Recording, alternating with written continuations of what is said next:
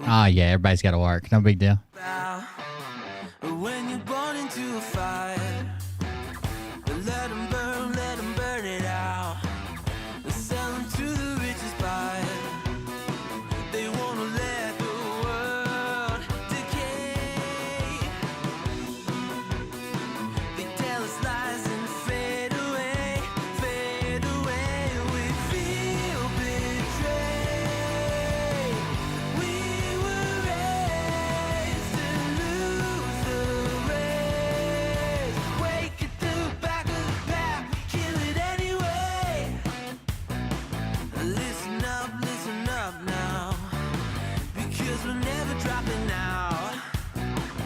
Beat the odds, beat the big house. The brains are bigger than the doubt. We've been thinking for ourselves, never let the truth fade. I'm wore out after yesterday and the charity stream. I'm glad we did it, but I was wore out today. I felt like sluggish all day. Feel betrayed. We were raised to lose the race. Wake at the back of the pack, kill it anyway. To blame, haters face the world's mistakes. Wake Just a second and we'll get started. Apologize. There it is. Okay. Everybody ready? I believe so. Welcome, Twitch viewers. That's my main platform. If you can, please go watch on Twitch, twitch.tv/coldbeerconfessional. Or you can go to coldbeer.live. That'll bring you there, whatever. But over on Twitch is the main platform. That's where we get, we keep our numbers from. We get our sponsorships for, all that stuff. Twitch is definitely the preferred platform if you want to watch and engage with the show.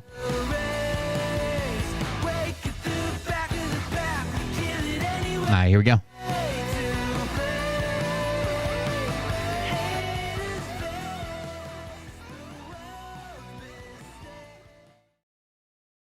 That'll stop the music there. We'll roll it back for the outro here. Put it back up and roll Intel Lady. Hey everybody, let's come Bertie 445 just resubscribed for 12 because of my months. last broadcast, I disclosed a God dream where we were all instructed by Mary God Ryer's just to gifted subscribe one to sub. Cold Beer Confessional channel on Rumble and BitChute and Twitch and YouTube. Listen, it's not my fault. I have to disclose what I'm told by God.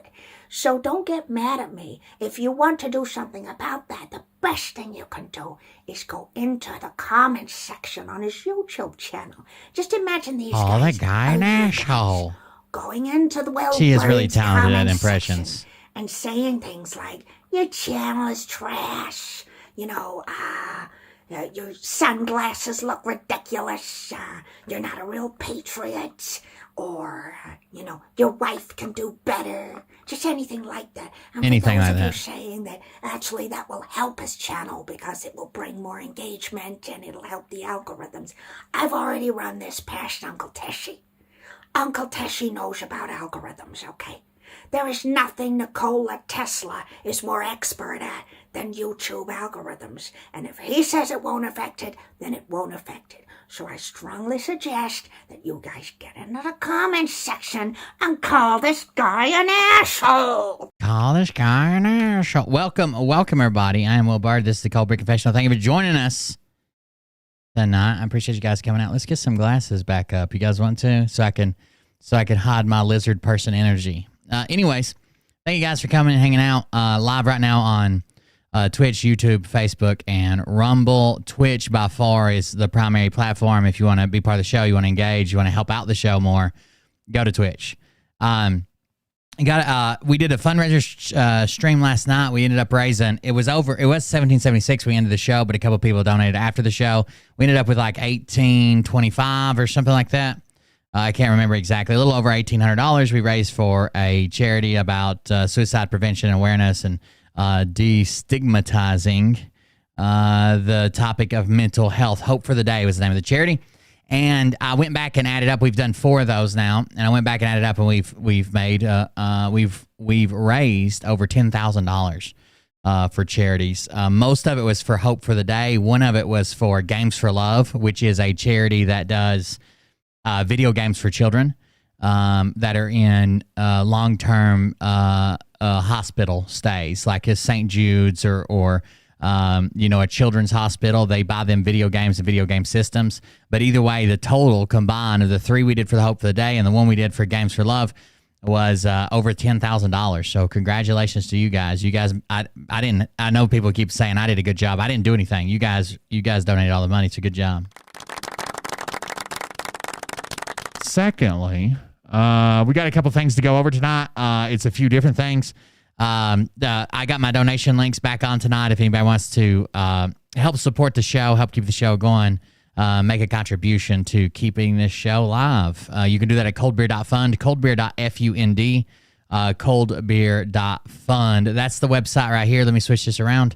Are we already in a hop train? No way. We are. That's the website right here. Coldbeer.fund. I need to turn the overlay back up. I had it turned down for the intro. But yeah, if you want to do that, you can do bits or you can go to coldbeer.fund. Twitch just makes me nervous. But we're also going to be doing a subathon here soon, less than a week from now. I'm not sure exactly the day, but it might be a week. Might be a week from now. Maybe we should do it on a Friday night. But anyways, we're going to do a subathon that's going to last anywhere from 6-8 hours to 7 days straight of subscribing or of streaming, depending on. Just gifted 10 subs. Holy shit! Thank you very much. That was 10 gifted subs. Thank you for that. That was very generous. Thank you very much. That's from Mustang Sally. Y'all are nuts. Resubscribed. Judgment for EZ1. 100 bits.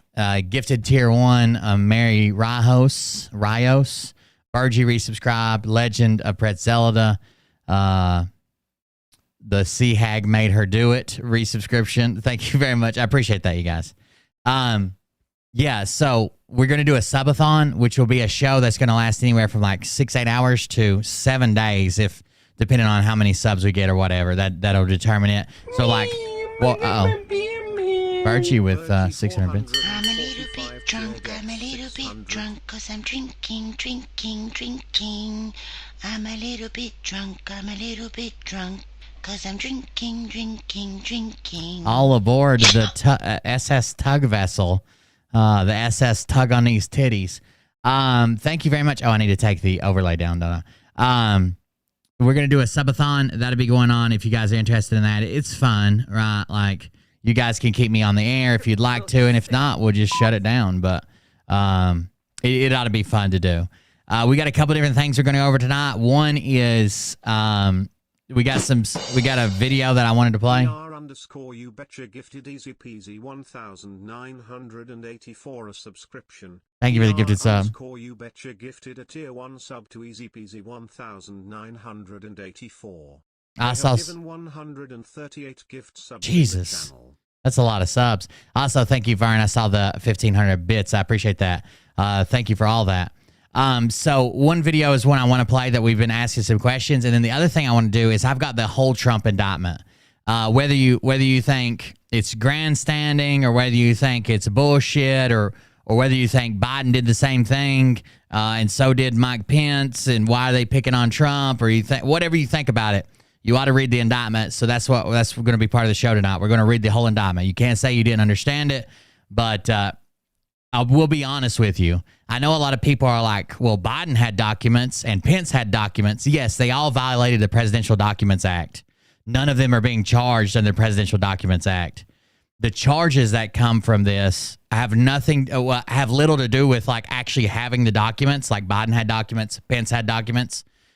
It's the manipulation and trying to hide the fact that they had the documents. But I've got the indictment. We'll read through it. Again, it's just an indictment. We'll have to see what plays out in court. And then, but we got some other stuff to cover first. So thank you for joining us. We're going to get started. If you want to donate, more than welcome. Coldbeer.fund, bits. We got a hop train going on right now, a level 4 hop train, I believe. So yeah, if you want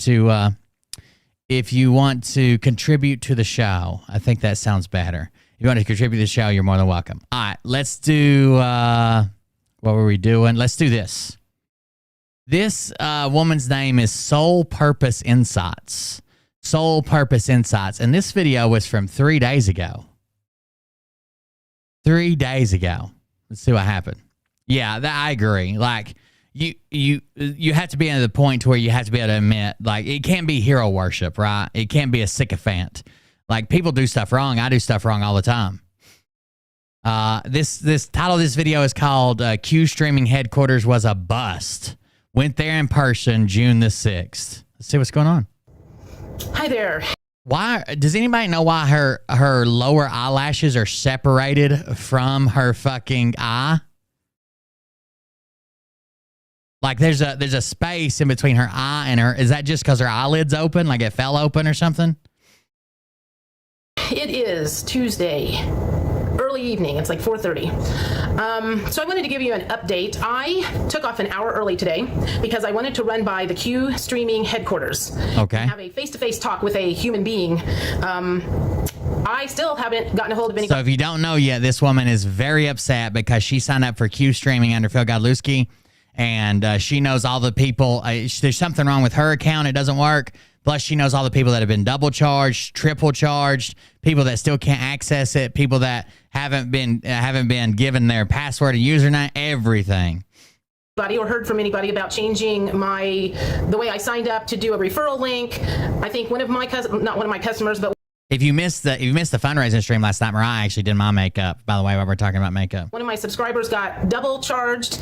They didn't charge me until Saturday, so that was like 4 days after I signed up. And so far, you know, it's just not been a really, really good experience. And since I live in Carmel, and the website says Carmel is their headquarters, I thought, you know what? It's 5 minutes from where I live. I'm going to run by there and see if I can find a live person. So I was finally found the building, walking around the building. I didn't see what I needed to see, but I saw some people that I could ask. And I could tell the lady was watching me, and she's like, "Can I help you?" And I'm like, "Yes, you can."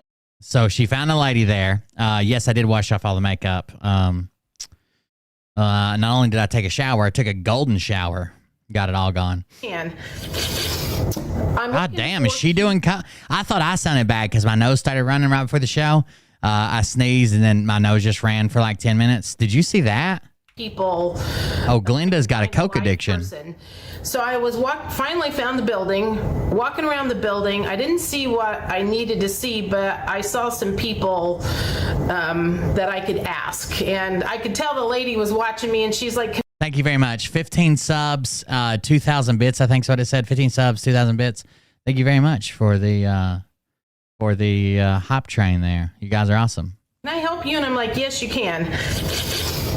I'm looking What's for up, Greg? you streaming." And she's like, "Oh, yeah." She's like, "They..." Oh, shit. Typhoon Mawar kicked our ass here. Oh, god damn. Glad you're good, brother.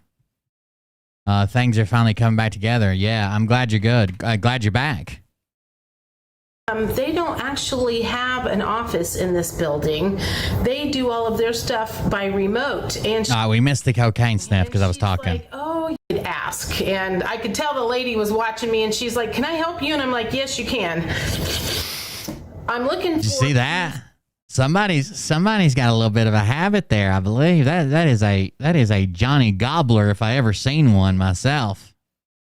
Streaming. And she's like, "Oh, yeah." She's like, they don't actually have an office in this. So clearly this woman who works at this office building knows about this issue, because as soon as she said it, she said, "Oh, yeah. I know what you're talking about. They don't actually have an office here." So what it seems like they're doing is just receiving their mail and using a physical business address while they work remotely. And you know what that lends itself to is dragging up and moving all the time.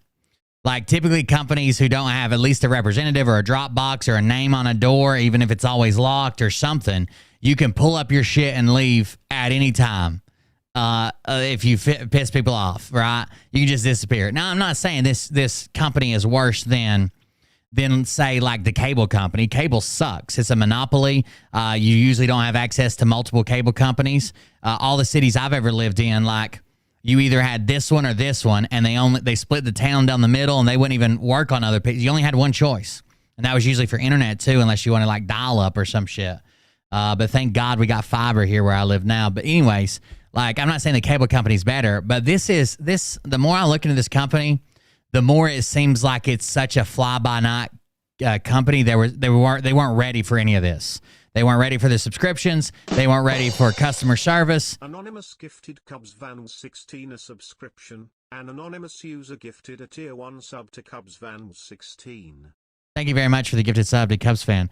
They weren't ready for the users. They weren't ready for the customer service. They weren't ready for the complaints. They weren't ready to send out the email and passwords. They weren't ready. Now, if they can keep this money and actually roll it back into their business, they'll probably be doing great in a couple months. By the time they hire staff, they get customer service, they send everybody their email, they figure out all their fuck ups, they start answering their emails and their phone calls, which they're currently not responding to. Here's the deal. They're either going to take that money and roll it back into their 90% of it back into their business and actually set it up right, or they're going to run with it and just kind of ignore the complaints and keep running a shitty business, right? It kind of depends on the caliber of the person and what they want to do with this company. If it's sustainable, that's cool. But we've already talked about the legality of this. And even if it is technically legal what they're doing now, let's say it is technically legal and they technically have an agreement with every pay-per-view channel, every movie channel, and they have all the channels they claim they do, those places are going to crack down. You can't tell me that you can watch every fucking pay-per-view in the world plus every channel in the world for $30 a month or whatever. Like, or 60 or whatever, 50, 60, whatever it is. I don't even care what the price is. Somebody's going to catch on and say, there's no way. No, we're not doing that agreement. We're not doing this. We're not doing that. That's if it's even legal. It's probably not. There was tons of people. One of my subscribers told me that they were working for a YouTuber that did Cody boxes. Another one was telling me a story about a guy that got busted doing Cody boxes. And basically what they said was like when it was small, no one bothered us. No one talked to us. No one complained about us. We didn't get in any trouble. No one reported us. Nothing. But as soon as it went like viral, it was Ami and a Hellcat, same one, Bug Dude you told me about. Somebody actually worked for them. As soon as it went viral and they started advertising, it started getting big. When it started getting big, that's when it went all to shit, and the government cracked down, and then fucking taxes and investigators and the FCC and everybody else showed up. And that's exactly what Phil did. That's exactly what these other creators are doing. That's what Brad's doing, right? This says, I used to sell Cody boxes. I'm not going to give this name away, but I'm going to read their little story here. It says, when I worked for this place, I troubleshooted for service online. It was a great service, but totally illegal as the one, as they all were back then. It gets all TVs, movies, all the stations, all the pay-per-view, but it was a small group, so I don't think it'll ever shut down. I didn't think it would ever shut down, but if millions sign up or lots of people sign up for it, it will draw the attention of the FBI like this one did, Gears TV, and that had to do with the guy that was on me in a Hellcat. That's actually who both you guys told me to look up, was on me in a Hellcat. He's a YouTuber. He got too much attention doing this. Could you do this on your own? Yeah, absolutely. I go to fmovies.to, fmovies.to, just the letter F, and then movies.to, or myflixer, myflixer.to, and I pirate everything I watch as one person. If I broadcast that to a few thousand people and charge them a percentage or a price, fucking $5 a month, that's what's going to get attention. Building, they do all of their stuff by remote, and she's like, you're actually the second person that stopped by here. Okay, so the secretary says they don't work in this building, they don't have an office in this building, they do everything remote. You're the second person to stop by here. That's not good. Twitch keeps freezing for me, watching on Rumble. Yeah, you can adjust the settings pretty easily, but it's fine. And I said, well, I don't know if you know what's going on or not, but last week, Phil Godlewski told I don't know. You don't work for this business. You told me they don't have an office here. You have no idea what I'm talking about other than you've had people come in here and complain before. Do you know Phil Godlewski? What the fuck? Of course she doesn't know Phil Godlewski. What are you talking about? by here.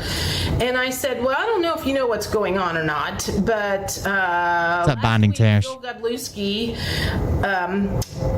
told his audience of millions that he recommended Q streaming, basically. And I think so many people signed up that it made Q streaming have a meltdown. And I said, they've got a big PR problem on their hands right now because, you know, people are getting double charged. People can't get an answer. You know, people can't, I can't be the only ones having problem with this. Obviously somebody So else. she can't. So obviously someone already stopped in. I have to watch on YouTube today and I like to see the Twitch comments. I don't, is it not relaying? It's already supposed to be working. If it's not working, it's something else. I can't fix it while it's going on, Sean. Sorry. I can't, like it for some reason it has been working the last couple, I don't think it worked in the charity, maybe something wasn't working in the charity stream. It's not relaying me your messages either. So it's something, going on with it. It's actually saying it's not even connected. Stream not found. How is that even a thing? Hold on, let me refresh it. Because obviously I'm broadcasting there. Stream not found.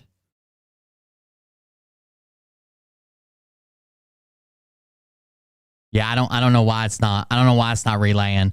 It might fix itself later on, but right now it's just not working. It's telling me that my YouTube stream is not even found, which is strange because I can literally open it and play it. It might fix itself later, but it's something. It's got to be something to do with Restream. I can't mess with it. Sorry about that.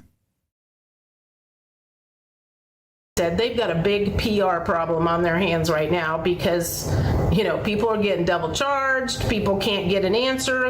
You know, people can't, I can't be the only ones having problem with this. Obviously somebody else in the Carmel area had gone in there to see about doing something. And so that was a big old disappointment, other than she must be Rest assured, I can still see all you guys, I guess. I wish you could see everybody else, but I can still see you guys for sure. I can even highlight them. There's the book girl.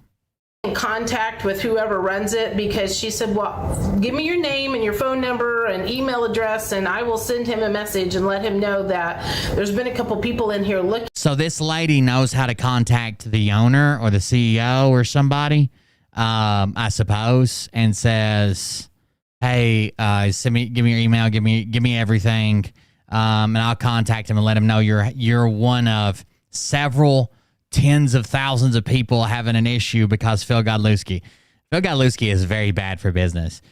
If he was half the businessman he claims he is, he would have approached this company and said, look, you guys are small.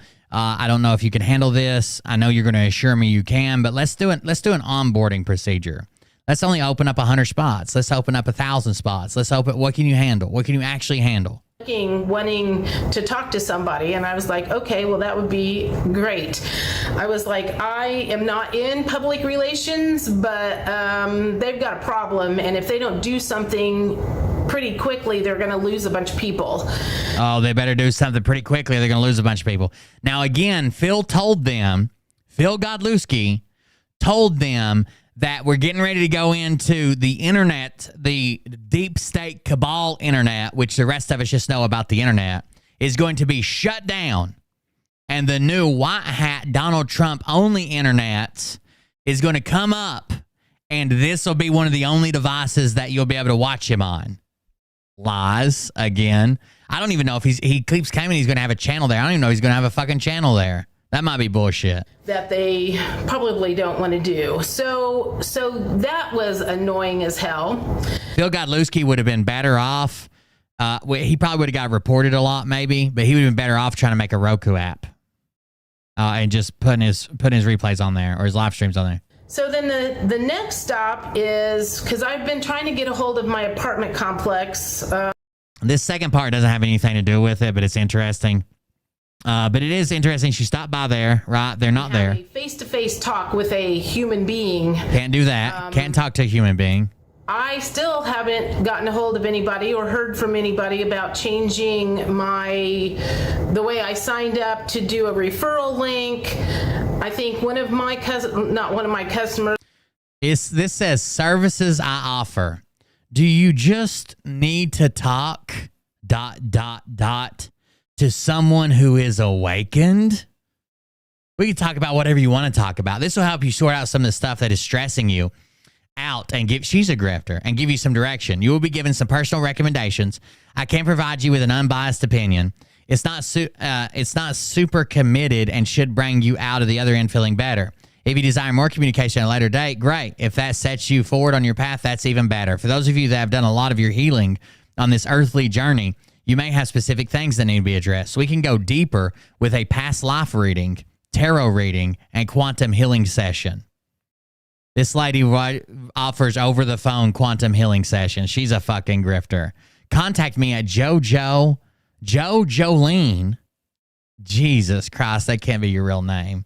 Jolene at gmail.com. I would expect someone who does past life reading, tarot readings, and quantum healing sessions on the phone to be named Jolene.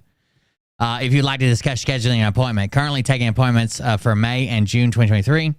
How a past life reading, tarot card reading, or quantum healing session can support your journey. It can clear emotional, mental, physical blocks. It can strengthen your connection with your higher self. It can receive guidance on life questions, purpose, career, health, relationship, challenge, spirituality, financial. It can do shadow work and accelerate your awakening. It can meet your soul family and or starseed origin. It can unlock your soul gifts ready to come online. This possibilities, I need to start a channel like this. I need to be John Johnsonson, spirit healer. The possibilities are limitless. By definition, possibilities are limited. You can find me on Telegram under Soul Purpose Insights and Soul Purpose Insights group chat. Email me at jojolene@gmail.com. Order doTERRA essential oils, the pyramid. Legal disclaimer: all videos are intended for entertainment purposes. At no time should these comments and discussions be used as legal, medical, financial, business, or professional counseling services. Use your own judgment and intuition to guide you. But one of my subscribers got double charged. They didn't charge me until... Yeah, I just said that. He told him it's his only way. It's the only way they can see it. Well, it's not the only way. It's the most streamlined. Basically what he's trying to do is, a lot of his audience is older. So he's not dumb enough to say this is the only thing that's going to work when the new internet comes up, because he's already promised them Q phones and this, and he's told them that they won't have to buy new computers, they won't have to buy new phones, that it's all, the new internet's going to be integrated. So instead what he does is he scares them to death that they might have to do some type of manual adjustment or change settings in their phone or computers, and old people are scared to death of changing anything on their phone. I was trying to show my dad some stuff on his phone today. He's terrified. He's like an abandoned kitten. He doesn't want to change anything. So what he said is, like, this one's streamlined, and it'll be the only one that you can just use the new internet on. Everything else will need some adjustment, and that terrifies old people. They would rather 10 times over buy something than they would to go into the settings on a cell phone. They'll lose their fucking mind. They feel like they're going to fall into the settings folder and never come out. What do you mean, what time zone am I in? This one! Saturday, so that was like 4 days after I signed up. And so far, you know, it's just not been a really, really good experience. And since I live in Carmel, and the website says Carmel is their headquarters. So the website address is an absolute lie, even though that's what we're registered through. They're just receiving mail there, basically. I thought, you know what? They probably have a buddy who owns a business there, and they're like, hey, can we use your business address? And we'll pay $100 a month towards your lease. It's 5 minutes from where I live. I'm going to run by there and see if I can find a live person. So I was... Or it's a building that has several businesses in it. And they said, hey, I don't want to lease a office. I want to lease an address. Can you accept my mail there? That's all legal, legit.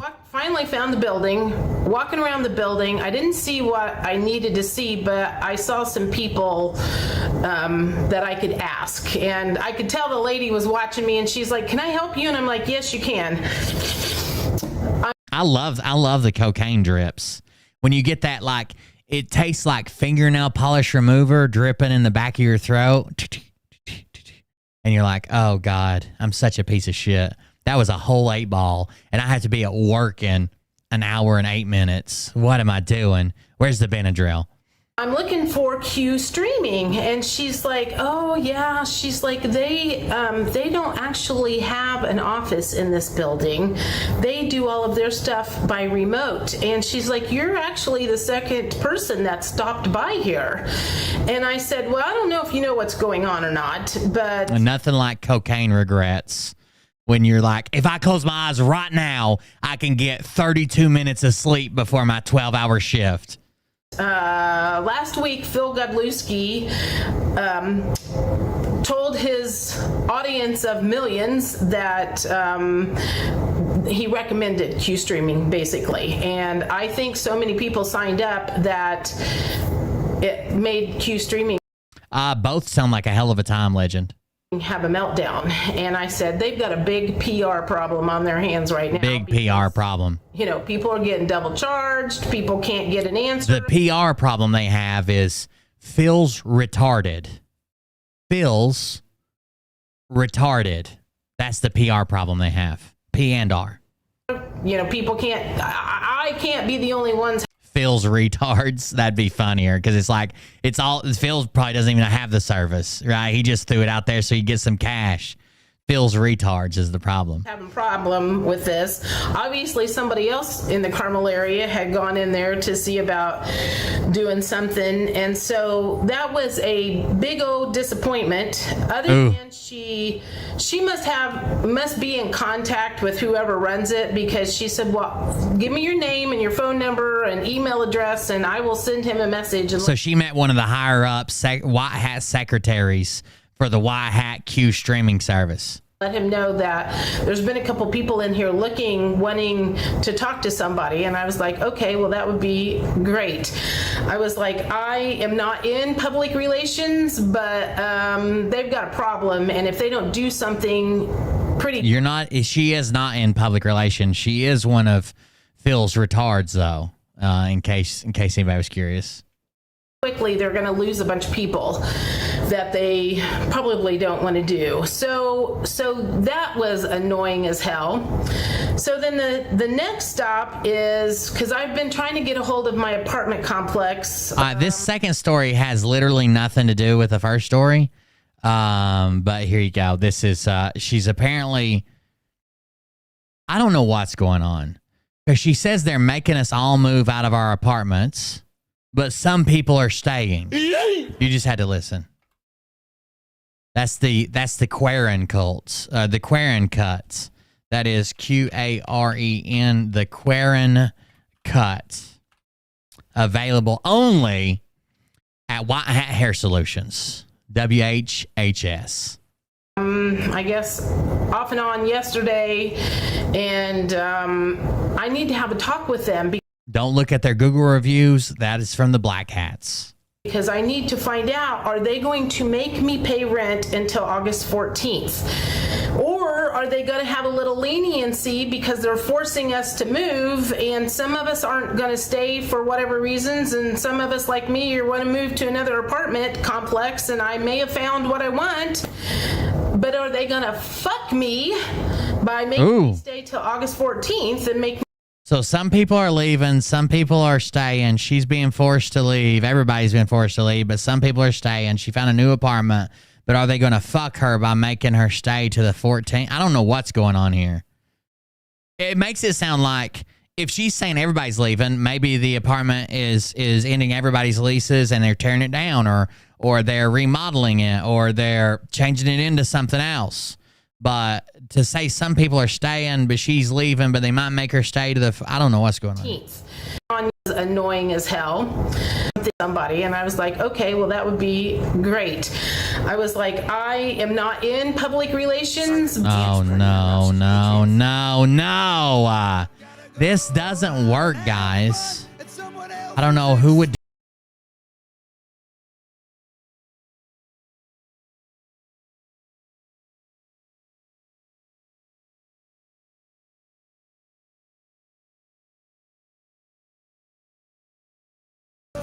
Thank you very much. Thank you for the donation. I appreciate it. It looks like you're in her kitchen. I am in her kitchen. I'm trying to whip up them granny grits.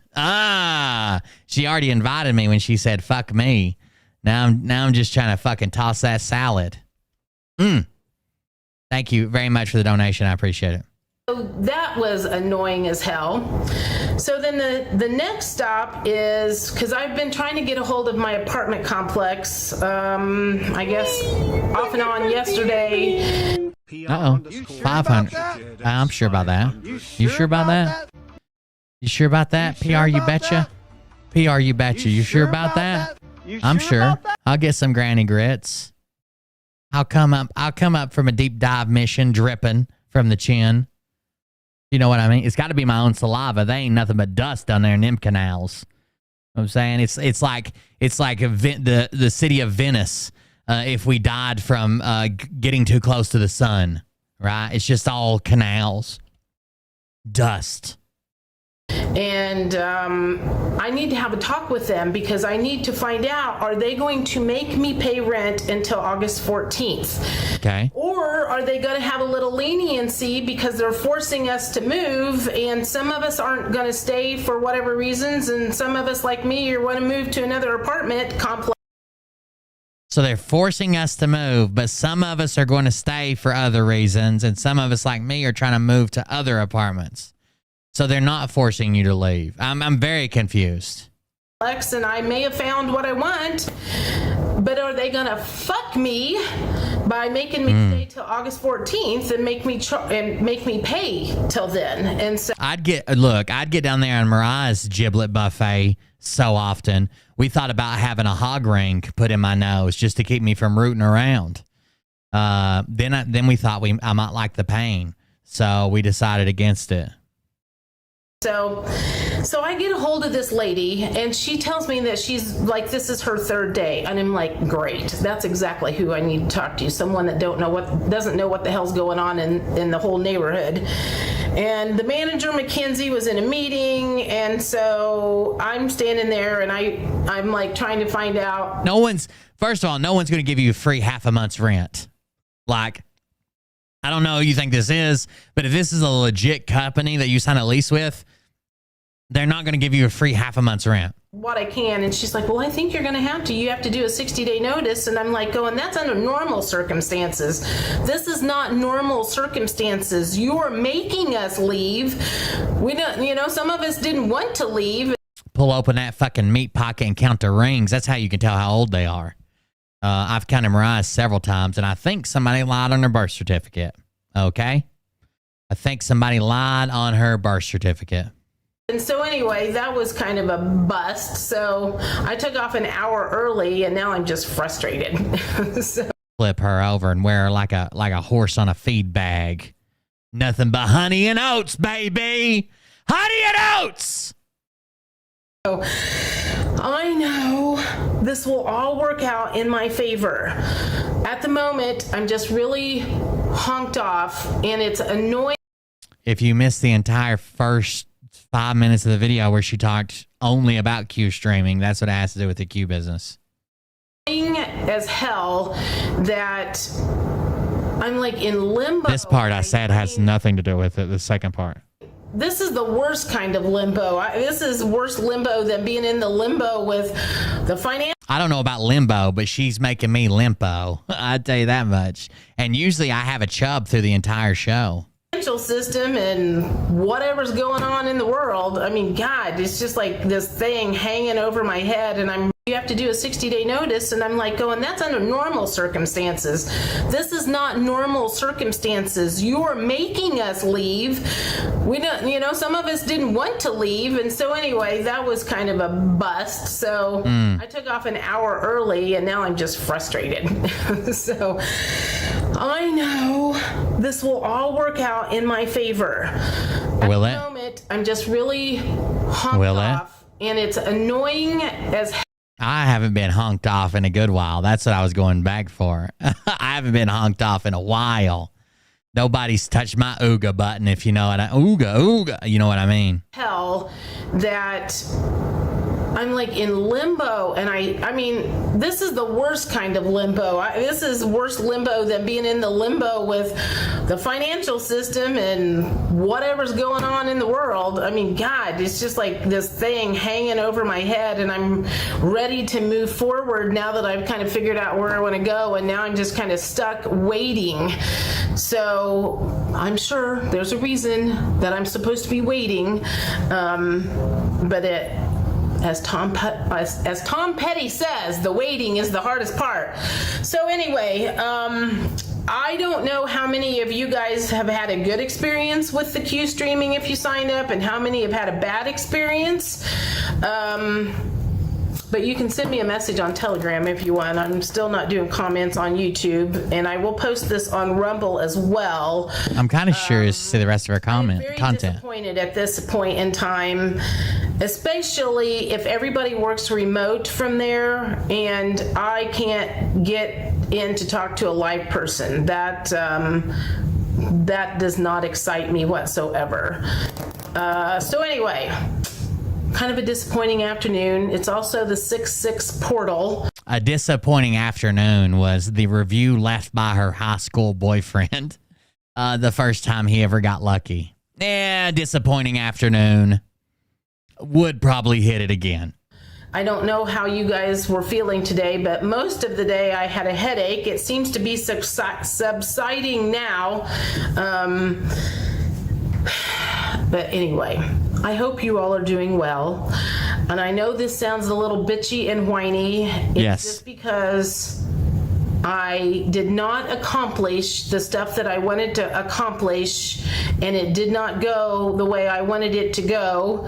And I just wanted to catch you up on what was going on, especially with the Q streaming, because I was really hoping I was going to be going in there and talking to somebody and, getting some answers for everybody, more information, and that is not what happened whatsoever. So anyway, I will talk to you later, and I hope you had a good portal day. Bye.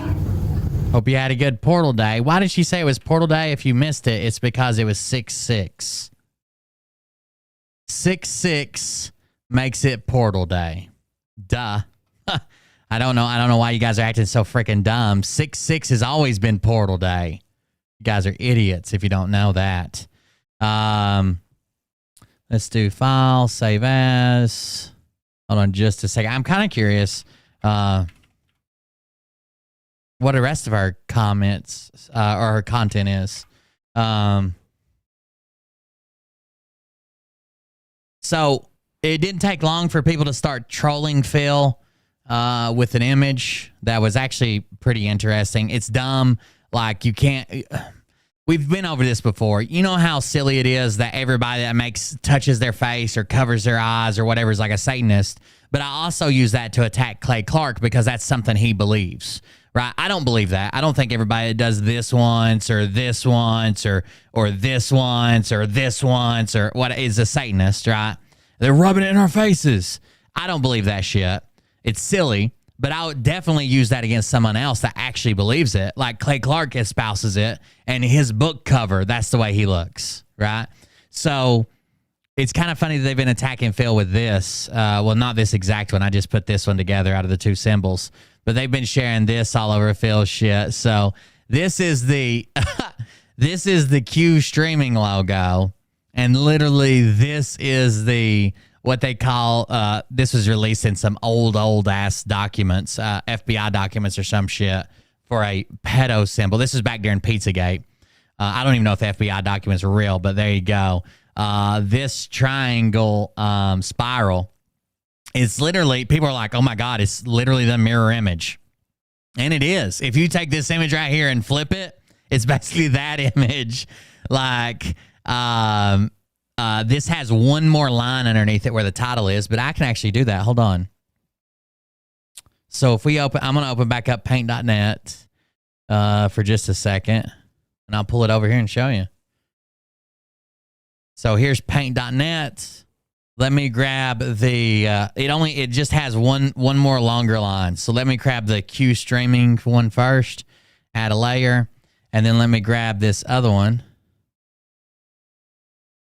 And what we're going to do is I'm not going to edit it at all. I'm going to add a layer, and then I'm going to use this box selection tool, and I'm going to delete the poorly drawn one over here. Function delete. And then I'm gonna manipulate this one, okay? All we're gonna do is mess with this one.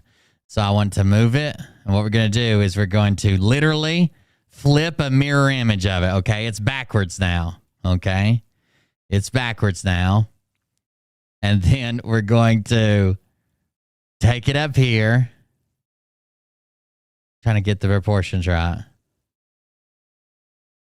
Tell me if you can see a difference. I think it needs to widen it some. Tell me if you can see a difference. It's literally... Phil, no, bro. No, Phil. Someone else was saying, I'm going through all his old videos. I'm pretty sure I saw this symbol tattooed on his arm once. Okay. Easy now. It is very funny. It's pretty funny, right? It's the exact mirror image of this symbol. 2, 4, 3, 3, and 6, skull and bones. This is opposite. This is the divergent of it. Crazies.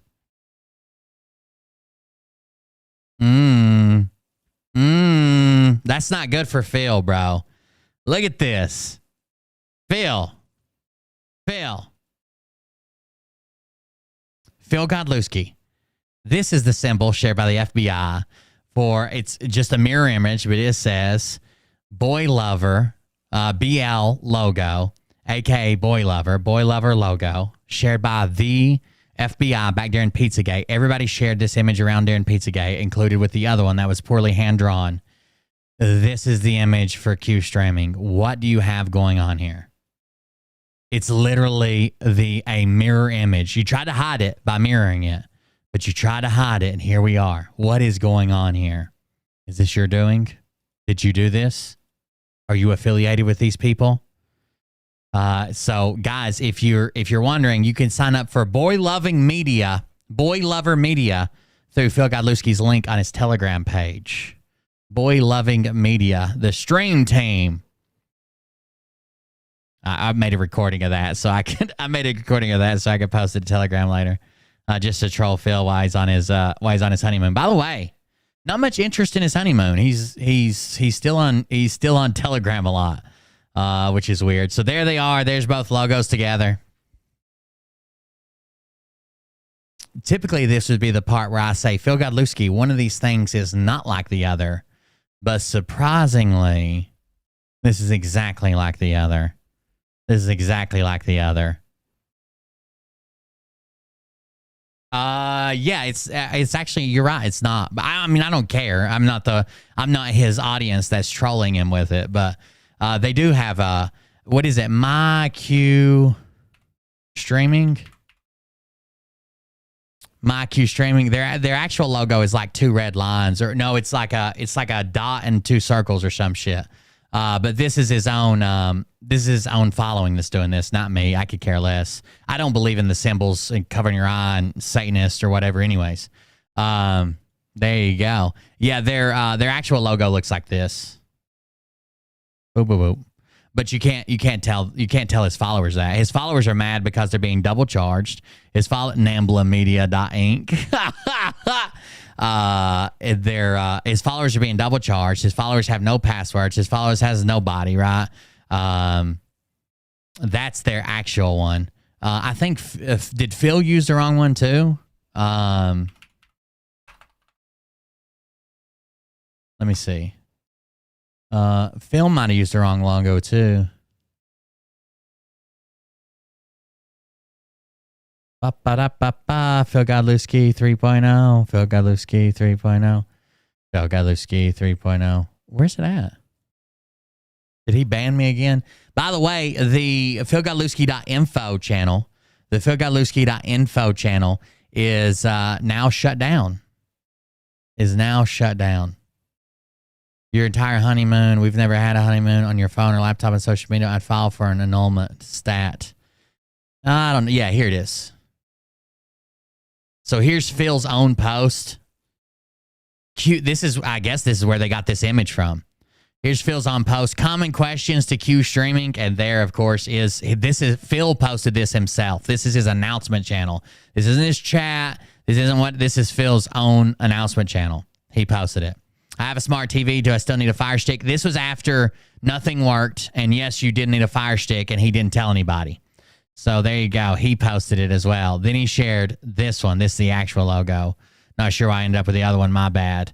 And then we get a ton of honeymoons. He didn't post this, not sure how I ended up with the other one, my bad shit, until people already started connecting the two. That was after the messages. Look at all the fucking eyeball emotes.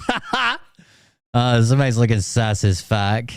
Phil's just an idiot. He actually shared it once there. There it is, Q streaming. God, Phil's dumb. Anyways, he shared a bunch of photos. Some of the most hilarious photos I think I've seen so far. Let me see if I can grab one of these. Not in that set. Not in that set. Nope. Some of the most hilarious photos I think I've seen so far I have to do with these right here. I don't know if you noticed, but Phil's like a sneakerhead, right? Or at least he is now. He wasn't always, but he is currently a sneakerhead. So he has these crazy tennis shoes that he basically pays way, way, way too much for. Like tennis shoes that's only been worn like once or whatever. He has like crazy fucking tennis shoes, right? But they're super expensive, and a lot of them are goofy looking. They're not even like... They're not tennis shoes that I would wear. I mean, I like tennis shoes too. I think they're really cool tennis shoes. Or I think there are some really cool tennis shoes out there. Not necessarily the ones that he has, but he is in it. I guess just to flaunt his wealth. So a lot of people have been talking about his shoes. A lot of people have been trying. Somebody said. He's wearing a pair of shoes that says Air on both sides because they're Jordans, right? Nike Air Jordans. And someone says, that must be a comm. Is he talking about the air quality in New York? I bet you the White Hats did it. So from that, some of the funniest, look how they look gigantic. I don't know if you guys see that, but his shoes look fucking gigantic. See them? Let's see. They look way too big, right? So from that, people have been taking the photo and editing them and making things like this. Oh, somebody sent me that and I laughed out loud. It actually says Erica Freedom. I guess Erica made it. I laughed so hard when I got this. Like, I think we should just, what we should do is don't make them like crazy big, but every day, we should make them like 10 pixels bigger all the way around until like by the time we get to Christmas, it'll just look like a pair of shoes sitting in front of the door and like just his hat. They are very funny. And it's not that far off. Like they look so fucking, his shoes look so stupid. And of course, he's an American over in Europe, and he's already being looked at. It's already strange. It's already weird. I'm sure he stands out like a sore thumb, trying to run around and tell people that they need to go check out his George magazine exclusive. But there you go. There were no giants. I don't know about that. I heard about some red bone giants. I don't know. Bitch, we look like some curly fries. You know what I'm saying? I passing you a red bone. How we look like some curly fries. Inside fish sticks, outside tartar sauce. So we get that. And then we get the very arrogant, very dumb, very overly American,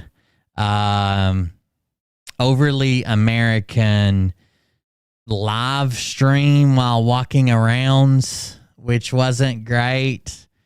It makes me secondhand cringe.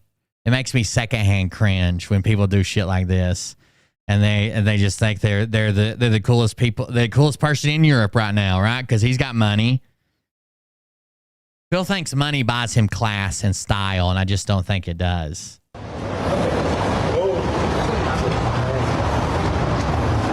Check this out. Ooh, look at this stuff. Look at Pinocchio shirt. We'll hit this over by our place, all right? This.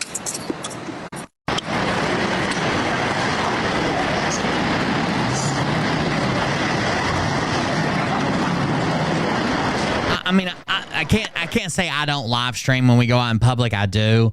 But I think if I was like in a historical place or a foreign country or whatever, like it would be like pretty short to the sweet and to the point, and we'd probably be sitting. I don't think I'd be running around in someone else's country just fucking streaming them.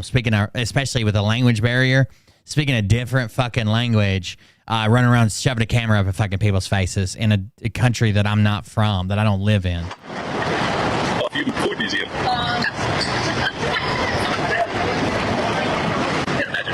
Channels are right there.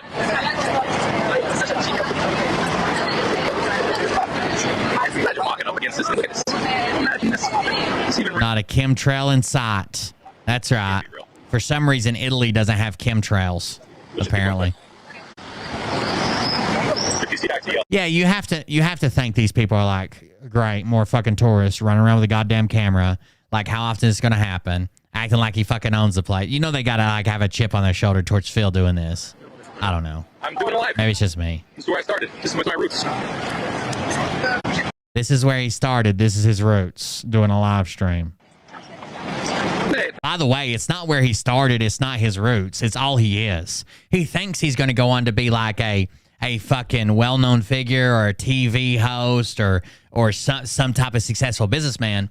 But at the end of the day, he's only a fucking live streamer, and he makes money by convincing people through his live stream.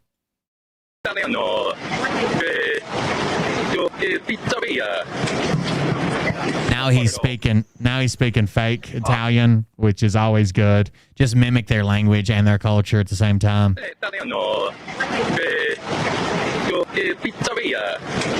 Hey, oh, Italiano! Do day pizzeria. Got it. Buongiorno. Buongiorno. What a fucking dick. Cindy Perlick says way too many people for me and uses the wrong form of two. Hey, everybody, look at this place. It's kind of ironic she says too many people but not enough O's.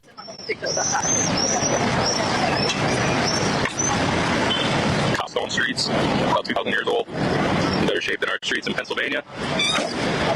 Even some in Arizona. Some. By the way, people have been very mad in his chat for me calling him out for the stolen valor. Like on Memorial Day, this guy who has never served in the military claimed that he was a military intelligence officer on Memorial Day. And he had to backtrack that. And then his chat got super pissy. And it's like, oh, that Will Bird guy doesn't have anything better to talk about? I probably do, but that was just the thing I was talking about at the time. I talk constantly. It's almost like a mouth vibration. So there's going to be things that I say that I probably have better things to say. But I don't just say the most important thing at all times. So. Oh, wow, look at these roses.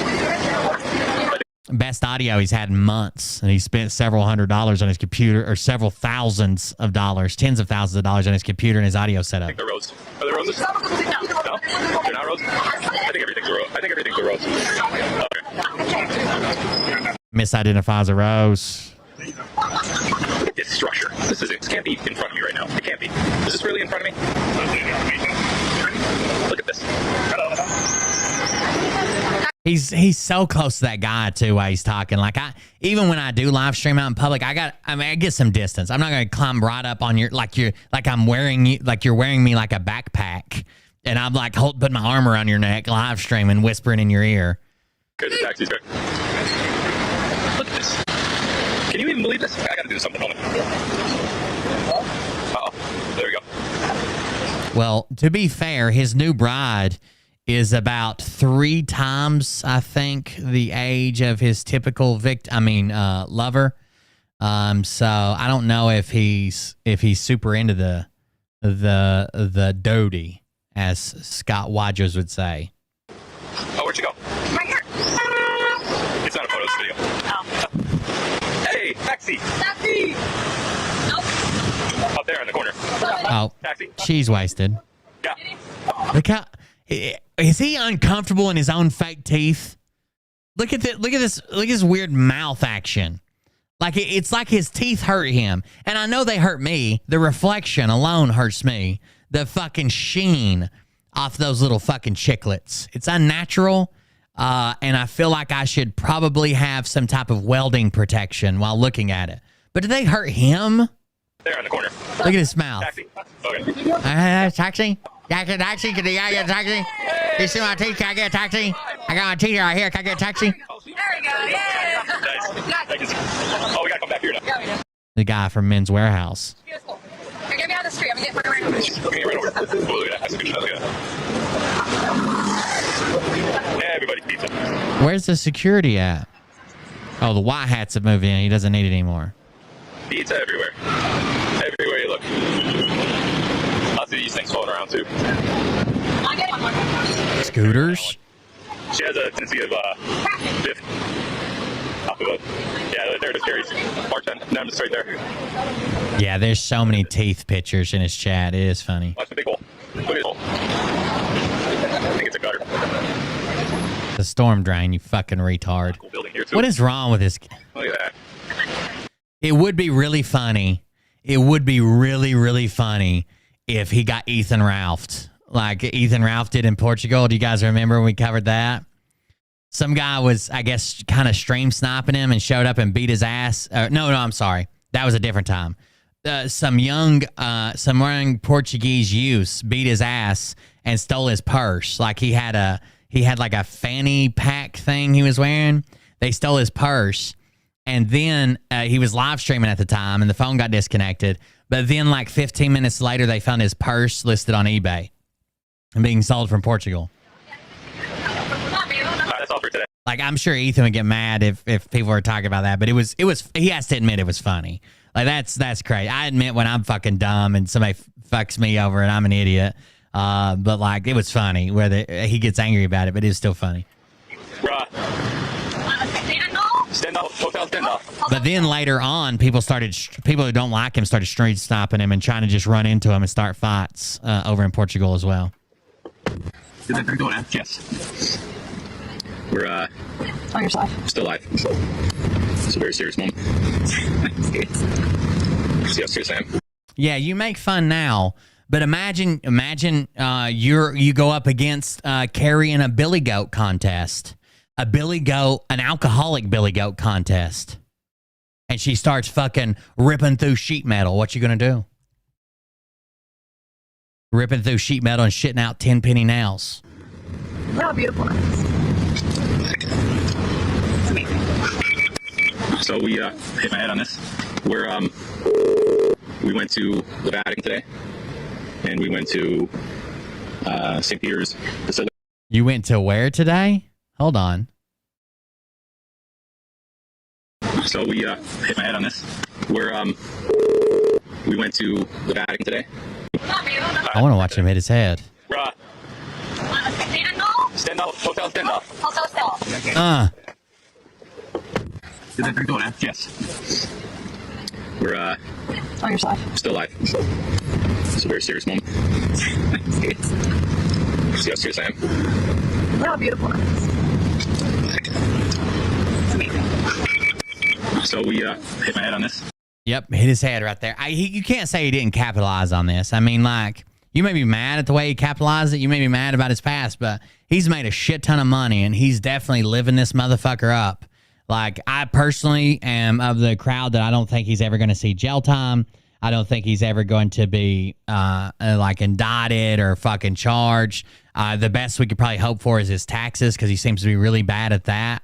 But this motherfucker made a killing, and one day he's gonna fucking disappear. And he's living his goddamn best life. I mean, like, fucking honeymoon and then fucking in the Caribbean, and then fucking jet setting over to Europe for, married in the Caribbean, jet setting over to Europe for a honeymoon. Where we went to the Vatican today. He's turned into such a mouth breather. Like he doesn't even want his teeth to touch each other. And we went to St. Peter's Basilica. Why would you go to the Vatican? Why would you go to the Vatican? It's a weird place to go as a white hat operative, huh? And we went to the Sistine Chapel. And then just got taken by our tour guide, got to a place over here by the Coliseum that supposedly had really good pizza, and they did. It was really good.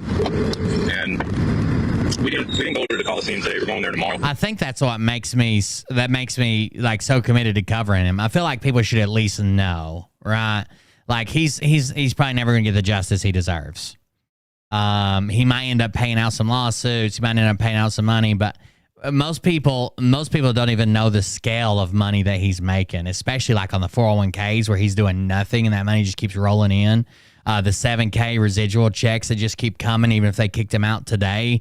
The checks that he's made up to this point is whatever his next MLM. I mean, he's making a ton of fucking money. And even if we're talking about him losing $5 million, he's got orders of magnitude more of that. Like he's making money hand over fist. So I think people should at least know. His fans don't care. They're not going to be convinced. They're not going to leave him. I don't think he's going to get arrested or tried. Even the stuff that he does that's illegal that I think he should be face charges for, that I personally think he's committing crimes for, they're so petty and court systems are still backed up from COVID and they're so small. He's got so much money. Is somebody going to go after him for that? Probably not.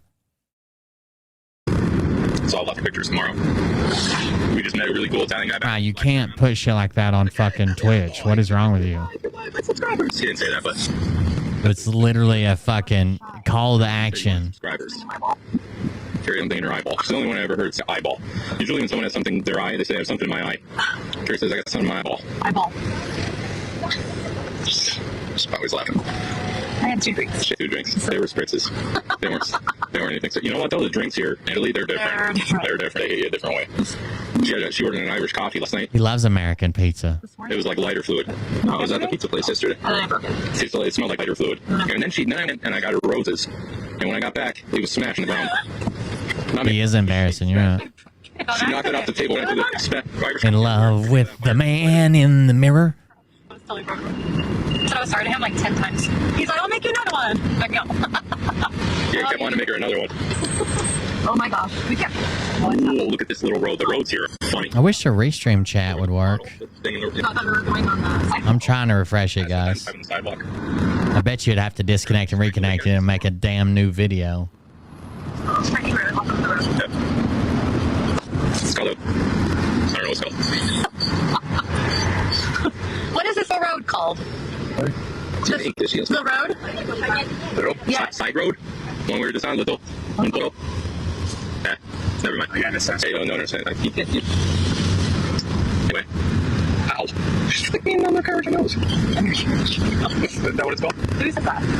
That's funny. There's a thing that came into my head. It's like eyeball. No, it's much more commonly spoken than eyeball. Undercarriage of your nose. Undercarriage of your nose. Everyone says that. If you look in the dictionary, it's there. No one says that. Yes, not under nose. No.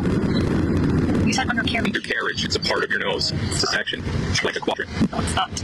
There's the north quadrant and the right section. Pull it up on the dictionary. Undercarriage. Just like a car. Oh my god, it just started working. Normal life for us. This is how we talk. We have conversations like this all the time. We The restream bot just started working. tend to not agree on items like undercarriage of nose, but Anything. no, we agree on everything else, just on other things. Like the thumbs, I have a nose, it's called the undercarriage. Not called that. What's it called then? Eyeball. Your nose. What is this You called? don't just call it your nose. What I'm referring to up here, except under here. Is this your nose and this is your nose? Whole nose. No, it's not your whole nose. You Foregut. can't. So if I get flicked up here, am I supposed to say I got flicked in the nose? Yeah. It's not the upper. That's called the bridge of your nose. Oh, what? I fixed it. No, it's the north quadrant. She doesn't know nose and that. You can't blame her. She's from Arizona. I'm not reading comments. How's the coffee here? It's amazing. It's pretty. This guy, Susan Lusecki said you're right, Phil. The jury has spoken. So because Susan says that it's right. Well, I didn't see anyone say cares, right? Look it up. Oh, look, Brooklyn said the bridge of your nose. See? Yeah, but that's up here. It's not the upper quadrant. I said it's the undercarriage. Bridge. Yes, it's the bridge. Kim Nelson said I agree with Gary. Here we go now. This is very good. Go to Gary. Amazing. Go to me. Actually, maybe reverse. Why are you guys trying to give other people credit? Dr. J doesn't do shit. She does slightly more than Itsuko. I think we're going to do... It was me. We're going to shop a little bit. We got some nice dresses yesterday. Very flowy. The undercarriage of the dress is like nice and... What are you talking about? The undercarriage of the dress. We don't talk about that. Yeah. Hey, 356 people watching. I'm talking about the undercarriage of my dress. Now they all know what this part of the nose is called. The undercarriage. It all started when you flicked me there. If you didn't flick me there, it wouldn't have been so such a topic. I know that's a hot place. I wonder how hard he's going to punch her when they get back to the hotel for flicking him in the nose. And then claim they had an incident where some black hat terrorist tried to attack him, but security had to step in. Happy life is a happy wife. Happy wife, happy. Yeah, that's I go by every day of my life. Every day. Oh, that guy just drove right by my house. Oh, she's negotiating the price of the motorcycle. I'll see. She's like, I'm not paying much. That's not a motorcycle. Like, how much you want to pay? Phil, the man's man. She's negotiating the price of these these hogs. I think you messed up, Phil. It's not a motorcycle, bro. She's like, nothing. Roma. I'm going to drop my phone.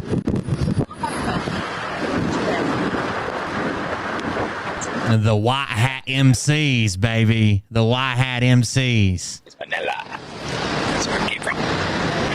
Snowden for life. Trees here are really cool. Instead of meter, they call it Peter. What? Yeah. Peter. Oh. I don't know what that means. Are you sure? Yeah. Pretty sure it's what I can't believe people are enjoying this stream. Like, there's literally people in the comments saying, oh my God, the trees are so beautiful. It's so fun to hang out with you guys.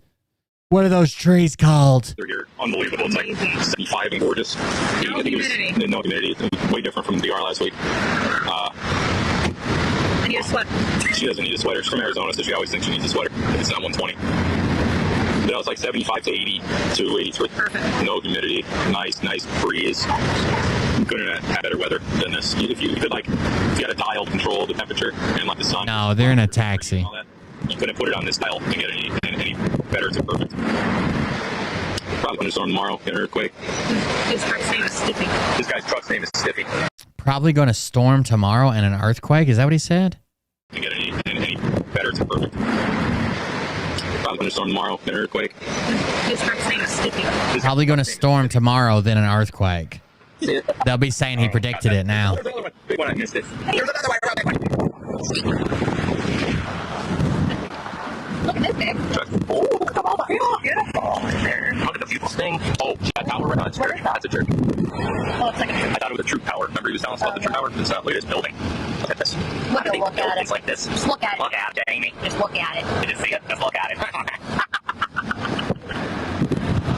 It's very funny. Out there. There's fine. I know there's no smoke. That's why I left the continent. Something else pretty special might happen. The reason he left the continent is because there was smoke.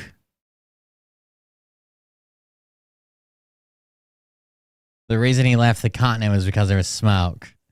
Okay. I'll get my elbow with that. Are we all just roaming around? When he did the song in his car, what's the name of it?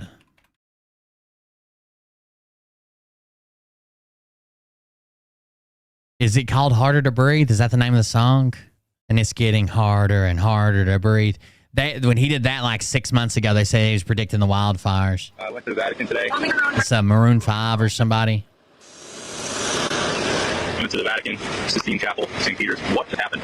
Why are you going to the Vatican? You've told everybody all the evil there and how they constructed it and the kids and the gold. Why are you going to the Vatican? Went to the Sistine Chapel, St. Peter's Basilica. I keep saying cathedral, no idea why. The history here is, oh man, look at that. I wish I could get it. I gotta get it. Get the building.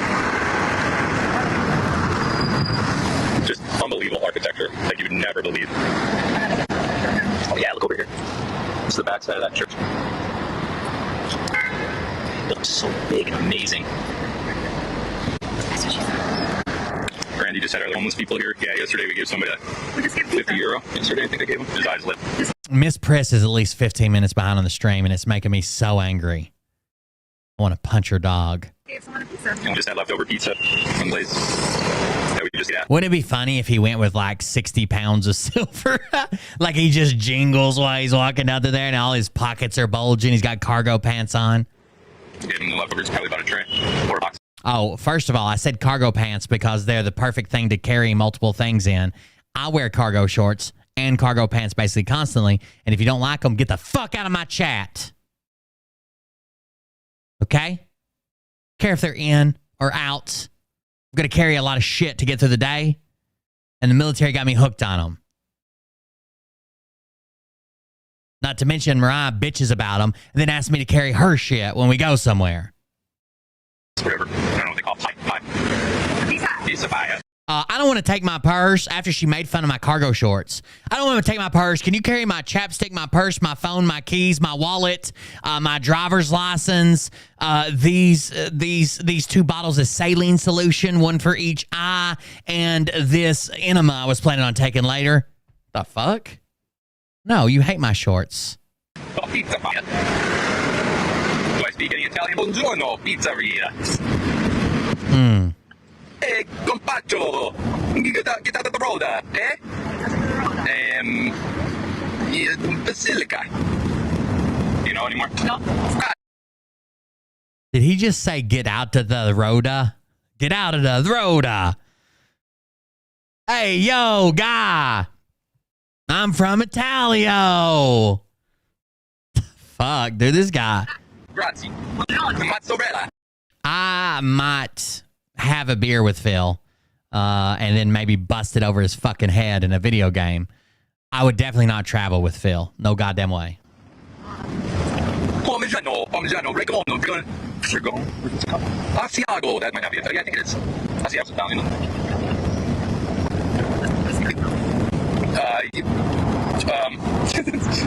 Alfa Romeo. He's just saying food. Asiago's cheese. Romano, hey. Hey. There's an Italian taxi driver just sitting right in front of them, and he's just screaming out fucking words that he thinks are in Italian. Ask me? Yeah. None yet. 0 so far. She's proud of it for some reason. She hates when that happens. She doesn't need it. But she's like, oh, here we go, man. Kind of thing. This is true. Capace, I don't know. That's Italian sounds like. Most like capace. Like capiche. That might not be either. I might have made the whole thing up just now. Capiche? Capiche? Is that what you're trying to say? I don't care. Want to see Cool Town? I think Asiago's cheese. I might be wrong. I don't know. Peziness. Hey, peziness. That's definitely Italian. That's Arrivederci.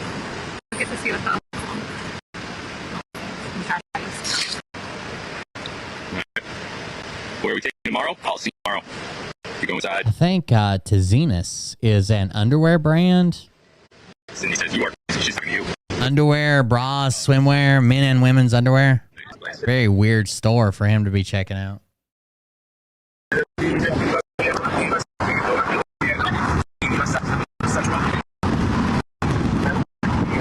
Oh, that guy does not want to be alive anymore. Oh, he's mimicking him. Great. So the driver is talking and Phil is making his mouth move as if he's the driver.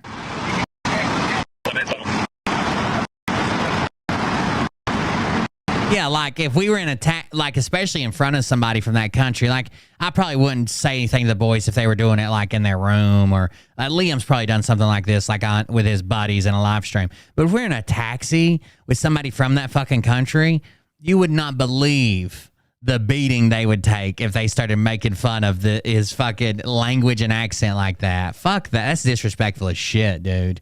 If my kids are like, oh, Italiano, get out of the road, oh. Like, oh, man. I would come unglued. Stone Street, so bounce. So he just asked, Maybe he will get robbed. His audio starts cutting out here. all it they look like this. The city looks this. It's the craziest thing. Oh. These people are afraid of cars. They go. See what I mean? He's just in the middle of the road. Don't worry, it's a road. It's a live road. Go. You just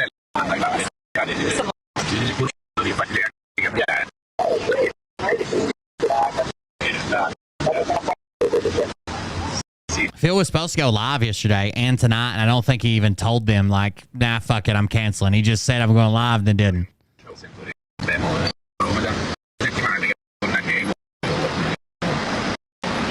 Yeah, like, of course kids make silly jokes, but they have to understand, like, respect in front of somebody. Just because they're different, you can't just, like, if Itsuko was here and, like, Liam just started going ching chang chong, like, fuck, like, of course, there's no goddamn way I would beat his ass. That's disrespectful as fuck, and this is just as bad. Somebody said Marino. And Liam's 12. You know what I mean? Like, what the fuck is Phil's excuse? I'll get up here. Oh, that's where I'll tell. Sorry. Best thing to eat. Then it just cuts off.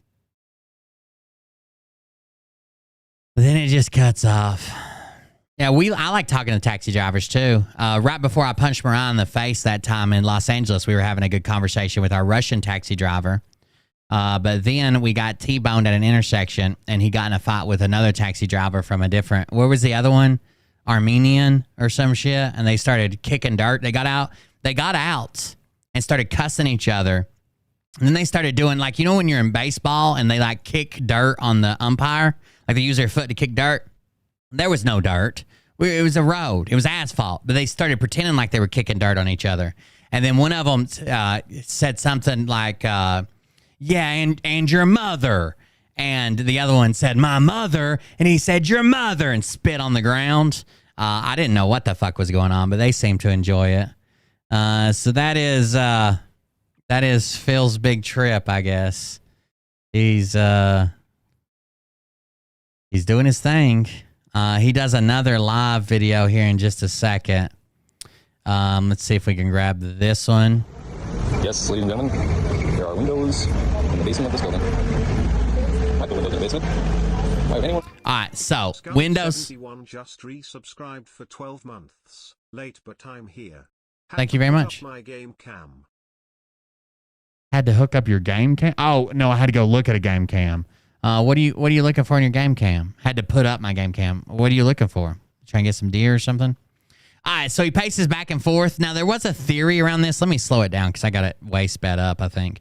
There was a theory around this that this has been going around TikTok, a weird conspiracy theory, that buildings used to be much bigger than sunk into the ground because they have windows below the ground level. But this literally happens all the time. There's people in my chat, I guarantee you, that have basements that have windows and then it's dug out around the window and blocked off to let natural light in the basement.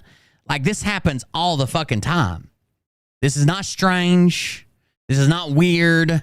This is a fucking building that lets light into the front, into their lower levels. It's done to put light in a basement without having to run power to it or not use as much power. It's for natural light. Like this, I don't know what the fuck this is, but here you go. Yes, ladies and gentlemen. Listen, I'm gonna be honest with you. I'm kind of retarded. I understand. You sound kind of retarded. Thank you very much. There are windows in the basement of this building. Like the windows in the basement.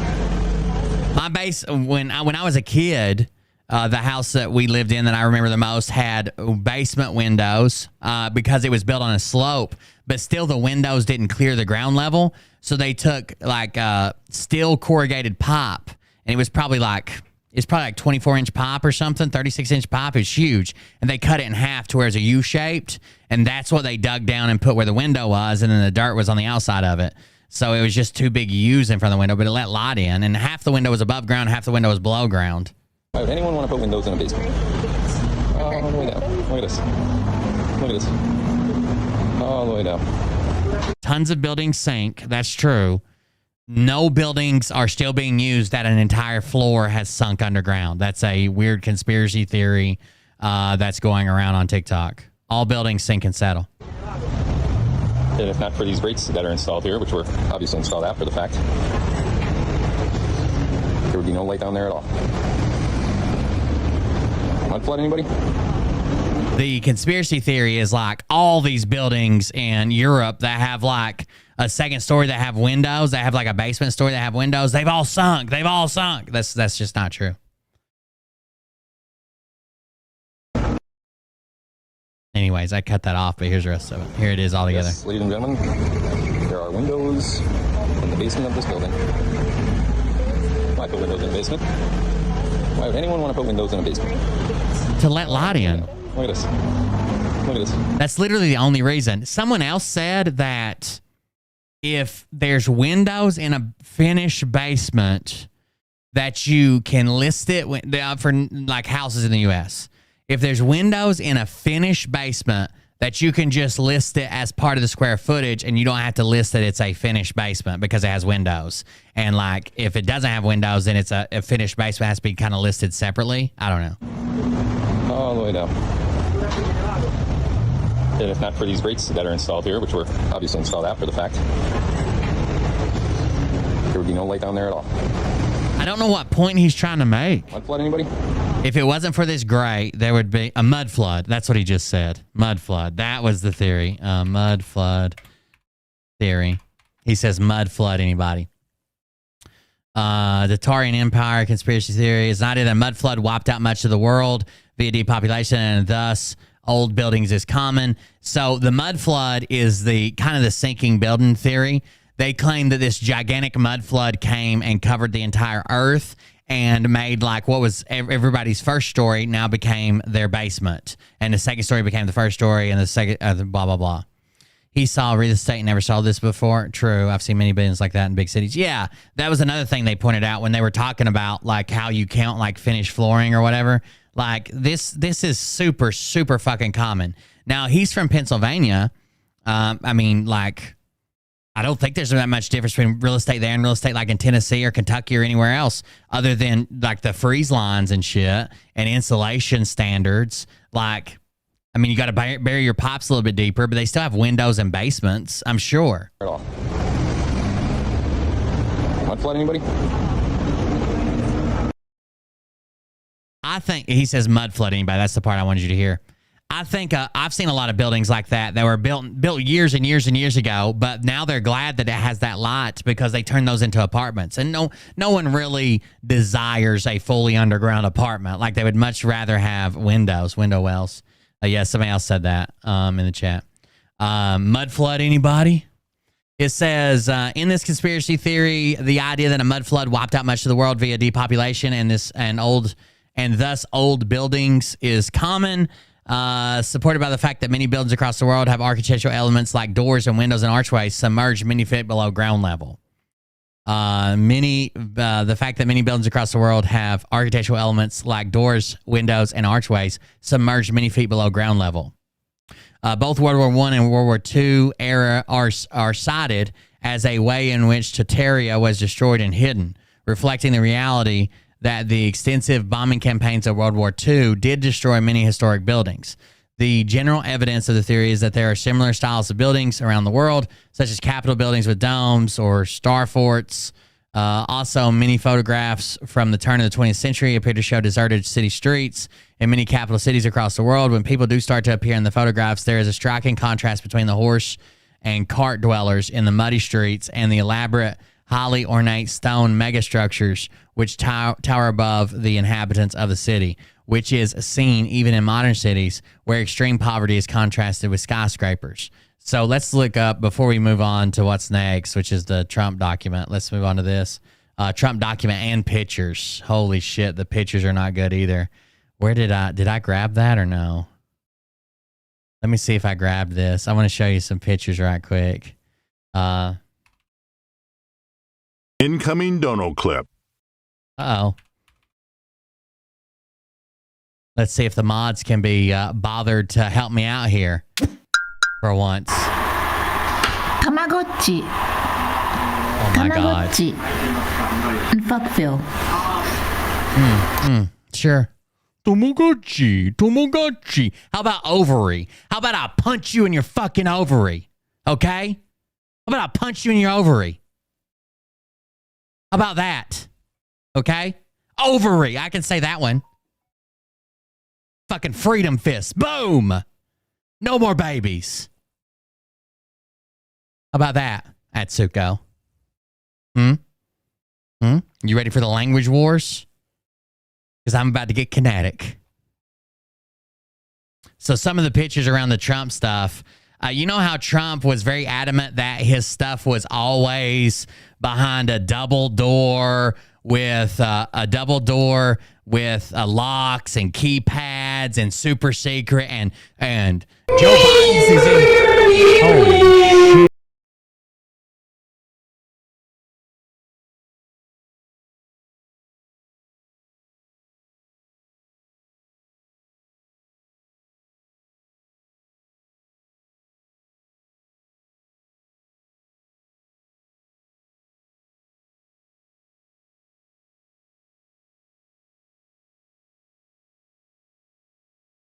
Mini rice, thank you.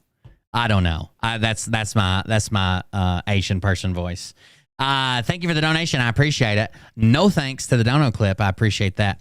So you remember how Trump was very adamant that everything he had was always locked up in the highest security, double locked, keypad, retina scanner, butthole print. You literally had to spread both cheeks, rub it on an ink pad, put a butthole print in, and someone had to verify that your sphincter hadn't changed. You know, and he's like, oh, Joe Biden's is stored in a garage with a garage door made out of paper. And people are like, yeah, fuck Joe Biden. Well, it turns out that's not the truth. It turns out that there not only are there pictures, but also, oh my God! What is going on? Sorry. I figured I'd be able to finish that sentence. I apologize. I don't know what overcame me. That was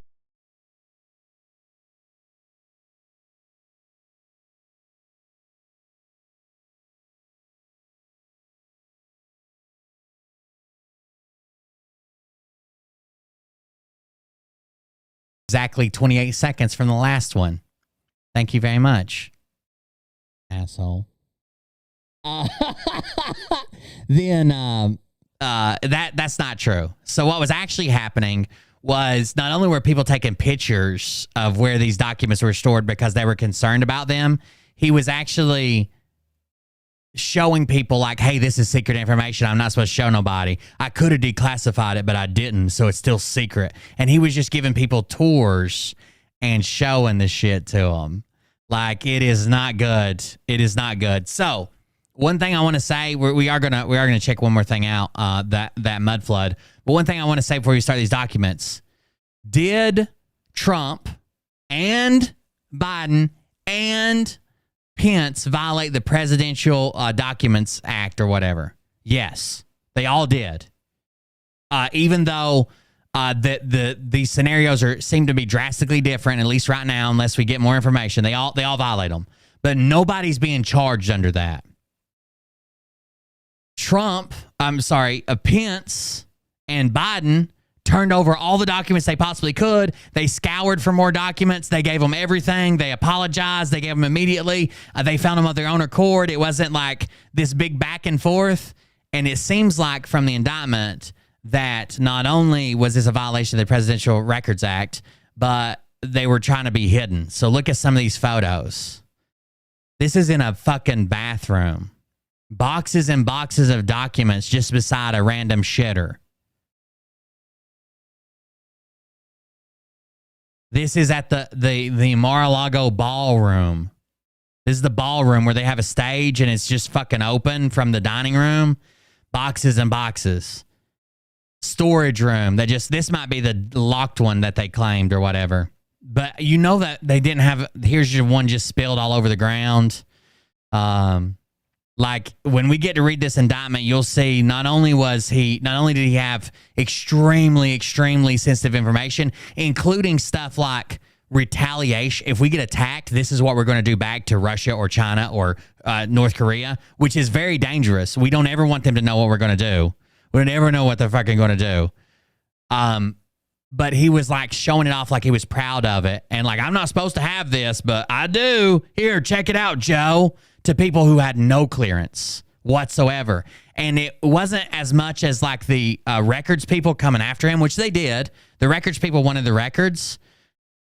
It was other people reporting him because they were concerned that he had his friends, the people he showed them to, the people he took around Mar-a-Lago, and they took a picture of all this. It's bad. It's bad. They informed Pence that he wasn't being charged. Yeah, I don't think Biden will either. He's been too forthcoming. They all violated the Presidential Records Act. That's because the act says you can't leave with any of it. Any classified material, 100% has to be turned over. If they found a single fucking sheet, a note they took or whatever, they all violated, and probably many presidents have. But yeah, it's not great. All right, so we're gonna get into that in a second, but first let's do mud flood conspiracy because Phil said it. Like, I just want you, like, you may think these are trumped up charges. You may think this is bullshit. You may think they're just trying to take him down because he's running for president, but you need to see these charging documents because if they turn out to be true, which this is what the guy who brought the charges against him, the attorney general or whatever said, like, everybody should read this and reading it with no bias, not pro-Trump, pro-Biden, pro-this, pro-that. Reading with no bias, it does not sound good if these allegations are true. Actually, I'm pretty upset about it because it could have cost people their lives, soldiers and assets overseas. Literally could have fucking died because this guy has a bunch of boxes of classified documents near his shitter. Like, it's silly. And like any of my buddies that were in the military that have been caught with something like this would have been fucking crucified. Here's the Tartarian flood theory. The Tartaria mud flood theory is a controversial hypothesis that suggests a catastrophic event took place in the 18th or 19th century, resulting in a massive flood of mud that covered entire cities and wiped out entire civilizations. According to this theory, the civilization of Tartary, which was once a powerful empire that covered a large part By the way, none of this is true, but this is a conspiracy theory. And its existence was deliberately erased from history by the ruling elite. One of the main pieces of evidence cited by proponents of the Tartaria mud flood theory is the presence of mysterious... I don't like the robot voice, but there you go. They're going to say that all these buildings look like they were... The first floor is now underground. ...buildings and structures in various parts of the world that seem to be older than the officially recognized timeline of human... Phil said this before. Like the... architecture like on the corners or the guard towers, or I don't know what these are actually called, not the domes, but these would probably be called something else. Those are older than the 20s or the 80s or the 60s or the 1800s. Phil said that before. Human history. These structures, known as megaliths, are often made of large stone blocks that would have been impossible Taco Bell mud floods. Erect using the technology available. This isn't even a real picture. Like they're showing this saying it would be impossible to build or erect. That's not real. That's AI generated. At the time they were supposedly built. Another piece of evidence cited by proponents of the Tartaria mud flood theory is the strange architecture. See if we can find one without a robot voice. What is going on in this picture, and why are there pillars under the U.S. Capitol? And why would there be pillars under the U.S. Capitol? Clearly these people have never seen foundations and pylons and shit. Like... What are you talking about? Like, these are all concrete foundations. These are retaining walls. These are pylons that the retaining walls are built on. Why are there buildings on top of buildings? I don't think people understand how, for a huge structure, like a multiple-story building, especially if it's made out of a heavy material, steel, stone, blah, blah, blah, how crazy the research goes into, even 200 years ago, about... People aren't dumb. They knew things sank in the ground. They knew the ground would get moist. They knew it would turn to mud. They knew that like shit would do that, right? So even big buildings and palaces and shit back then, like the the thought that had to go into foundations is incredible. There's entire engineers that are just dedicated to like the geology and interaction of geology with foundations. Like it's insane. They're saying the mud's still there. That's why the first floor would be underground. All these questions lead you to the mud flood. And you may ask, what is the mud flood? The mud flood was a worldwide cataclysm that happened almost 200 years ago. This event wiped out many civilizations and buried many cities worldwide. This would explain why there are so many buried temples and structures around the world. And keep in mind, this was a worldwide event. And just look at this picture of these guys that dug up a statue at Easter Island. Look how far they had to dig down to reveal the whole structure.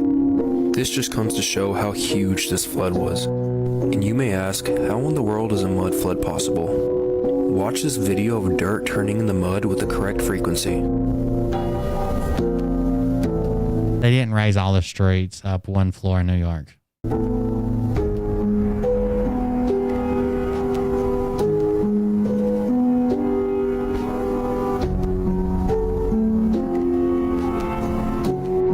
Many people believe the civilization before us were the Great Tartarians, but that topic is for another video.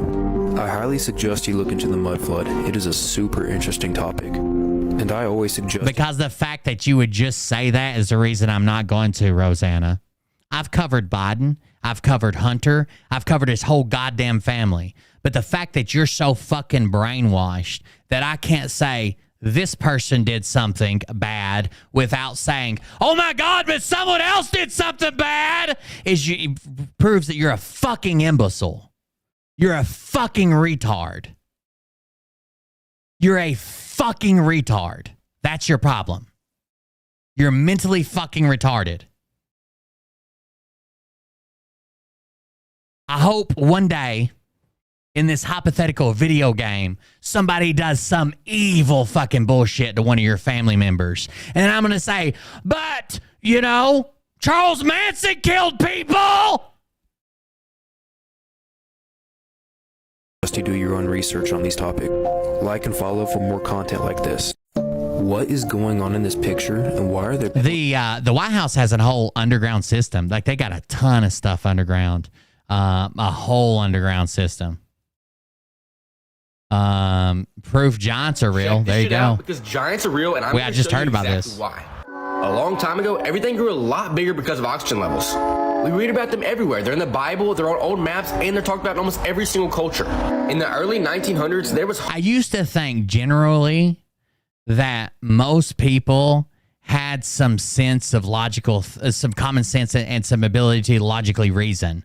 Like to take a couple of ideas and say this is the most likely, or these can both be true at the same time, or these both can't be true at the same time. And I used to like to think that the internet would improve that. Where you have all this data at your fingertips, you can go find the resources, you can go find the studies, you can go find the evidence. And I used to think that it would improve that.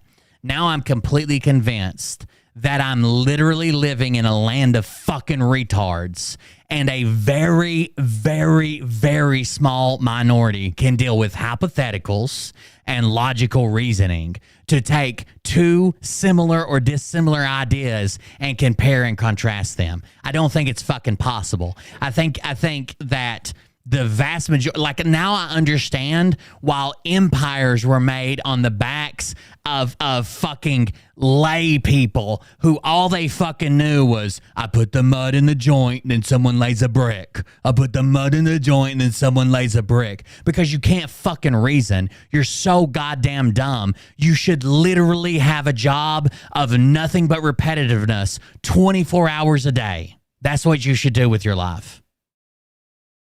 I'm almost to the point of fucking taking goddamn voting rights away if I ever get elected from you dumb motherfuckers.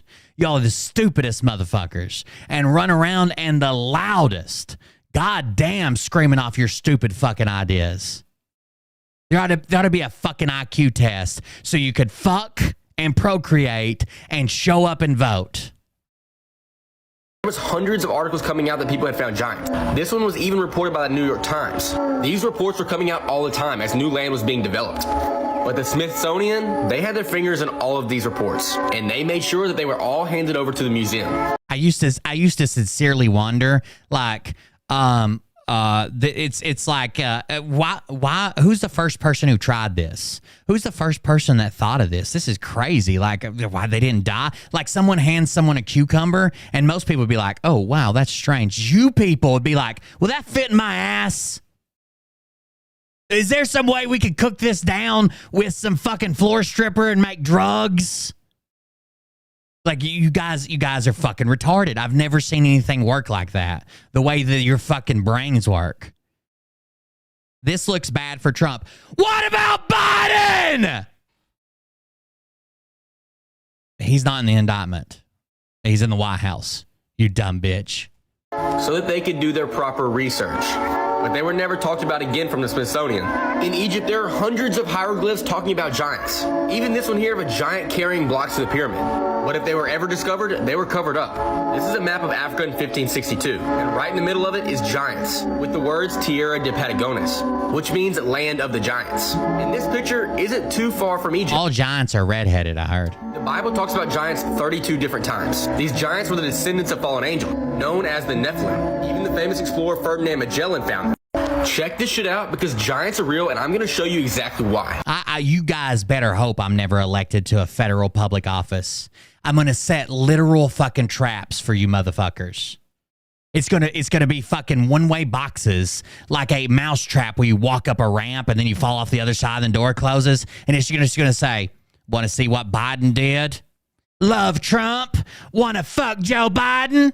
Look inside. I'm going to trap you motherfuckers, and I'm going to find an island, the bottom of the fucking ocean, a fucking tar pit. Incoming Y'all are going to be clip. fucking fossilized, and that's how I want the world to remember you. Somebody did a Dono clip. I don't know who it was. I hope, if it's at Suco, I swear to God, I'll get on a flight tonight. If it's at Suco, I'm coming over there to fucking demolish some shit. American style.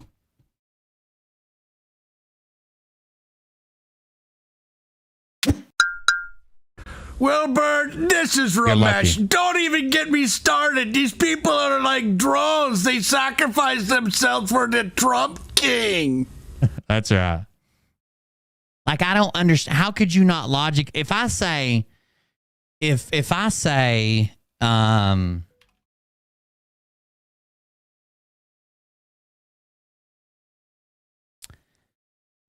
Jack the Ripper was a horrible guy, which one of you motherfuckers is ready to fight and say, what about Jeffrey Dahmer, you piece of shit? What are you, a Satanist? Oh, fucking lizard man on the internet talking all about Jack the Ripper. The fuck is wrong with you?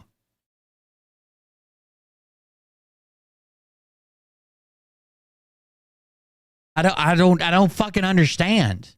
I don't fucking understand what's going on in your goddamn head.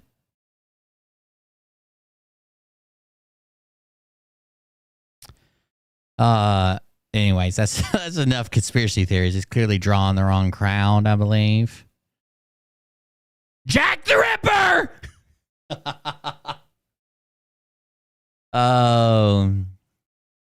It's generally bad to murder people. What about speeding, you piece of shit? You don't think speeding's bad? You don't drive around doing a goddamn speed limit? You're not looking for cops behind you while you're doing 15 miles over the posted limit? You're just doing 150 on the interstate because you think murder's bad, you piece of shit? What the fuck does that have to do with that? Like, yeah, they're both illegal. I was talking about murder. What are you doing? I don't fucking get it.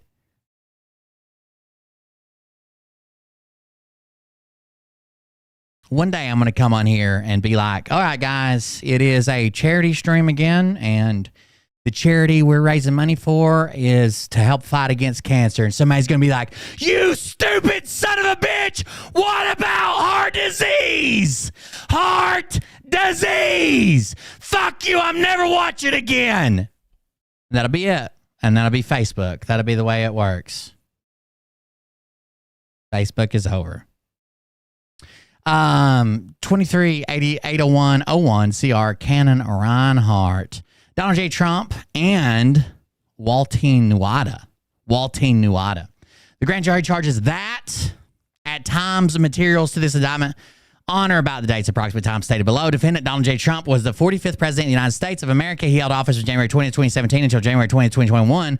As president, Trump had lawful access to the most sensitive classified documents and national defense information gathered and owned by the United States government, including information from the agencies that compromise the United States intelligence community and the United States Department of Defense. Boom. Are these pages left blank intentionally? Or are they not loading? That's very strange. What the fuck is going on? They just didn't load? Hold on. Might have to get it from another source. I just downloaded this. It's 49 goddamn pages. What the hell is going on? Does it have a...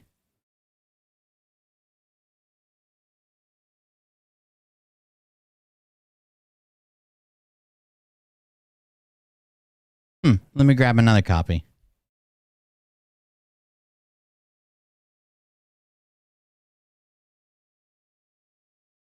Heart disease, the silent killer, I've heard. That motherfucker flip-flopped on cancer. Yep, you heard me. You got me. You got me. The indictment.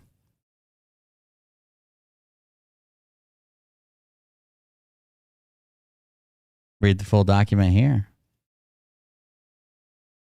Okay, I got it now. I don't know what was wrong with that copy. Somebody uploaded it wrong, did they? Oh, that's the wrong link. Let me grab this one.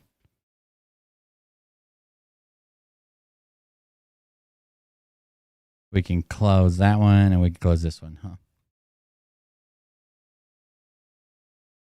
Over the course of his presidency, Trump gathered newspapers, press clippings, letters, notes, cards, photographs, official documents, and other materials in cardboard boxes that he kept in the White House. Among the materials Trump stored in his boxes were hundreds of classified documents. The classified documents Trump stored in his boxes included information regarding defense and weapons capabilities of both the United States and foreign countries. United States and nuclear programs, so weapons capabilities and defense capabilities, United States nuclear programs, potential vulnerabilities of the United States and its allies. That's a big one. To military attack, like what's our most vulnerable, like what's our softest targets, and plans for possible retaliation in response to foreign attacks. That's a huge one. We never, like, you never want the enemy to know, like, if they attack this, we're going to do that. Never, ever, ever, ever, ever. Because there comes a point in time in war and strategy and thinking that you're going to think this is an acceptable loss. And then you're willing to push that and go ahead and say, do it. There is no fucking a stick anymore. There's no motivator anymore. There is no, like, you know what's about to happen.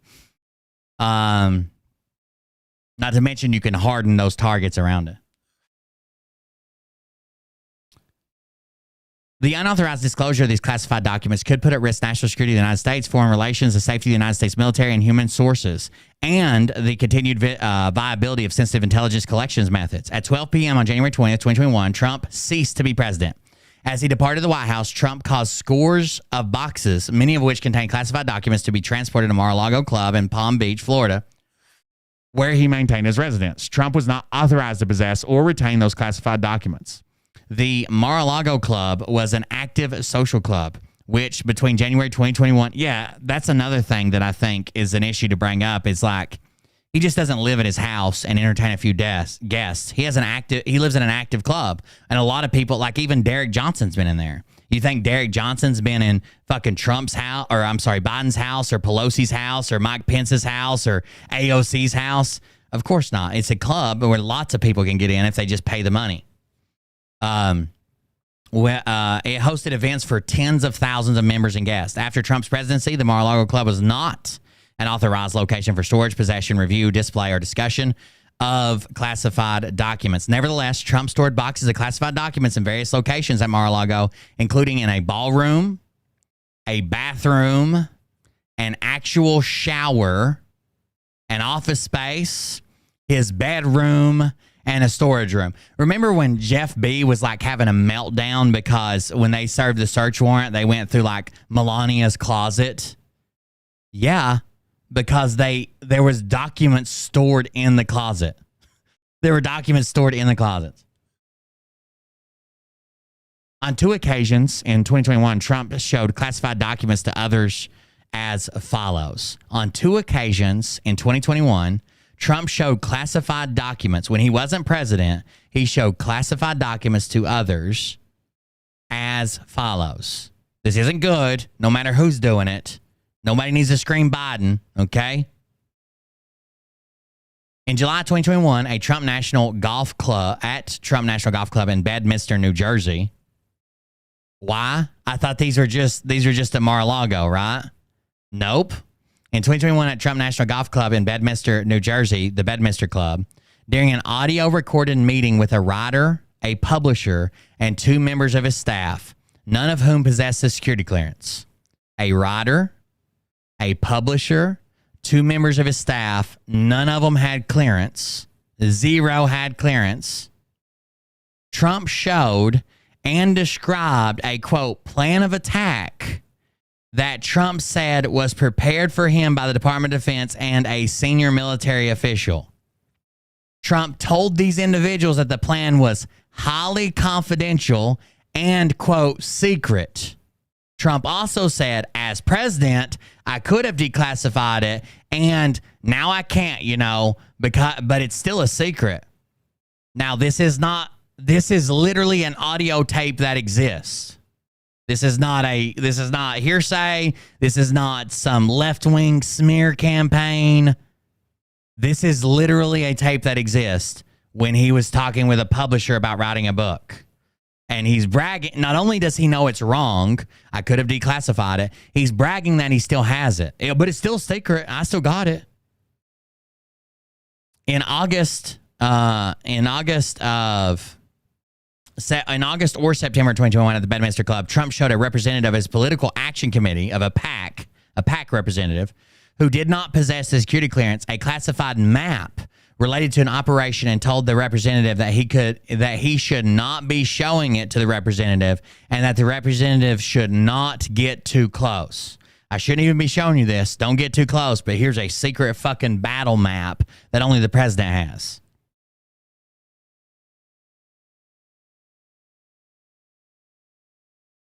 On March 30th, 2022, even though the president can declassify stuff, it's still a process. Like, it's not just like, oh, it's declassified and it's declassified. It's still steps that has to go through. On March 30th, 2022, the Federal Bureau of Investigation, the FBI, opened up a criminal investigation, unlawful retention of classified documents at the Mar-a-Lago Club. A federal grand jury investigation began the next month. The grand jury issued a subpoena requiring Trump to turn over all documents with classification markings. Trump endeavored to obstruct. This is the problem. It's not that he had the documents. It's the showing them to people. I would say at some point, maybe all presidents in the last probably 20, 30 years have documents they probably shouldn't have. They're stuck in a box. They have no idea. You can't show them.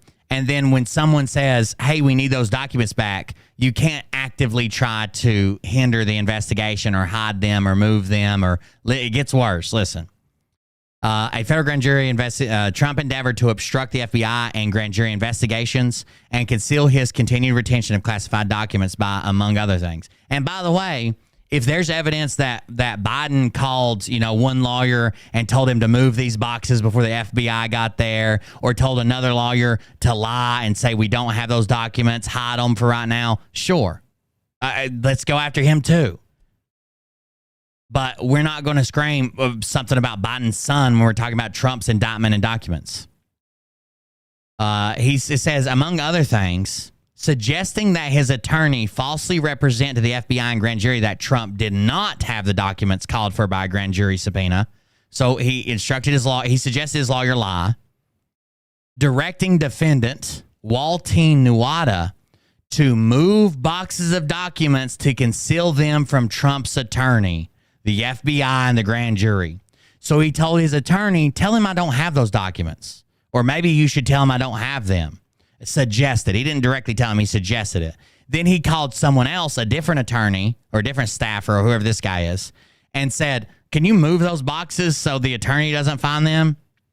Suggesting his attorney hide or destroy documents called for by the grand jury subpoena. Obviously, that's not good. You can't do that. Providing the FBI and grand jury just some of the documents called for by the grand jury subpoena while claiming that he was cooperating fully. We heard this the whole time. I've given them everything. I told them they could have everything. I don't have any classified documents. None. They went through my wife's closet. I've given them everything. This is a total witch hunt. That's not true. Causing a certification to be submitted to the FBI and grand jury falsely representing that all documents had called for by the grand jury subpoena had been produced. So he had one of his lawyers sign a certification saying, this is what you requested. It's all here. Send it in. And it wasn't. And he knew, while knowing that, in fact, not all documents had been produced. As a result of Trump's attention to classified documents after his presidency and refusal to return them, hundreds of classified documents were not recovered by the United States government until 2022. So everybody's like, did they have to raid his place? No. They didn't. For over a year, they just tried to get him to give them. For over a year, they tried to get him to give them back with no penalty. Then they started threatening, like, well, we're going to open an investigation if you don't get them back. He still tried to hide them. He still tried to move them. He still tried to lie about them for a year. And then finally, they had to go fucking get them. They didn't have to raid his place. They could have just been turned over. January 17th, nearly 1 year after Trump left office, after months of demands by the National Archives and Records Administration for Trump to provide all missing presidential records, Trump provided only 15 boxes, which contained 197 documents with classification markings. On June 3rd, in response to a grand jury subpoena demanding the production of all documents, not just these, with classification markings, Trump's attorney provided the FBI 38 more documents with classification markings.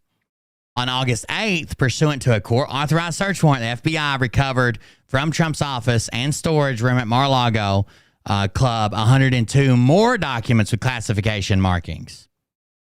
He wasn't trying to give them all back.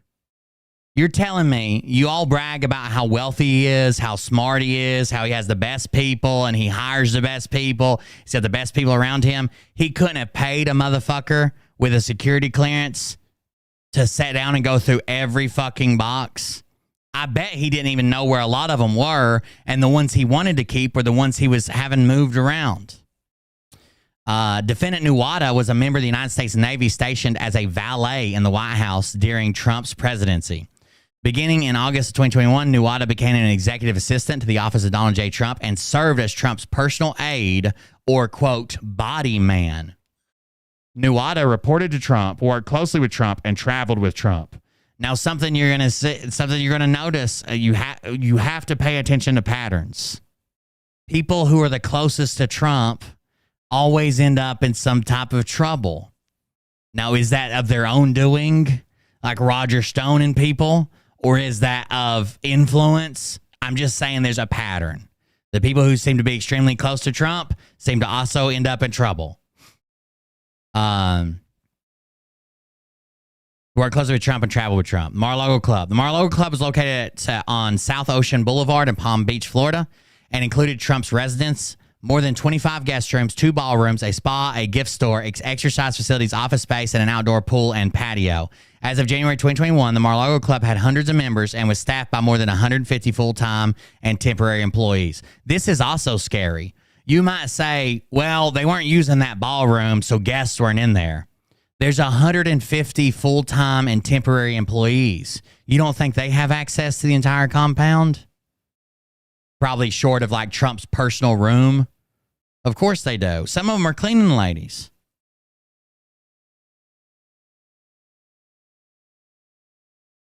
Between January 2021 and August 2022, the Mar-a-Lago Club hosted more than 150 social events, was booked for weddings, movie premieres, and fundraisers that drew tens of thousands of guests.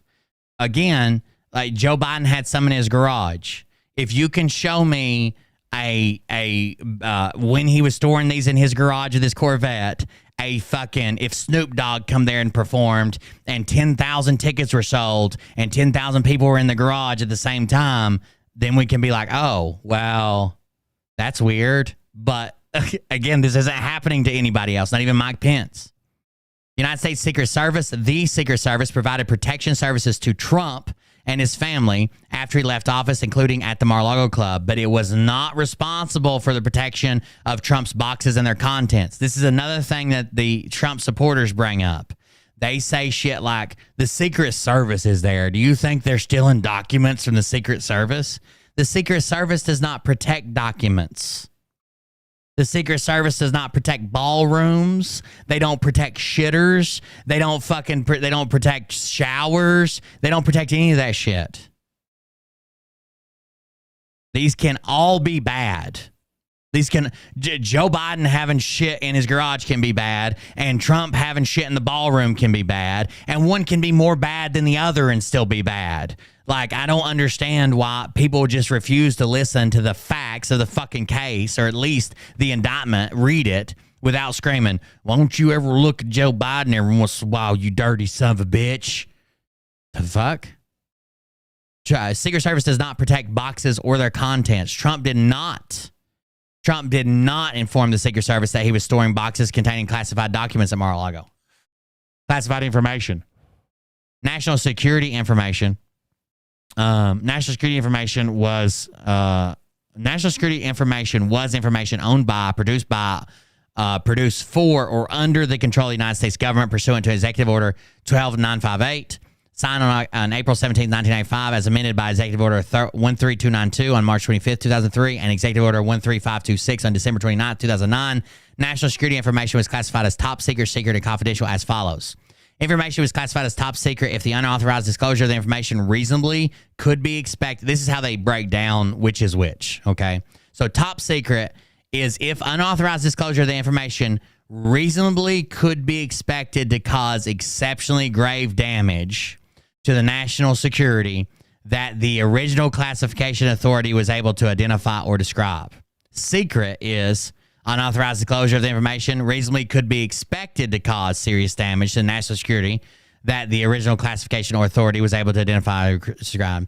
So this is could be expected to cause exceptionally grave damage, could be expected to cause serious damage, could be expected to cause damage are the three differences between top secret, secret, and confidential.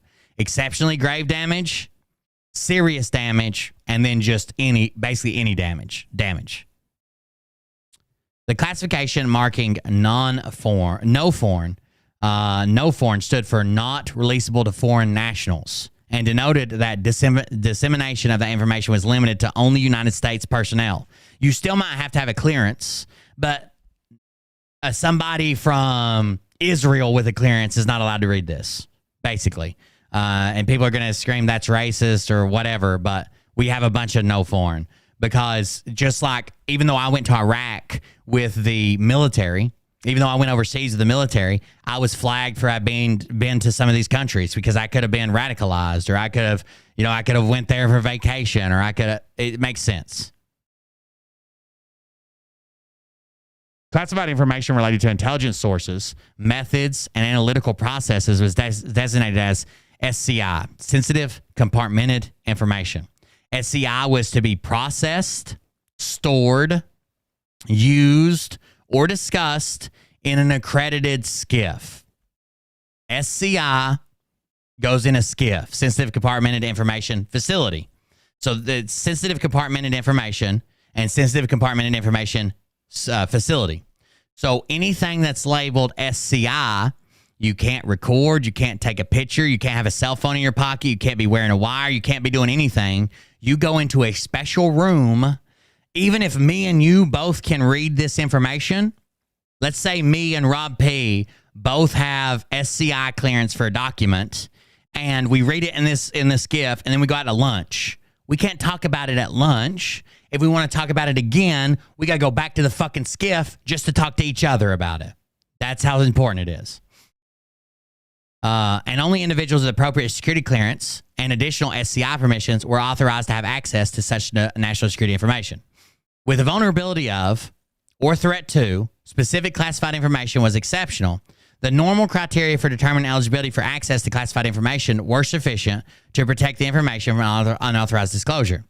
The United States could establish special access programs, SAPs. So when everything else wasn't enough, we could do SAPs to further protect classified information. The number of these programs was to be kept to an absolute minimum and limited to programs in which the number of persons, like you don't want a whole lot of SAPs because it makes you look fucking shady, right? You don't want to have a whole lot of these, but a limited number still needs to be more than even SCI. This would be like for these people's eyes only. That's SAPs, okay? The number of these programs is kept to be an absolute minimum. Limited programs in which the number of persons who ordinarily have access would be reasonably small and commensurate with the objective of providing enhanced protection for the information involved. Only individuals with appropriate security clearance and additional SAP permissions were authorized to have access to such national security information, which was subject to enhanced handling and storage. Pursuant to Executive Order 13526, information classified at any level could be lawfully accessed only by persons determined by an appropriate United States government official. To be eligible for access to classified information, and who signed an approved non-disclosed agreement, who received a security clearance, and who had a need to know the classified information after his presidency, Trump was not authorized to possess or retain classified documents. Plain and simple. He wasn't authorized. He wasn't allowed. Executive Order 13526.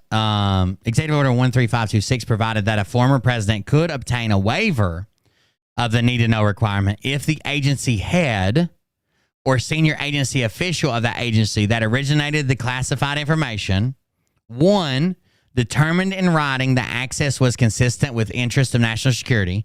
So even if you're no longer a president, you might still need to know if, one, whoever classified it, the head of that department, says, okay, in writing, this person needs access, and two, takes the appropriate steps to protect classified information from unauthorized disclosure to other people or compromise, and ensure that it was safeguarded in a manner consistent with the order.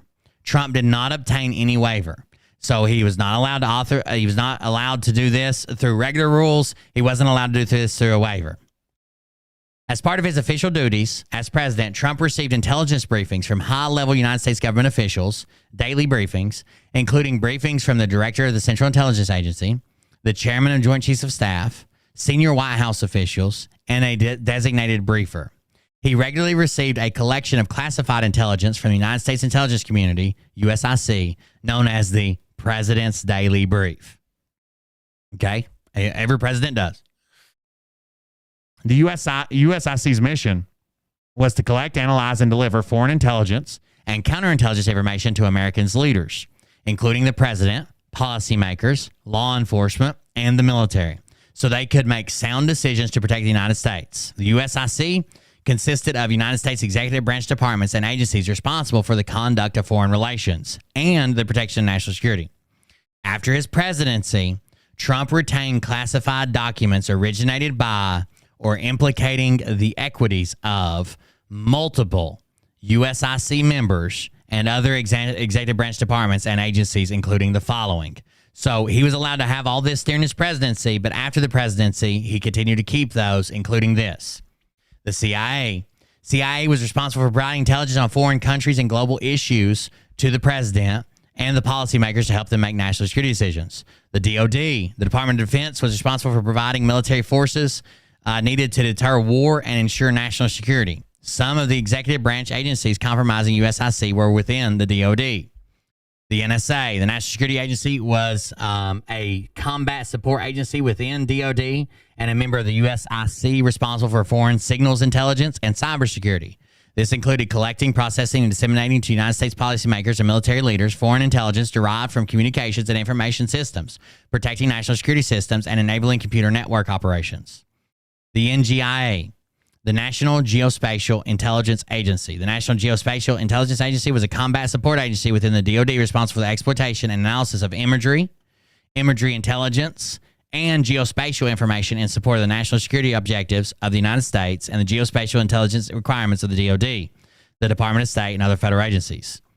the NRO, the National Reconnaissance Office. The National Reconnaissance Office was an agency within the DoD responsible for developing, acquiring, launching, and operating space-based surveillance and reconnaissance systems that collected satellites. It collected and delivered intelligence to enhance national security. The DOE, the Department of Energy, was responsible for maintaining a safe, secure, effective nuclear deterrent to protect national. DOE is some badasses. They come and work the nuclear facility here.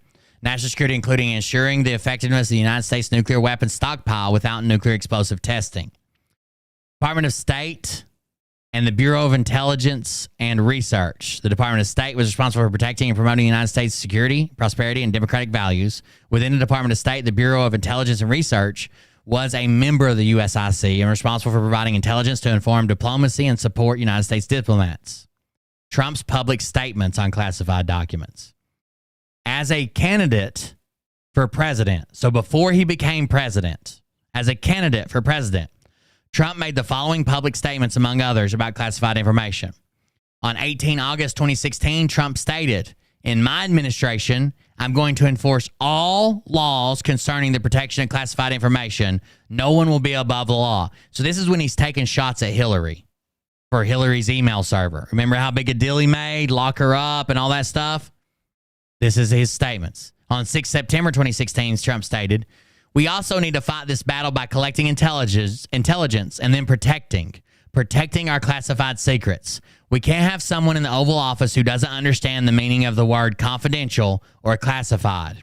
On 7 September 2016, Trump stated, "One of the first things we must do is to enforce all classification rules and to enforce all laws relating to the handling of classified information." 19 September 2016.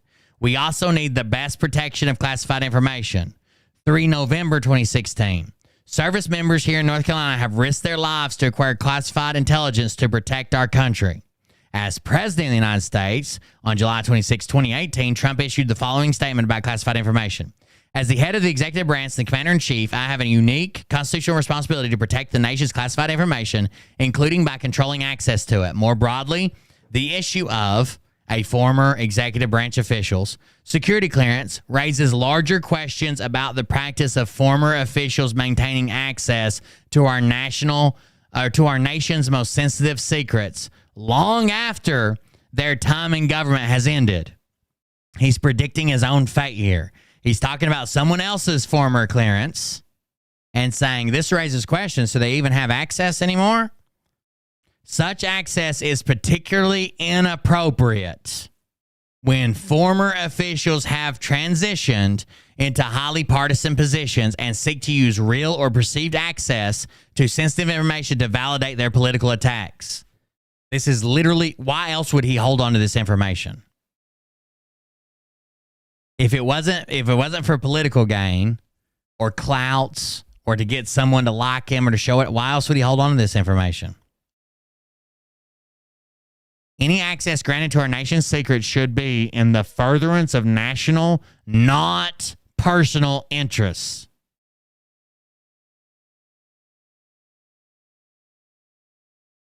He basically chanted "lock her up" for a year and a half, and then it come time to lock her up, and he's like, "We don't want to do that. Do it in front of a crowd. We don't want to do that. She's been through enough. You see her, she looks crazy out in the woods with a glass of wine. We don't want to do that." Fuck you. The people who voted for you did. The people who voted for you literally said that chant in as real as you could fucking say it. They were mad about information. They were mad about Uranium One. They were mad about Benghazi, and they wanted her fucking locked up. And you used it as a catchphrase to no end.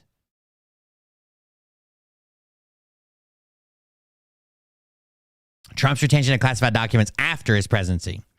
In January 2021, as he was preparing to leave the White House, Trump and his White House staff, including Natua, packed items, including some of Trump's boxes. Trump was personally involved in this process. Trump caused his boxes containing hundreds of classified documents to be transported from White House to Mar-a-Lago Club. Probably would have been fine if he would have found them and gave them up.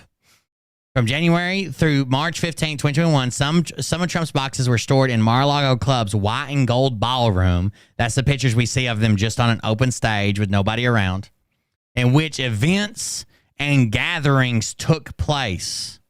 Trump's boxes were for a time stacked on the ballroom stage as depicted in this photograph below, redacted to obscure an individual's identity. This picture has been cropped because there's someone over here standing because they were at an event and took the picture while this ballroom was actually being used, and the left side of the picture is the stage covered in boxes of potentially classified documents. That's not okay no matter who did it. That's not okay no matter who did it. In March 2021, could you imagine if I was reading this same document, but everywhere it said Trump, it said Biden or Obama? All the people that'd be fucking cheering and screaming and freaking the fuck out. Like it's sycophants. They don't want to hear it because it's the person they like. They don't want to hear it because it's the person they like. But when Hillary had an email server and you're like, oh my God, she's got an email server in her bathroom. What a dumb bitch. Well, Trump had hard copies that no one was fucking even looking for. There was no type of fucking server security. There was no way to monitor any breaches. There was no way to track anybody who got any information. Just chilling on his shitter in his bathroom. In March 2021, Natua and others moved some of Trump's boxes from the white and gold ballroom to the business center at Mar-a-Lago Club. On April 5th, 2021, an employee of the office of Donald J. Trump, Trump Employee 1, texted another employee of that office, Trump Employee 2, to ask whether Trump's boxes could be moved out of the business center to make room for staff to use it as an office. Trump Employee 2 replied, whoa, okay, so POTUS specifically asked Waltz for those boxes to be in the business center because they're his papers. Later that day, Trump Employee 1 and Trump Employee 2 exchanged the following text messages. We can definitely make it work if we move his papers into the lake room. There is still a little room in the shower where his other stuff is. Is it only his papers he cares about? There's some other stuff in there that are not papers. Could that go to storage, or does he want everything in there on property? Yeah, anything that's not the beautiful mined paper boxes can definitely go to storage. Want to take a look at the space and start moving tomorrow a.m.? Regular Trump staff, club employees, Mar-a-Lago employees with no clearance and should never have seen these boxes, touched these boxes, read them, he wasn't even involved. They were just allowed to move them around wherever. Trump likes to maintain that he had 100% locked up security pad, Secret Service, posted guard. You guys remember when he was raided? And he freaked the fuck out and said, we have the most security. We kept everything locked up. We kept everything going. And we had a guard posted. We said, what do we have to do to store these papers? They said, you have to do this list. And we did everything on the list. That's not true. Until they started breathing down his fucking neck, then he found somewhere to lock them up. Or these text messages wouldn't exist. If they were kept in an area that was restricted to people with access, security clearance and access to read them, why would these text messages exist? After the text exchange between Trump Employee 1 and Trump Employee 2 in April 2021, some of Trump's boxes were moved from his business center to the bathroom and a shower in the Mar-a-Lago Club's lake room as depicted in the photograph below. This is the one where you have the shower, the toilet, the everything. Just boxes stacked in a shower with a chandelier.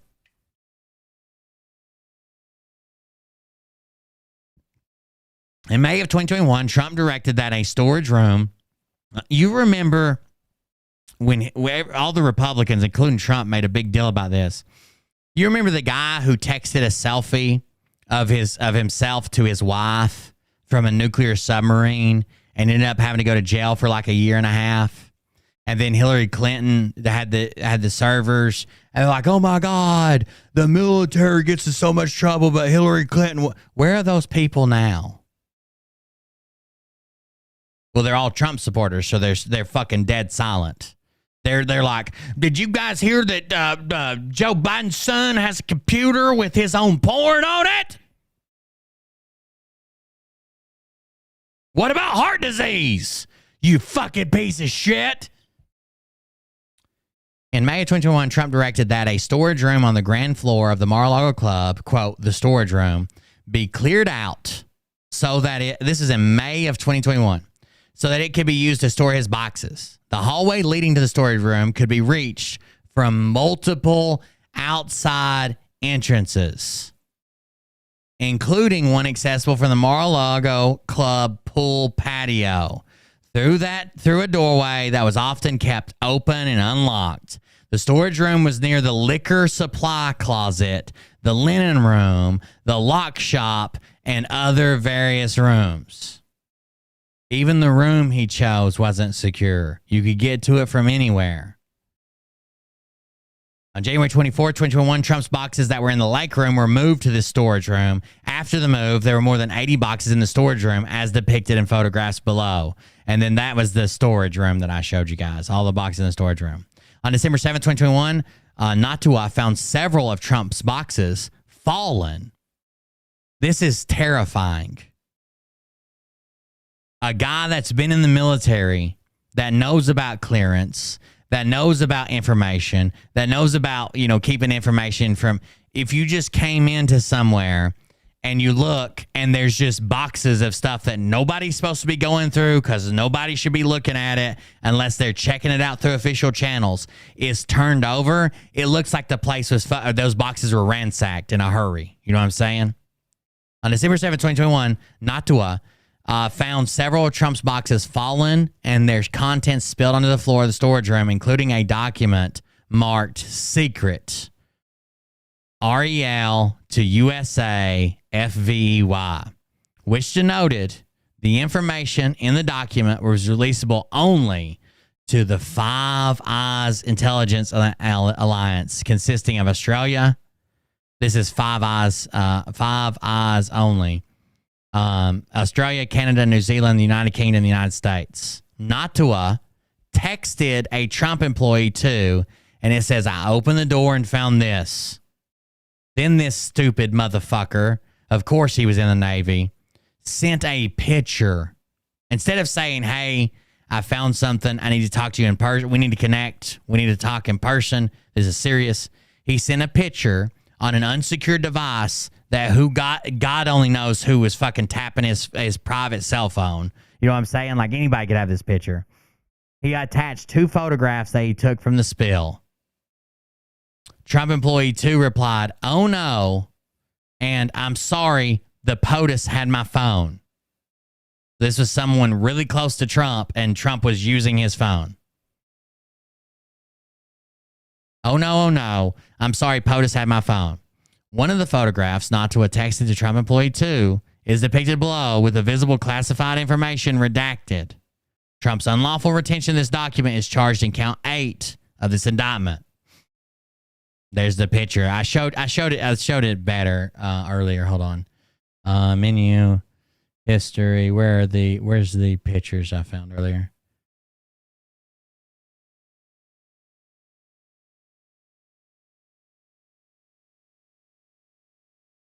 Sorry, I'm going back through my thing. Because I think I already closed it, didn't I? Blah, blah, blah. Yeah.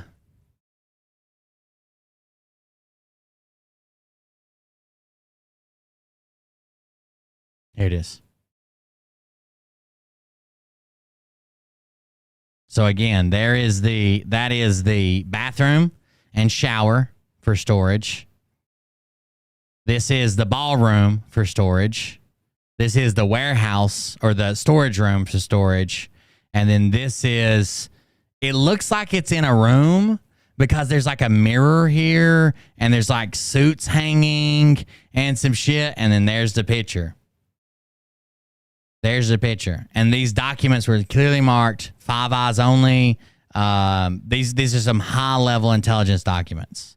Now, let's see. Can we open that image in a new tab? Yeah, there it is, even bigger. The documents were clearly marked. Nobody should have had them. And here they are just laying on the fucking ground. Trump's disclosure to classified information in private meetings. In May 2021, Trump caused some of his boxes to be brought to his summer residence at the Bedminster Club. He claimed there were no classified documents. They gave them all up. And for some reason, he was having them sent to him around the world in his hotels. That's right. Meat Hammer. Like the Mar-a-Lago Club, after Trump's presidency, the Bedminster Club was not an authorized location for his storage, possession, review, display, or discussion of classified documents. On July 21st of 2021, when he was no longer president, Trump gave an interview in his office at the Bedminster Club to a writer and publisher in connection with the then forthcoming book. So this is May, June, July, 2 months. So he had them shipped there in May. June, July, 2 months later, he's given an interview to a writer and a publisher, and 2 staff members are there as well. It says two members of Trump's staff also attended the interview, which was recorded with Trump's knowledge and consent. He knew it was recorded. He knew this was going on. Before the interview, the media had published reports that at the end of Trump's term as president, the senior military official, purportedly feared that Trump might order an attack on country A, and that the senior military official advised Trump against doing so. So there was a rumor going around that right as he was leaving office, he was going to try to attack this country, and the senior military official said, no, don't do it. I don't think you should. Upon greeting the writer, publisher, and his 2 staff members, Trump stated, "Look what I just found. This was the senior military official's plan of attack. Read it. Just show it. It's interesting." Later in the interview, Trump engaged in the following exchange. Well, with this military official, let me see that. I'll show you an example. He said that I wanted to attack country A. Isn't it amazing? This is, again, him placating and saying, he said that I want to do this. Let me show you what he wanted to do. Here's classified information everywhere. Isn't it amazing? He said that I wanted to attack. Isn't it amazing? I have a big pile of papers. This thing just came up. Look, this was him. They presented me this. This is off the record, but they presented me this. This was him. This was the Department of the Defense Department and him. And the writer says, wow.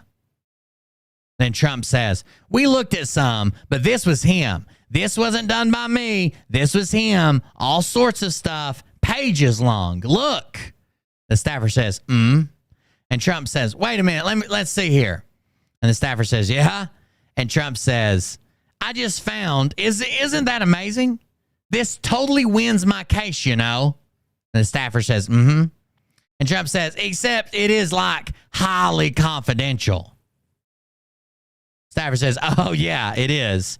And Trump says, secret. This is secret information. Look at this. You attack and then it cuts off. And it says, by the way, isn't that incredible? And the staffer says, yeah. And Trump says, I was just thinking because we were talking about it. And, you know, he said he wanted to attack blah, blah, blah. And what the staffer says, you did. And Trump says, this was done by the military and given to me. I think we can probably, right? We could probably put this out there, right? When Trump asks, first of all, this doesn't even prove his case. When Trump submits a plan, they can't tell him no. He's the commander in chief. They're going to draw up a plan of attack and then say, hey, I don't think we should do this, but here's really the only way that we would suggest tackling it if you're going to do it, but I don't think we should. This doesn't even solidify his case. He's just dumb, and he doesn't want, nobody can ever say Trump did anything wrong. He will go to the extremes of the earth to say something about your looks or your wife or your religion or who you support or who you voted for or how big around your neck is. or even classified documents to try to make you look bad. Nobody can be negative to Trump, ever. Stafford says, I don't know. We'll have to see. Yeah, we'll have to. Trump says, declassify it. And he says, figure out, yeah. See, as president, I could have declassified it. Yeah, you could have. Now I can't, but it's still a secret. Yeah, now we have a problem with this. Isn't that interesting? No, it's fucking asinine. Why did you do this? This is all recorded, mind you. This is not the same. I don't give a damn who you're voting for. I don't give a damn who you support. This is not the same as, oh, well, since Trump got in trouble, Biden's attorneys did find some boxes and they turned them all over. They found some more, they turned them all over immediately. They found a billion boxes, they turned them all over immediately. This is not the same as bragging to a writer and showing them classified information just because you think it makes you look better. As I don't care if he had a goddamn library of classified information that they found and immediately turned. This is not the same. Stop making this like it's a little fucking deal. It's not. At the time of this exchange, the writer and the publisher and Trump's two staff members did not have security clearances. The writer, the publisher, and Trump's two staff members had no security clearances. Nobody in the room did but Trump.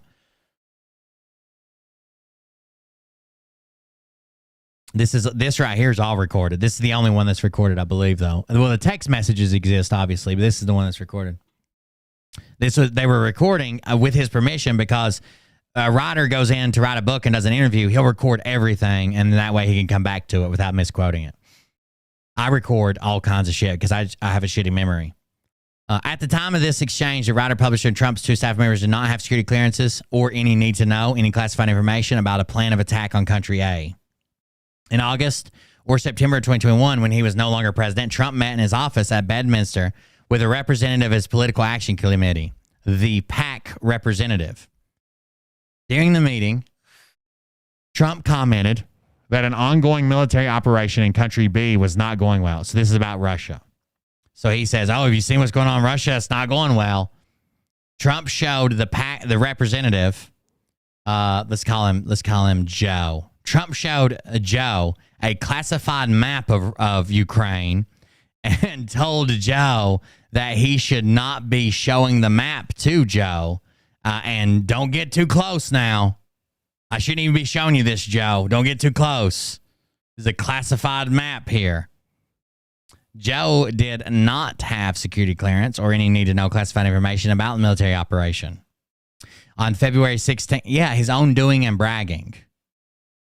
If Donald Trump wouldn't have had pictures that surfaced of like people having their wedding in a ballroom and secret information fucking sitting on the stage, or boxes of documents he took from the White House on the shitter, or been bragging to authors and been bragging to friends and been bragging to people, this would have never come up.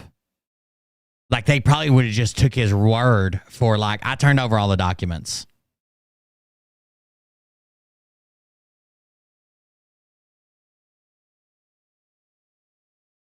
It's crazy.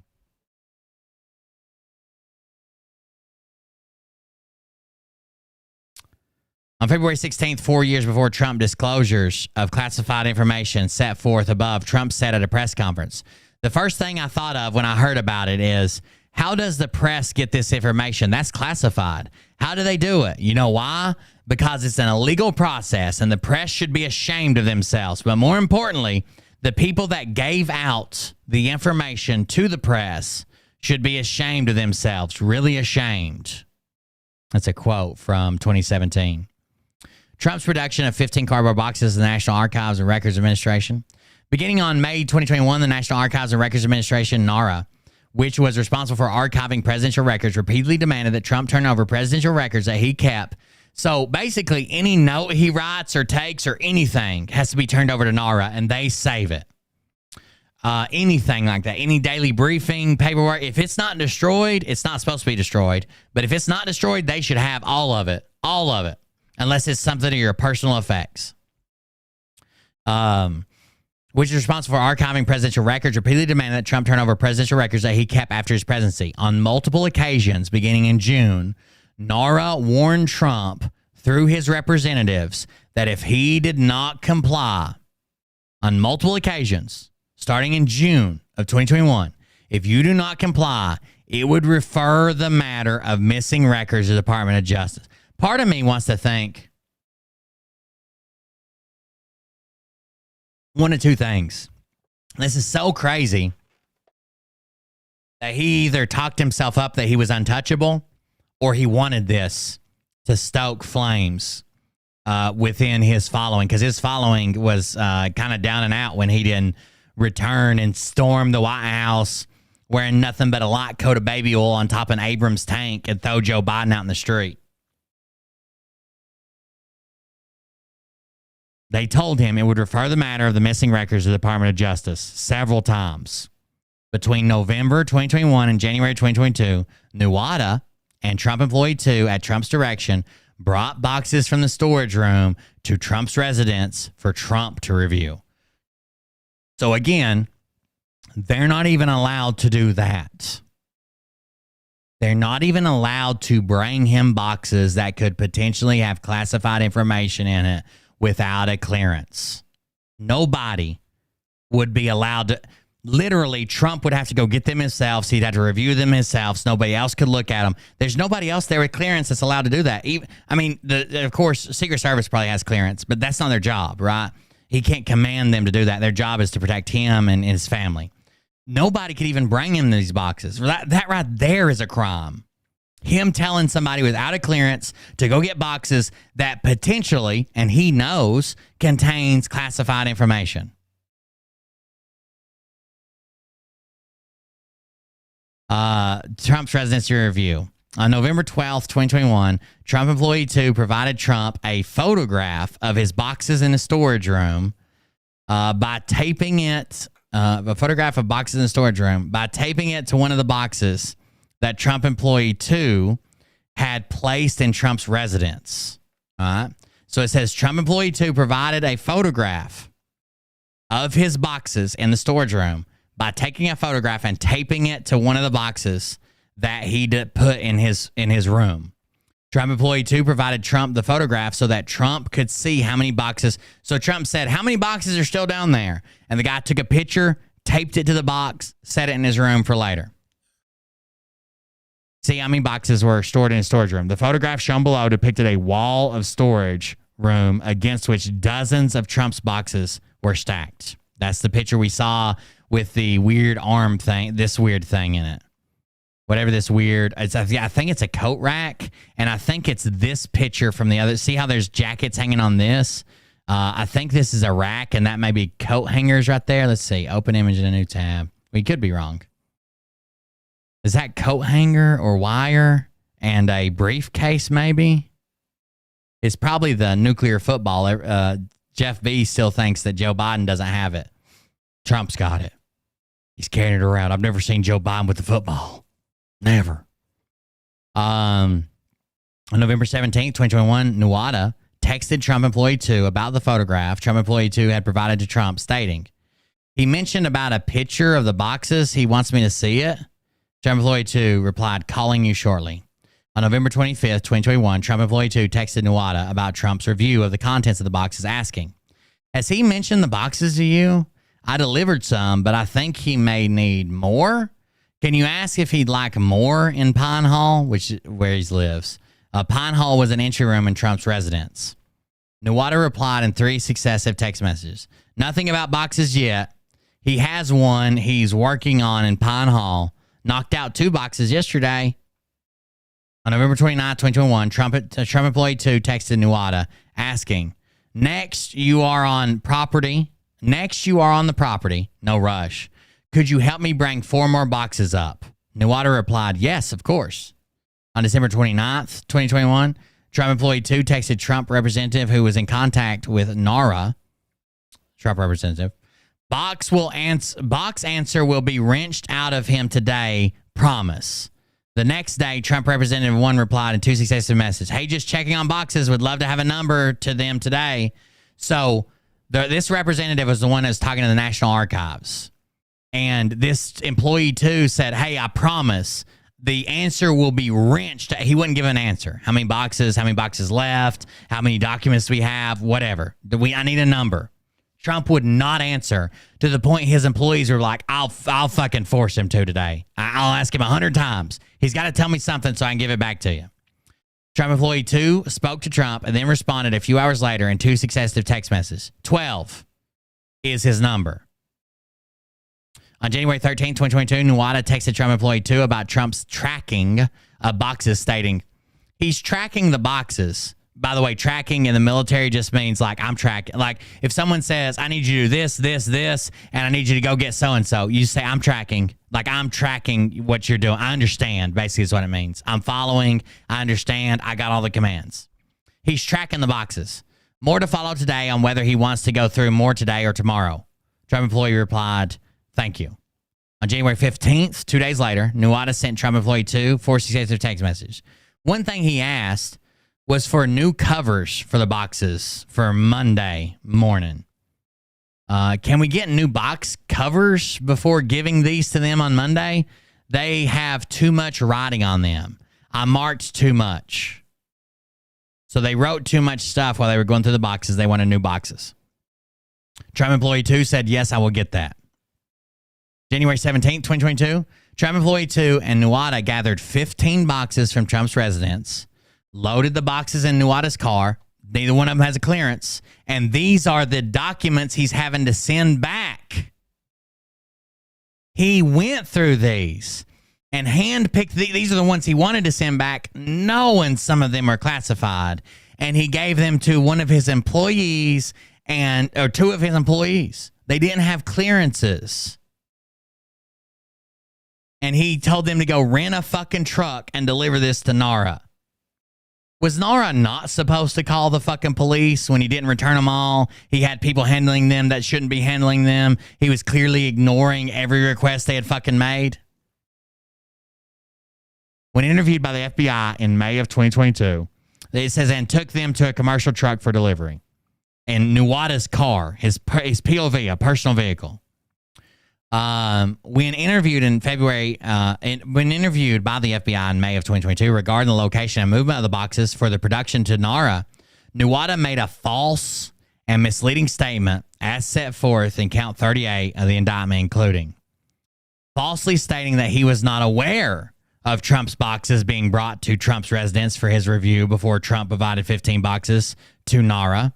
So he's the motherfucker that brought some of the boxes. He's the motherfucker that was texting back and forth to get the boxes brought there. He even said he knocked out 2 boxes yesterday. We got one right now. We might need some tomorrow. And one time the guy asked him, can you help me carry 4 boxes over there? He said, I have no idea if Trump had boxes in his residence. I have no idea. I don't know. Falsely saying that he did not know how the boxes that he and Trump employee 2 brought from Trump's residence to the commercial truck for delivery had gotten to the residence. So they took the boxes from Trump's house to the U-Haul truck. And he's like, I don't know how they got to Trump's house. I have no idea.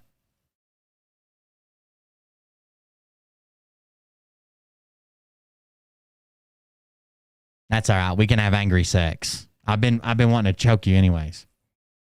When asked whether he knew where Trump's boxes had been stored before they were in Trump's residence and whether they had been in a secure or locked location, like Trump was saying, double secure, we got the best locks, the best security, Nuwada falsely reported, I wish I could tell you. I don't know. I don't. I honestly just don't know. While he was texting the whole time about these boxes in storage, about these boxes in the bathroom, about these boxes in the shower, about these boxes in the ballroom. Listen, if you're involved with an investigation with the FBI, assume they already have your text messages. Whatever you've said in your text need to match the statements you're already making. They already got them. Just assume they already got them. Because even if they don't, you can't delete them. You can't unsend them. You can't rewrite them. You can't change them. So whatever you send in text, just assume they've already got them. Just like when I interviewed Phil, I didn't ask him a single fucking question I didn't have the answer to. But even if I wouldn't have, I would have found the answer before I presented it to you guys. Well, I mean, I don't know what you want me to say, Mariah. I want to choke you with my hands. I mean, I'll gag you too, but I want to choke you with my hands. Then the Pringles can. When the 15 boxes that Trump had provided reached NARA in January 2022, NARA reviewed the contents and determined that 14 of the boxes contained documents with classification markings. 15 boxes, 14 of the boxes had classified material in them that these people shouldn't have even been touching or putting on a U-Haul or hauling back and forth from the storage to the room. Specifically, as the FBI later determined, the boxes contained 190, almost 200 documents with classification markings. Now, supposedly, according to all these text messages and these people, Trump hand-reviewed all of these. And 100 and almost 200 of them were classified, and he still treated them like this. He still did this with them. He did not treat them as if they were secure.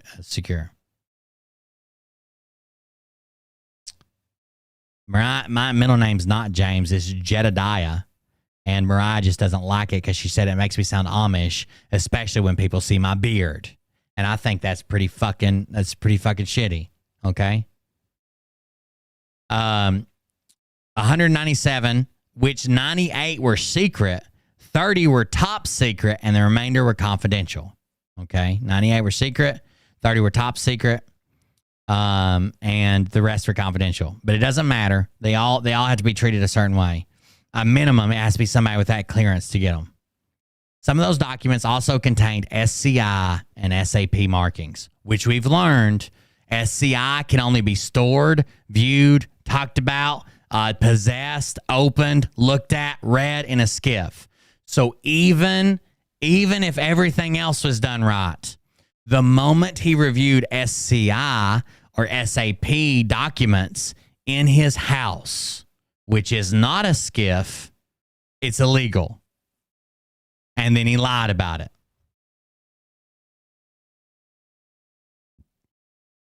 Yeah, so Atsuko's making fun of my accent.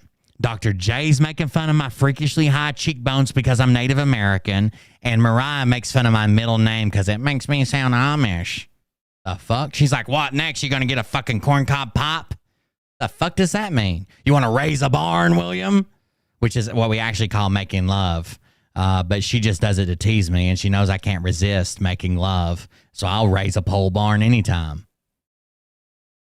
On February 9th, 2022, NARA referred to the discovery of classified documents in Trump's boxes to the Department of Justice. On February 9th, 2022, after they'd been requesting all this, they referred it to the Department of Justice. They still didn't believe they had them all. He was ignoring the request to get them all. He wasn't reviewing anymore. He said he wasn't giving them anymore. Here we go. On March 30th, the FBI opened a criminal investigation. On April 26th, a federal grand jury opened an investigation. The defendant's concealments of boxes. So this is going to be good.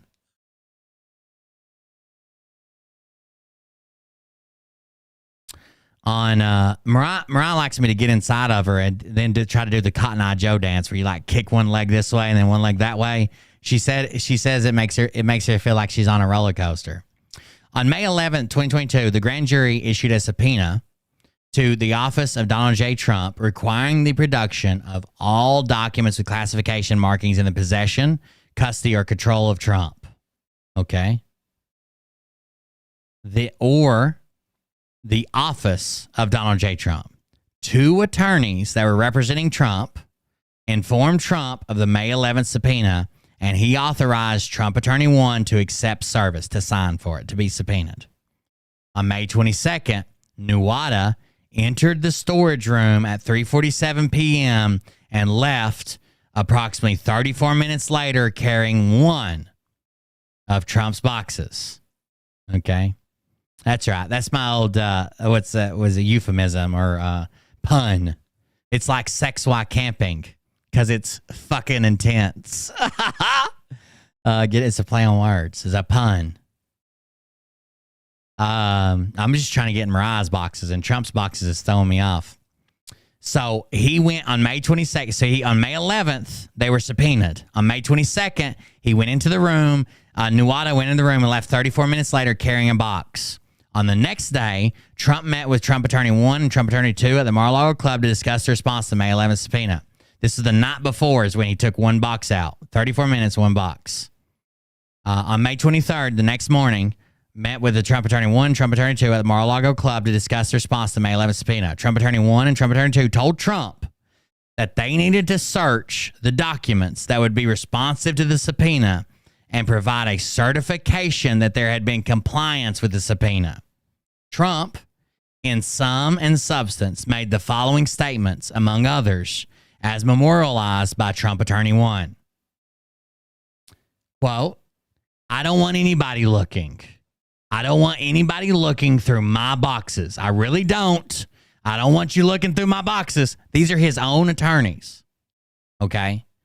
I've told you guys this, that often when we see like a more candid Trump, like when he gets really excited or upset or whatever, or when we hear stories about Trump in public, it's exactly how I imagined. He's like a child. Okay?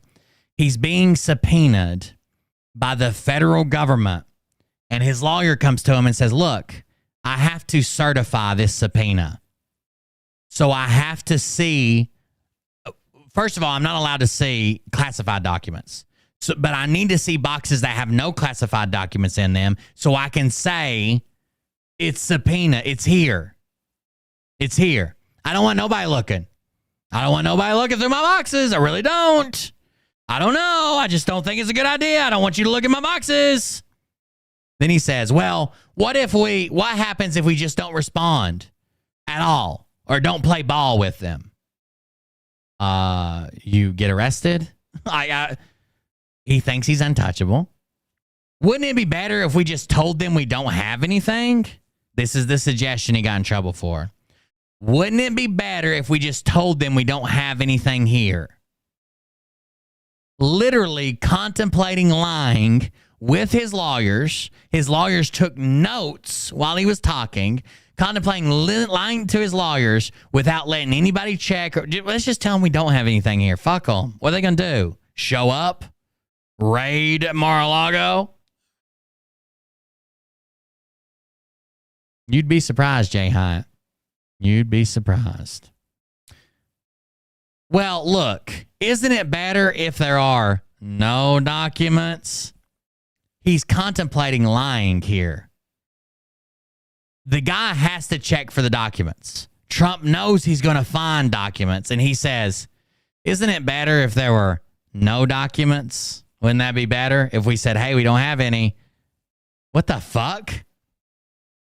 Meeting with Trump Attorney 1 and Trump Attorney 2 on May 23rd, Trump, in sum and substance, told the following story, as memorialized by Trump Attorney 1. He was great. My old Giuliani, he was great. He did a great job. You know what? He said that it was him, that he was the one who deleted all of her emails, the 30,000 emails, because they basically dealt with her scheduling and her going to the gym and her having beauty appointments. And he was great. And he didn't get in any trouble because he said that he was the one who deleted them. So what she's talking about is Hillary Clinton's attorney claimed that he deleted the Hillary Clinton's attorney. He was great. He did a great job. Can you do that for me? After she acid washed. She acid washed her servers. She used acid on them. Shot them with a gun and buried them in the backyard or something. He just got rid of, she acid washed them. But now, when he's in trouble with documents, he's like, oh, that attorney, can I get that attorney? Can he just delete my storage room? And then I won't get in any trouble because he'll say he deleted them. Can't you do that? Can't you be an attorney like that?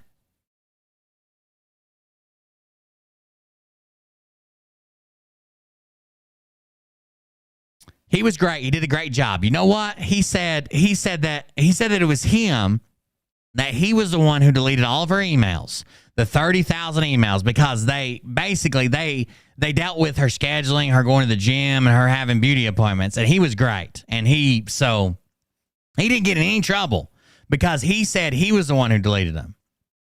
Trump related the story more than once that day. On May 23rd, he said that story multiple times to his lawyers, as if he was suggesting his lawyers get rid of the shit and then say, sorry, we didn't know, we're just lawyers.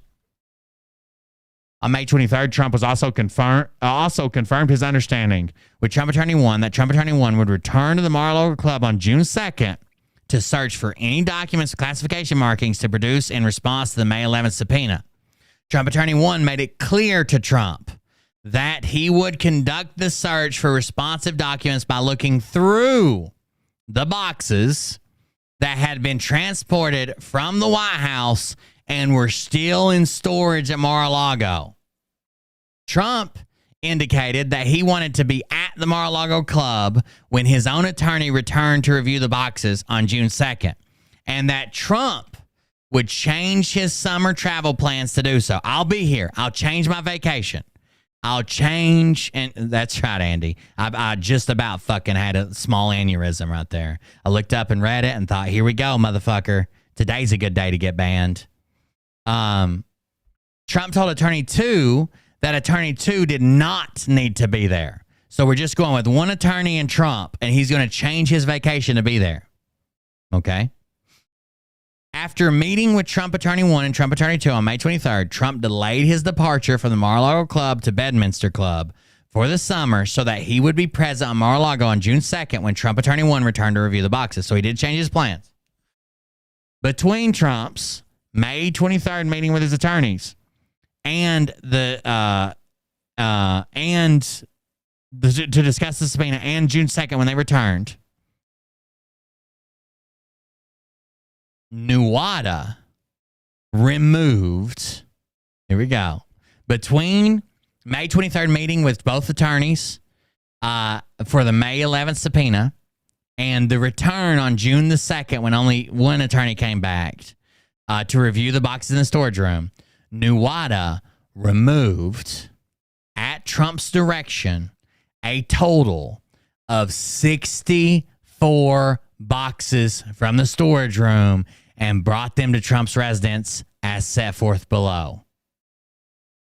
So the lawyer just said, I need to come back here. I need to review everything that's in the storage room. I'm going to be back here. Trump said, I'm going to change my plans. I'll be there. We know you need to go through it. Why aren't you bringing up Aaron Burr? Why aren't you doing a fancy fucking musical, you piece of shit?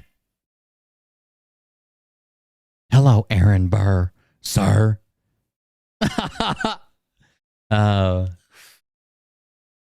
May 24th, 2022, the day after, between 5:30 and 5:38, Nuwata removed 3 boxes. By the way, I'm almost positive they are fucking doing. They got to be using a security camera for this. On May, he removed 3 boxes from storage. 6 days later, Trump and Nuwata spoke by phone for approximately 30 seconds. Between 10:02 and 11:51, Nuwata removed a total of 50 boxes for almost 2 hours. He removed 50 boxes. On May 30th, the same day at 12:33 p.m., a Trump family member texted Nuwata, "Good afternoon, Waltz. Happy Memorial Day." He was on Memorial Day as a veteran working for Trump, moving 50 fucking boxes to hide them from the feds. It's from the musical Hamilton, babe. Aaron Burr. He's the one who shot and killed Hamilton. Hit a bunch of history buffs over here. Maybe I should count the rings on your pussy. On May 30th, 2022, it says, "Good afternoon, Walt. Happy Memorial Day. I saw you put boxes to POTUS room." This guy fucked him. Just FYI, and I will tell him as well, not sure how many he wants to take on Friday on the plane. He will not have room for them. Plane will be full with luggage. Thank you. I'm almost sure this is Melania.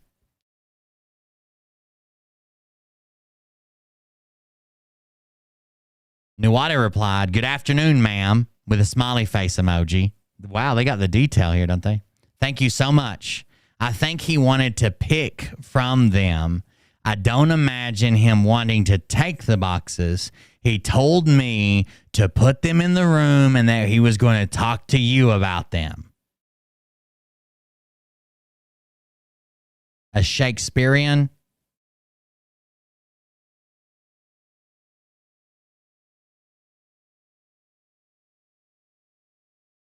I'm just letting it sink in for a minute. Are you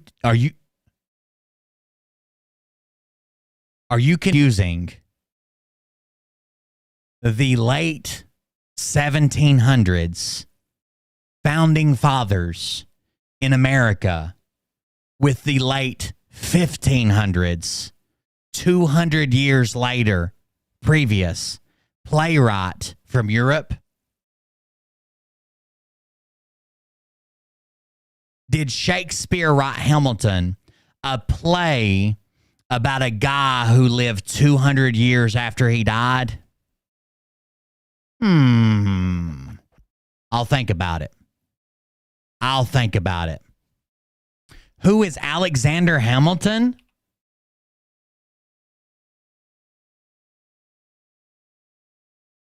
Who is Alexander Hamilton?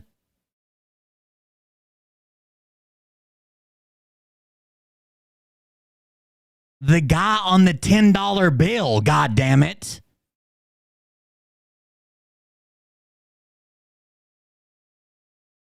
I never thought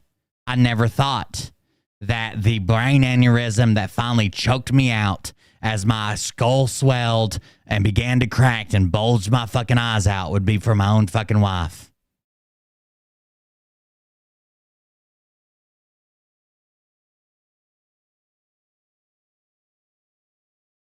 I'm gonna lose it, babe. Just read something. Google it. Go. I'm about to lose it. I'm about to fucking lose it. I know you always had this weird fantasy about a triple murder, triple homicide, suicide, but you're fucking getting close. Okay. Kiss the boys. Hold them tight. I don't know what you want me to do. This is all I've got. It's all I've got.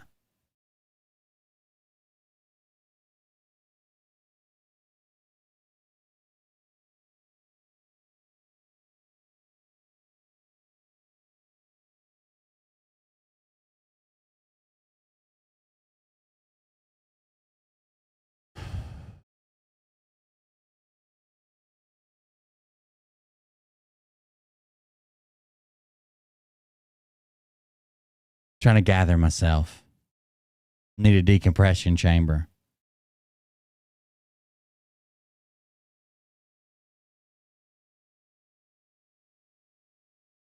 I didn't know blood pressure could go into 4 digits. 4 digits over 3 digits. On January 1st, 2022, beginning at 12:52, Nuwata removed approximately 11 boxes on June 1st. Okay, so that last week, the 30th and the 1st, last week of May, first week of June, he removes another 30 boxes. On June 1st, 2022, Trump spoke with Trump attorney 1 by phone. So he's coming on the 2nd. This is June 1st. The musical is actually really good. Hamilton was an immigrant. Hamilton was kind of like grew up without a father. He grew up to be the right-hand man of Washington. He did have an affair. It wasn't technically with Burr's wife. It was with another woman, but he was exposed for an affair and stripped of a lot of his power. Burr calls him out for basically disgracing him and not supporting him it's on Disney Plus, Mariah. Just watch it. On June 1st, 2022, Trump spoke with attorney 1 by phone. He's coming the next day and asked whether Trump attorney 1 was coming to Mar-a-Lago the next day and for exactly what purpose. This is 100% gaslighting here. Is 100% manipulation. He is having the day before and the day before that and the day before that and the week before that when he had the meeting with the attorneys, he's been having Nuwata move these documents knowing that the attorney was coming to review those documents. The attorney was coming to review those documents. Okay? Then he says, "Oh, Jim, are you coming tomorrow? Are you, what are you coming for? I completely forgot." While he's literally had that guy been working on Memorial Day 2 days ago.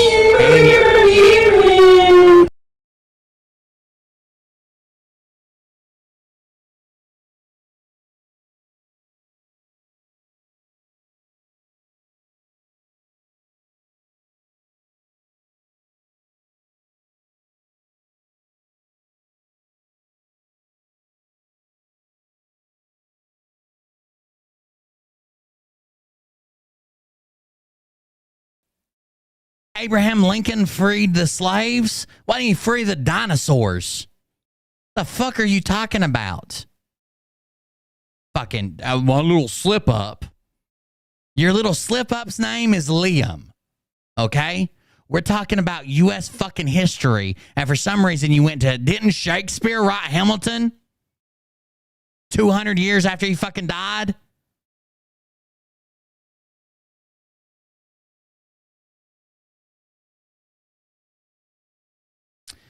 So he calls the attorney and says, what are you coming for here? A Trump attorney 1 reminded Trump that Trump attorney 1 was going to review the boxes in storage that had been transported from the White House and remained in storage at Mar-a-Lago Club so that attorney 1 could have a custodian of records certify that the subpoena was complied with.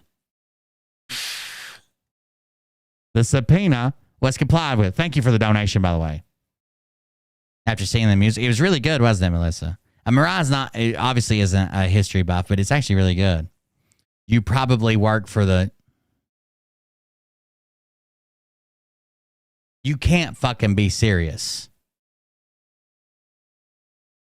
What the fuck is wrong with Facebook? I'm going right now to see if you have fucking kids. I'm going right now to see if you have kids. I may even look up their fucking school. Susan D. Deckhod. Get this fucking Deckhod. Gag on this fucking Deckhod. How about that? Oh! The fucking, the intellectual Karen has corrected us, guys. I must work for the deep state for reading a goddamn document. The same document that's filed in federal court.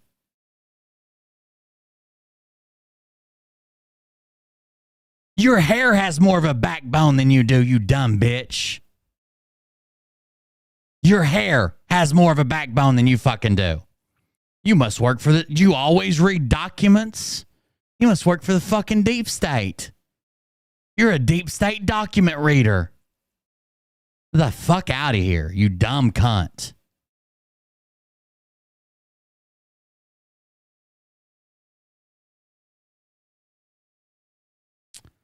So his lawyer tells him again, hey, you have to comply with this.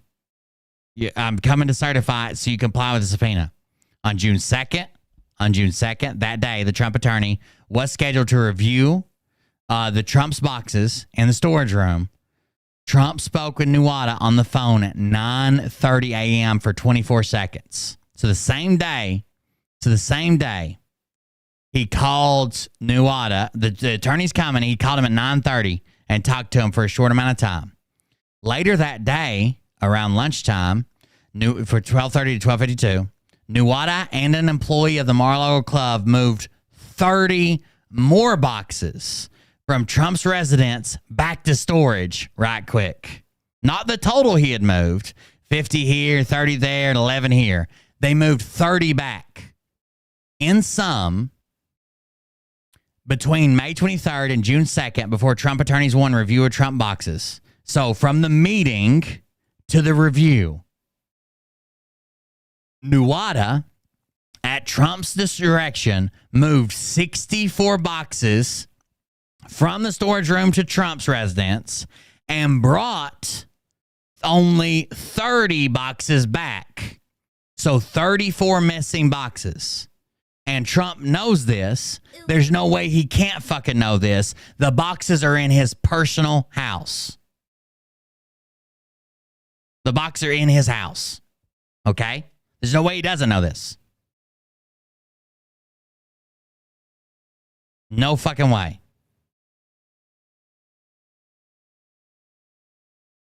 I'm gonna find, if she's got kids, I'm gonna pay the bullies at her school to beat her kids to send a message, I think. Neither Trump nor Nuada told the attorney that 34 boxes were missing. Nobody. On the afternoon of June 2nd, 2022, as Trump had been informed, Trump attorney arrived that afternoon to review the boxes to look for documents, classification markings in response to the May 11th subpoena. Trump met with Trump attorney 1 before Trump attorney conducted the review. Nuada escorted Trump attorney 1 to storage. Between 3:53 p.m. and 6:23 p.m., the attorney reviewed the contents of Trump's boxes in the storage room. He still located 38 documents with classification markings inside the boxes. He removed them and placed them in a Redwell folder. Okay? He placed them in a Redwell folder to turn them in. You must be deep state. Oh, fuck me.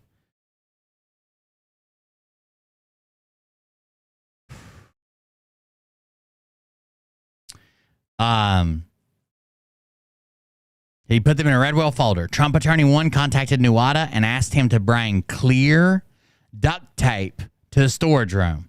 Nuada did. The Redwell folders are like those dark brownish looking folders. A lot of them close like accordion style and have like a flap over the top of them. You know what I'm talking about? But they're like a darkish reddish brown, kind of like some type of weird dirt. He did. He brought the duct tape. Trump attorney 1 used the clear duct tape to seal the Redwell folder with documents with classification markings inside. After Trump attorney finished sealing the Redwell folder containing the documents with classification markings that he had found inside of Trump's boxes, Nuada took the attorney to a dining room in the club to meet with Trump. After Trump attorney 1 confirmed that he was finished with the search, Trump asked, "Did you find anything? Is it good? Is it bad?" Trump and the attorney then discussed what to do with the Redwell folder containing documents with classification markings and whether Trump attorney 1 should bring them to his hotel room and put them in the safe there. During that conversation, Trump made a plucking motion as memorialized by Trump attorney 1. He made a funny motion as though, well, okay, why didn't you take them with you to your hotel room? And if there's anything really bad in there, like, pluck it out. Pluck it out. And that was the motion that he made. He didn't say that. He just went, take them to your hotel room. If there's anything really bad in there, just, all Facebook folks. I've given up on the whole fucking platform. All Facebook folks. We're not disseminating anymore. That evening, the Trump attorney contacted the Department of Justice and requested that an FBI agent meet him at the Mar-a-Lago Club the next day, June 3rd, so that he could turn over the documents in response. Now, there's still 64 missing boxes, and this attorney is going to have to lie. He doesn't know he's lying, but Trump put him in a position to where he's lying because he's going to say every box that's there has no classified material other than what I found, blah, blah, blah. But Trump hid 34 boxes in his house. Over the documents to the May 11th subpoena. Also that evening, Trump attorney 1 contacted another Trump attorney, 3, this is a new one, and asked her if she would come to Mar-a-Lago Club the next morning to act as a custodian of records and sign a certificate regarding the search for the documents. The 34 boxes still haven't been searched with classification markings in response to the May 11th subpoena. Trump attorney 3, who had no role in the review of Trump's boxes in the storage room, agreed. I don't think she's allowed to do that. Well, maybe she's just a record of custodian. Does the custodian of record, does custodian of record have to watch it? Is that like a notary? Like a notary has to check your ID and watch you sign it? Does she have to watch the search? Or can she just be the custodian of record just saying, I was here, I signed that he's saying this?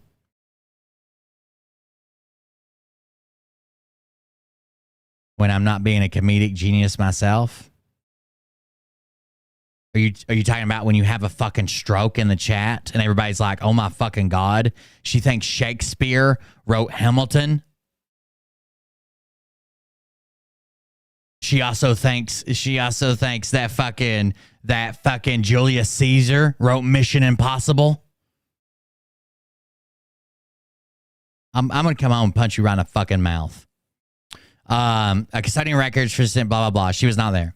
The next day on June 3rd, Trump's attorney 1's request, at Trump attorney 1's request, Trump attorney 3 signed a certificate as a custodian records with the office of Donald J. Trump and took it to the Mar-a-Lago Club to provide it to the Department of Justice FBI. In the certification, Trump attorney 3, who performed no search of Trump's boxes, had not reviewed the May 11th subpoena and had not reviewed the contents of the railroad folder, stated among other things that based upon the information that had been provided to her, she hadn't seen the subpoena.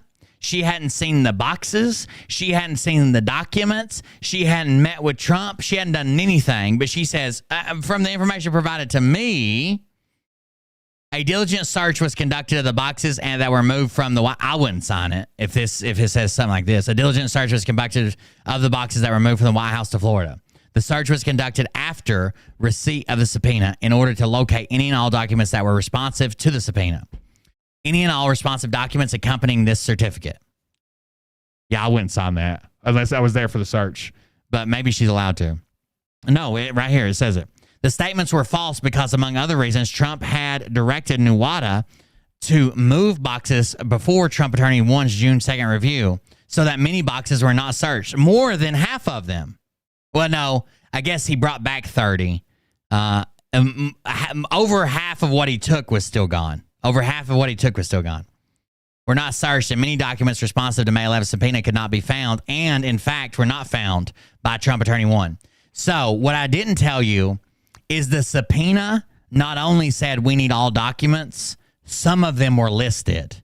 Like we need the documents from this day and the briefing on this and the thing you did here and the other thing you did there. Like some of them were not listed. Okay? Or some of them were listed. So it says many documents responsive to the May 11th subpoena could not be found. And in fact, were not found by Trump attorney 1. Shortly after Trump attorney 3 executed the false certification, again, I don't think she's allowed to. On June 3rd, 2022, Trump attorney 1 and Trump attorney 3 met at Mar-a-Lago Club with personnel from the Department of Justice and FBI. The attorney 1, Trump attorney 1, and Trump attorney 3 turned over red-weld folder containing documents with classification markings, as well as the false certification signed by Trump attorney 3 as custodian of records. Let me see right quick.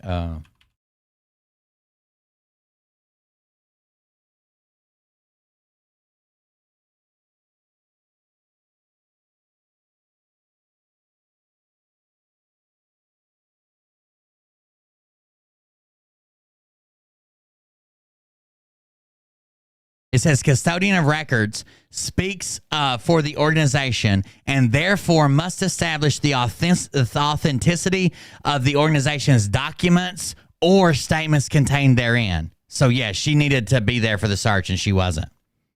But the searcher can't also be the custodian. That's why he couldn't just sign it. The Trump attorney 1 and Trump attorney 3 turned over the red weld folder containing documents with classification markings, as well as the false certification signed by Trump attorney 3 as custodian of records. Trump, who had delayed his departure from the Mar-a-Lago Club, joined Trump attorney 1 and Trump attorney 3 for some of the meeting. Trump claimed to the Department of Justice and FBI that he was an open book. The words he said, look, guys, I'm an open book. Here it is. I'm an open book. I'm an open book.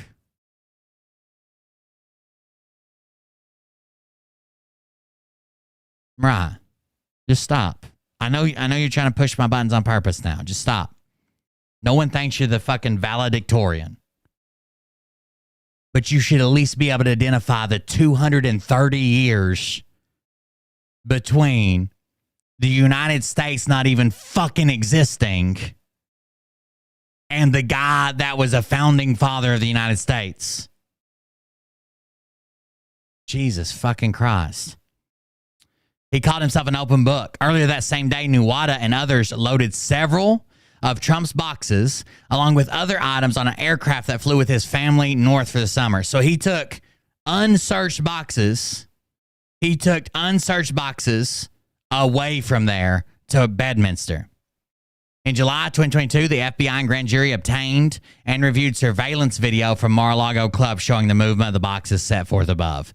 So they saw that all they had to do was watch the security footage from the day his attorneys met with him and said, yes, when do you think Shakespeare was alive, Mariah? Don't look. When the fuck do you think Shakespeare lived? Ballpark it. Now. Ballpark it. When the fuck do you think Shakespeare lived? And where do you think he was from? Guess. I want numbers. Numbers.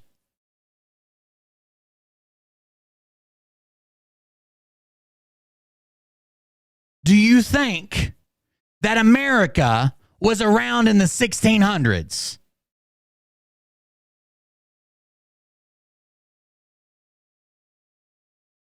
The country of America, free from Europe, was around in the 1600s.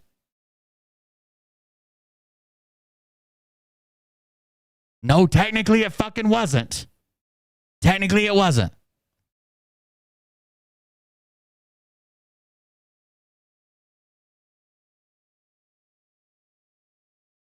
You know exactly what we're fucking talking about, Mariah. We're talking about the founding fathers. Stop. Answer the question or stop bothering me. One of the two.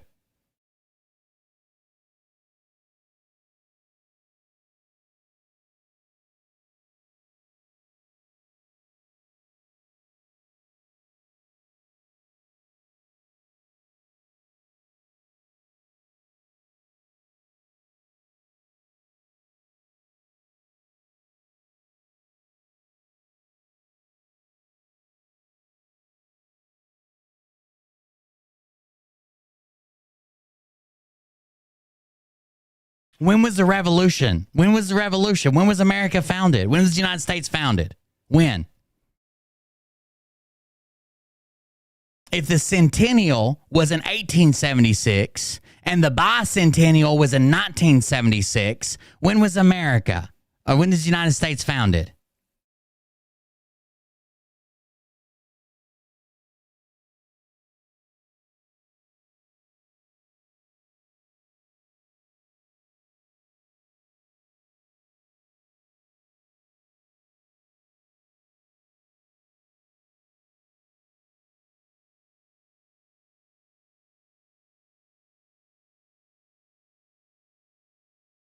That's actually true, Andy. It's one of the things they make us study at our deep state school.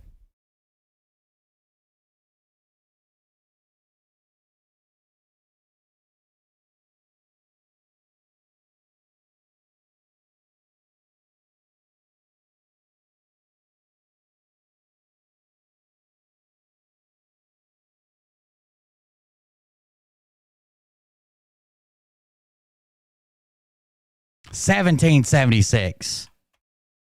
If the bicentennial is 1976, that's 200 years, and the centennial was 1876, then 1776 was when the country was founded. The Declaration of Independence, the Founding Fathers. If Shakespeare lived at the late 1500s, early 1600s, and the country was founded in the late 1700s, that can't work. They can't be the same. He can't write a play 200 years after he's dead, or 150 or whatever. They don't actually know exactly when he lived, but so I think they think like from 1550 to like 1610 or some shit.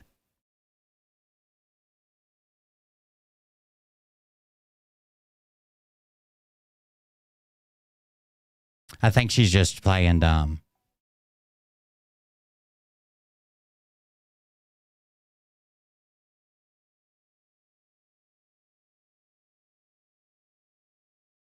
She likes to see me triggered.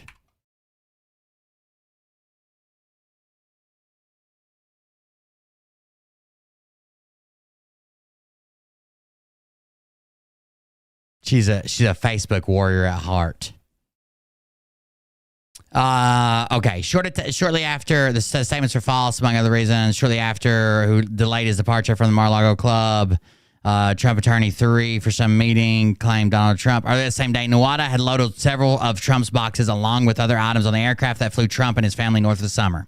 In July 2022, the FBI and grand jury obtained and reviewed the surveillance video from the Mar-a-Lago club. So the surveillance video from the Mar-a-Lago club went through all that. Went through, and they were able to get all the information where the boxes went, where they went to. On August 8th, 2022, the FBI executed a court authorized search warrant. Now, is it any wonder? Steven Shakespeare wrote Star Wars? Close enough. Is it any wonder that they got the like, people are like, how'd they even get a search warrant against the president? Is it any wonder that they got the fucking search warrant?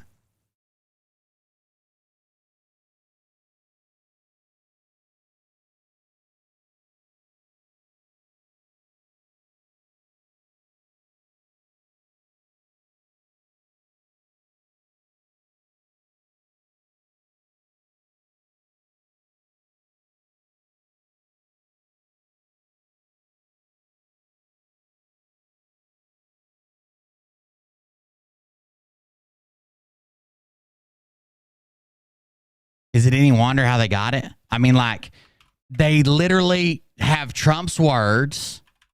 They have the document signed by his lawyers. They have his statements. They have his claims. They have everything.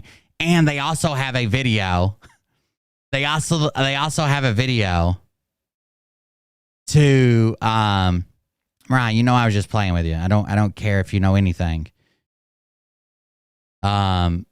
But they also have a video that shows them hiding boxes from the lawyers. Imagine if we were investigating a murder, and they're like, "What's your alibi?" And you're like, "I was at the gas station for 10 hours. I worked a shift." And they're like, "Okay, good job. You're at the gas station for 10 hours." Then they check the gas station security footage, and you actually left for 9 hours of your 10-hour shift, and the gas station was just closed. Would it be unreasonable then that they got a search warrant for, like, your DNA on the murder weapon? Of course not. They deserved it. No, I'm just joking. I'm joking with most people. I don't even think the Facebook people don't trigger me that bad. I think it's fun to play it up though and threaten their children in a video game. I think that's one of my favorite pastimes. On August 8, 2022, the FBI executed a court-authorized search warrant at the Mar-a-Lago club. The search warrant authorized the FBI to search for and seize, among other things, all the documents' classification markings. During the execution of the warrant, the Mar-a-Lago club, the FBI seized another 102 documents with classification markings in Trump's office and storage room, as follows. Trump's office had 27 documents, 6 top secret, 18 secret, 3 confidential. Storage room had 75 documents, 11 top secret, 36 secret, 28 confidential. The general allegations in this indictment are re-alleged and fully incorporated here by reference. On or about the date set forth below, in Palm Beach County in the Southern District of Florida and elsewhere, the defendant, Donald J. Trump, having unauthorized possession or of access to and control over documents relating to the national defense, did willfully retain the documents and failed to deliver them to the officer and the employee of the United States entitled to receive them. That is, Trump, without authorization, retained at the Mar-a-Lago club documents relating to national defense, including the following. Document dated May 3rd, 2018 concerning White House intelligence briefing related to various foreign countries. Document dated May 9th, 2018 concerning the White House intelligence briefing related to various foreign intelligence or various foreign countries. Cold beer confession. When you get a chance, can you check Rumble comment from a new viewer? Yeah, I'm not covering 2,000 Mules. It's a fucking joke. 2,000 Mules we've already covered. It's a fucking joke. They got anonymized data and then tried to pin it on people and then conclude what they were doing. Nobody uses anonymous data to try to say it's this guy and this is what he's doing. That's why it's anonymous. Undated document concerning military capabilities of a foreign country and the United States with handwritten annotation in black marker. This is probably like a battle plan. Document dated May 6, 2019 concerning White House intelligence briefing, foreign countries, including military activities and planning of foreign countries. Document dated June 2020 concerning nuclear capabilities of a foreign country. Document dated June 4th, White House intelligence briefing related to various foreign countries. October 21st, concerning communications with the leader of a foreign country. Document dated October 4th concerning military capabilities of a foreign country. Undated document concerning military attacks by a foreign country. No, if I would, I mean, I love Mariah. She can do stuff. She can spell. I can't spell. She's just not big on history, and she's not great at math. But I didn't marry her for her gigantic fucking brains that hang down off her chest. You know what I'm saying? I didn't marry her because her brain was extra wet and pretty tight. You know what I mean? Document dated November 2017 concerning military capabilities of a foreign country. Undated document concerning military contingency planning of the United States. Pages of undated document concerning projected regional military capabilities of a foreign country and the United States. Undated document concerning blah, blah, blah. Pages of undated document concerning projected military capabilities of a foreign country in the United States. Undated document concerning military capabilities of a foreign country in the United States. A document dated January 20th concerning military options of a foreign country and potential effects of the United States' interests. Document dated February 2020 concerning policies in a foreign country. Document dated December 2019 concerning foreign country support of terrorist acts against the United States' interest. Document dated January 20th, 2020 concerning military capabilities of a foreign country. Document dated March 2020 concerning military operations against United States forces and others. Undated document concerning nuclear weaponry of the United States. Undated document concerning timeline and details of attack in a foreign country. Undated document concerning military capabilities of foreign countries. Undated document or dated document August 2019 concerning regional military activity of a foreign country. Her tight succulus. Oh. Maybe. Her worn-in succulus, I think, was her worn-in succulus. Document, these are all super dangerous. Document dated August 30th, 2019 concerning White House intelligence briefing related to various foreign countries with handwritten annotation and black marker. Undated document concerning military activity of a foreign country.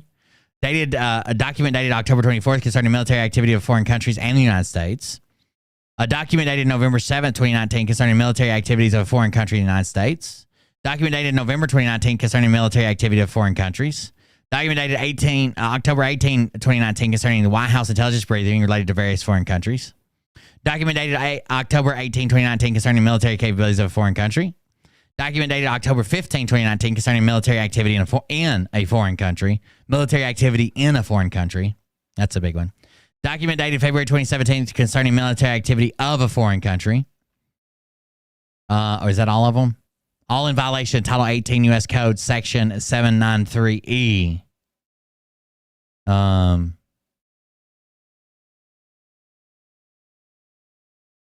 Babe, we were just joking. You're very smart. I just said you could spell everything that I can't fucking spell.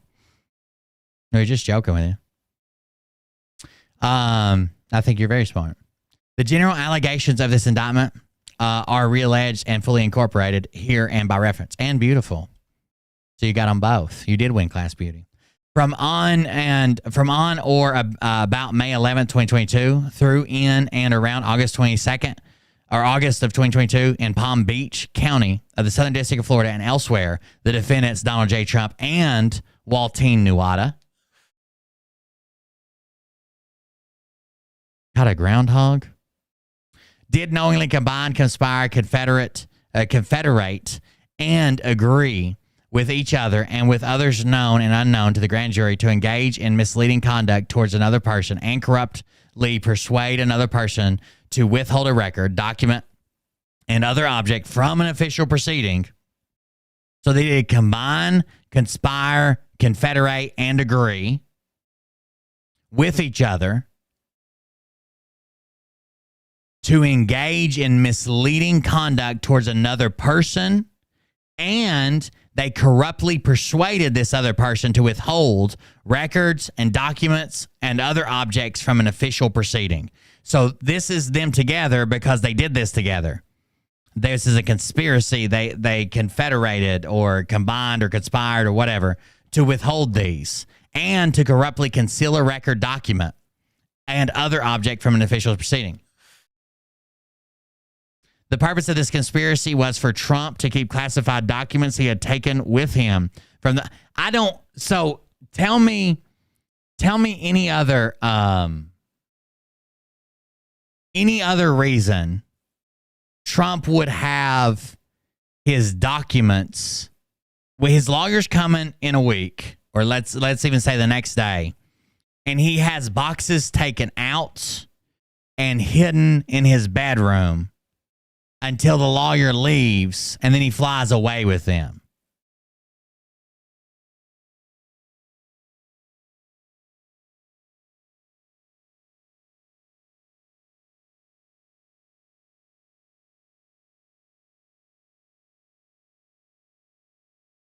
Is there any other reason that he would have his lawyers coming tomorrow and he calls somebody up and says, "Hey, take 64 boxes to my office," and then he takes 30 back? Why would he not take all? Why wouldn't he tell that guy to take them all back the day before? Why did he keep 34 boxes in his room? Why were those 34 boxes separated? They had classified documents in them, but why? What? Other than him just to keep them, or him not wanting to look as bad with as many documents, why else would he need these documents?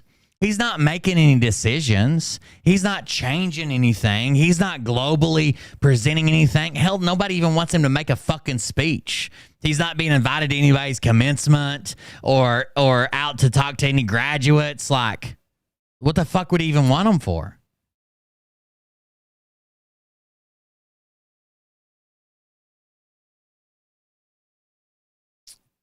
And to keep them, to hide them and conceal them for a federal grand jury. The manner and means by which the defendant sought to accomplish the objects and purpose of the conspiracy included, among other things, the following: suggesting that Trump Attorney 1 falsely represent to the FBI and grand jury that Trump did not have documents called for by the subpoena, and moving boxes of documents to conceal them from his own attorney, the FBI. No wonder his attorneys are quitting him, by the way. No wonder his attorneys are quitting him, by the way.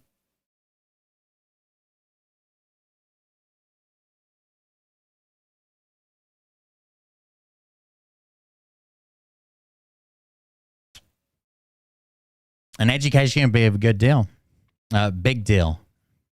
We almost sent Mariah back to school a couple times. There was a while that she thought she might want to become a nurse, and then there was a while that she thought she might want to pursue cosmetology, but she decided against it. She did like working in the medical field, though. She did a good job. Moving boxes of documents to conceal them from his own attorney. Suggesting that Trump Attorney 1 hide or destroy documents called for by the May 11th subpoena. This is where he said, if there's anything really bad in there, and made a plucking motion with his hand and fingers. Provided to the FBI and grand jury just some of the documents called for by the May 11th subpoena, while Trump claimed he was cooperating fully. I'm an open book.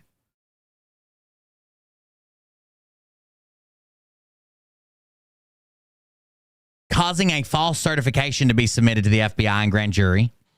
This should be a big deal. Like, he knew that he only told that guy to bring back some of the boxes. Now, here's what Trump could do. He could say, I'm allowed to review my own boxes. I told him to bring all the boxes to my apartment that I asked for, and then I told him to take them all back. He didn't take them all back. I thought he did. I guess he could say that. But then that doesn't explain why he didn't report it immediately and actually loaded them up on a plane and flew with them to Westminster or Bedminster. Say it very successfully, but girl, you're right. He shouldn't be. I mean, people should be calling his ass out, especially, like, I agree 100% with the attorney when he said, Just go read. Everybody should read the indictment. Everybody should read the indictment. Everybody. Causing a false certification to be submitted to the FBI and grand jury. Making false and misleading statements to the FBI. Same thing they got Flynn on. False and misleading statements to the FBI.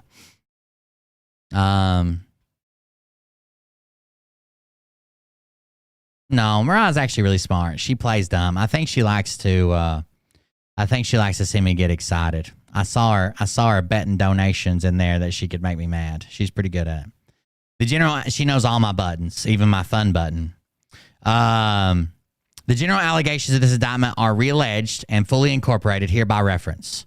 From on or about May 11, 2022, through in and around August of 2022 in Palm Beach County in the Southern District of Florida and elsewhere, the defendants, both of them, did knowingly engage in misleading conduct towards another person and knowingly corruptly persuade and attempt to persuade another person with intent to cause and induce any person to withhold a record, document, or other object from an official proceeding. That is, one, Trump attempted to persuade Trump's attorney, one, to hide and conceal documents from the federal grand jury, and then Trump and Nuwata misled the attorney by moving boxes that contained documents with classification markings so that Trump attorney, one, would not find the documents and produce them to a federal grand jury. All in violations of Title 18, United States Code, blah, blah, blah. I got a sister that is incredibly good at playing dance. And it's funny a lot of the times, but she's pretty good at it. Mariah's smarter than she gives herself credit for. She probably should have went to school, but she doesn't have great self-esteem. But she's pretty smart. I could make you mad if you wanted to. I doubt it. I ignore so many of your messages. I don't know that you could even touch me where I'm at. I'm built different. The general allegations of this indictment are realleged and affirmed incorporated fully on May 11, 2022, August, blah, blah, blah. Both of them did corruptly conceal a record, document, or other object and attempted to do so with the intent to impair the object's integrity and availability for use in an official proceeding. They wanted to impair the object's integrity and availability for use in an official proceeding. Hide it to impair its availability for official proceeding. Trump and Nuwata did hid and concealed boxes that contained documents with classification markings from Trump Attorney 1, so that Trump Attorney 1 could not find the documents to produce them federal grand jury. They both did knowingly conceal, cover up, falsify, and make false entry in any record, document, or tangible object with the intent to impede, obstruct, and influence or the investigation and proper administration of any matter within the jurisdiction of a department and agency of the United States and in relation to the contemplation of any such matter. That is, during a federal criminal investigation being conducted by the FBI, Trump and Nuwata hid, concealed, and covered up from the FBI Trump's continued possession of documents with classification markings at Mar-a-Lago. And two, Trump caused false certification to be submitted.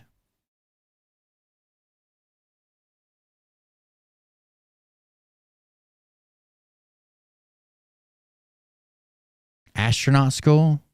You didn't say she was that smart. Astronaut school? Did I say astronaut school by accident? Oh, I said she probably should have went to school. I crammed them all together. She probably should have went to school. She's not a rocket surgeon. I may be the only one. Mariah's dad didn't exactly instill confidence into her, so it's easy for her to get down on herself. She needs a hot man. Oh, cosmonologist. Yeah. I thought it was just my accent. Cosmonologist. That's what I said. She was going to be on Sputnik.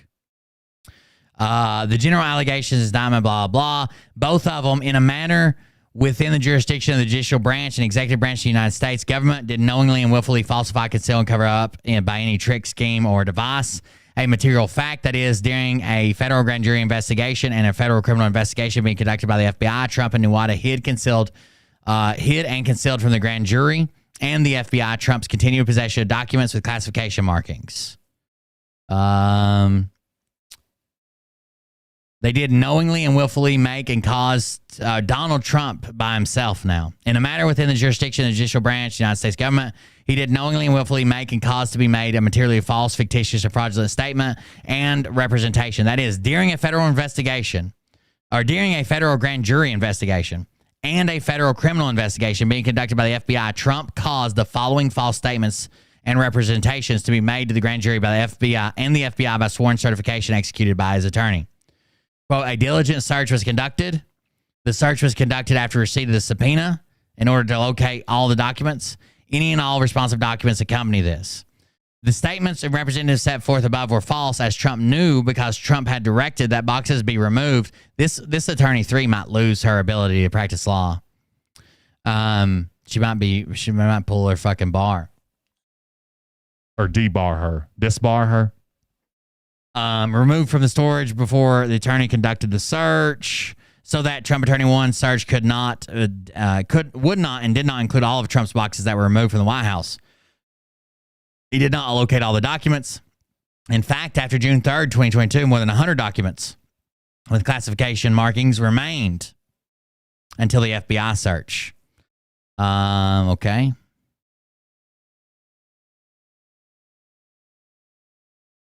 Boxes, provided boxes to Noara. Okay, on May 26, 2022, Noara participated in a voluntary interview with the FBI. During the interview, the FBI explained to Noara that the FBI was investigating how classified documents have been kept at Mar-a-Lago.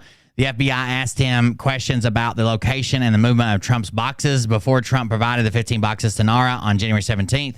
Nuada was represented by counsel. The FBI advised Nuada that the interview was voluntary and that he could leave at any time. The FBI also advised Nuada that it's a criminal offense to lie to the FBI. The interview was recorded. On or about May 26, 2022, in Palm Beach County, in Southern District, Waltine Nuada, in a matter within jurisdiction, blah, blah, blah, did knowingly and willfully make a materially false, fictitious, and fraudulent statement and representation. That is, in a voluntary interview during an FBI criminal investigation being conducted by the FBI, Nuada was asked the following questions and gave the following answers. Are you aware of any boxes brought to his home, his suite? No. All right. So to the best of your knowledge, you're saying that boxes that you brought onto the truck for the first time you ever laid eyes on them was just the day of when employee 2 needed you to take them, okay? Or correct, to take them, okay? In knowing that we're trying to track the life of these boxes and where they could have been kept and stored and all kinds of stuff, do you have any information that could help us understand, like, where they were kept, how they were kept, and how they were secured? Were they locked? Something that makes the intelligence community feel better about these things, you know? I wish I could tell you. I don't know. I don't. I honestly just don't know.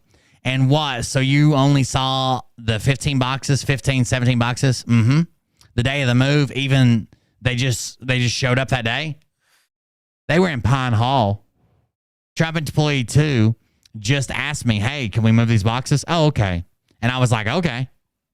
So you didn't know? You had no idea how they got there before? No. The underscore statements and representations above are false, as Nuada knew, because one, Nuada did in fact know that the boxes in Pine Hall had come from the storage room, as Nuada himself, with the assistance of employee 2, had moved the boxes from the storage room to Pine Hall, and Nuada had observed the boxes in and moved them to various locations at the Mar-a-Lago Club. Also in violation of Title 18. Because he carried an attaché case and smelled like pop smoke, but that smell got me. Mariah gets super wet when I do percentages. That's her thing. And then I usually get pretty hard when she just exists. Can't help it. Can't help it. All she has to do is exist. She doesn't have to say anything. She doesn't have no history. She doesn't have to quote Shakespeare or do math. She just has to exist. But she likes me to do percentages. She's like, sometimes when we get hot and bothered, she's like, what percentage of my left tit do you think is body fat? And it kills her. It kills her. I have carefully considered the allegations in the indictment, the number of defendants and the number of probable witnesses and legal complexities in the indictment information here too. I'm aware that the information supplied in this statement will be relied upon the judges of this court in the setting of the calendar years. Interpreter, no. This case will take 21 days for the party to try. Please check the appropriate category and type of offense listed below. It's a felony, 21 to 60 days. Has the case been previously filed in district court? No. Has the complaint been filed in this manner? No. Does the case relate to previously filed matter in the district court? No. Defendants. Is there a potential death penalty case? No. Does the case originate from a matter pending to the Northern Region of the U.S. Attorney's Office prior to August 8th, 2014? No. Does the case originate from a matter of Central Region prior to October 30th, 2019? No. Does this matter involve the participation or consultation with now Magistrate Judge Eduardo First Sanchez during his tenure as U.S. Attorney's Office, which concluded on January 2nd, 2023? No. Damn it. Defendant's name, Donald J. Trump. Willful retention of national defense information. Count 1 through 31. Willful detention of national defense information. Max term imprisonment, 10 years. Mandatory minimum term of imprisonment, if applicable, NA. Max supervised release, 3 years. Max fine, $250,000. Count 32. Conspiracy to obstruct justice. Count 30 with 20 years max. 3 years supervised release and max fine, $250. Withholding a document or record, 20 years. 34, corruptly concealing a document or record, 20 years. Concealing a document in a federal investigation, 20 years. Scheme to conceal, 5 years. False statements and representations, 5 years. Waltine Nuat, that was all for Trump. That was all 37 charges for Trump. Well, he's got a combined charge too, I believe. I don't know if it'll show up, but Waltine Nuata, count number 32, conspiracy to obstruct justice, 20 years. Withholding a document record, 20 years. Corruptly concealing a document or record, 20 years. Concealing a document in a federal investigation, 20 years. Scheme to conceal, 5 years. False statement, 5 years. There you go. That is the, that's them, boys. That's them. Mariah does love percentages. The of what hat. The of what hat.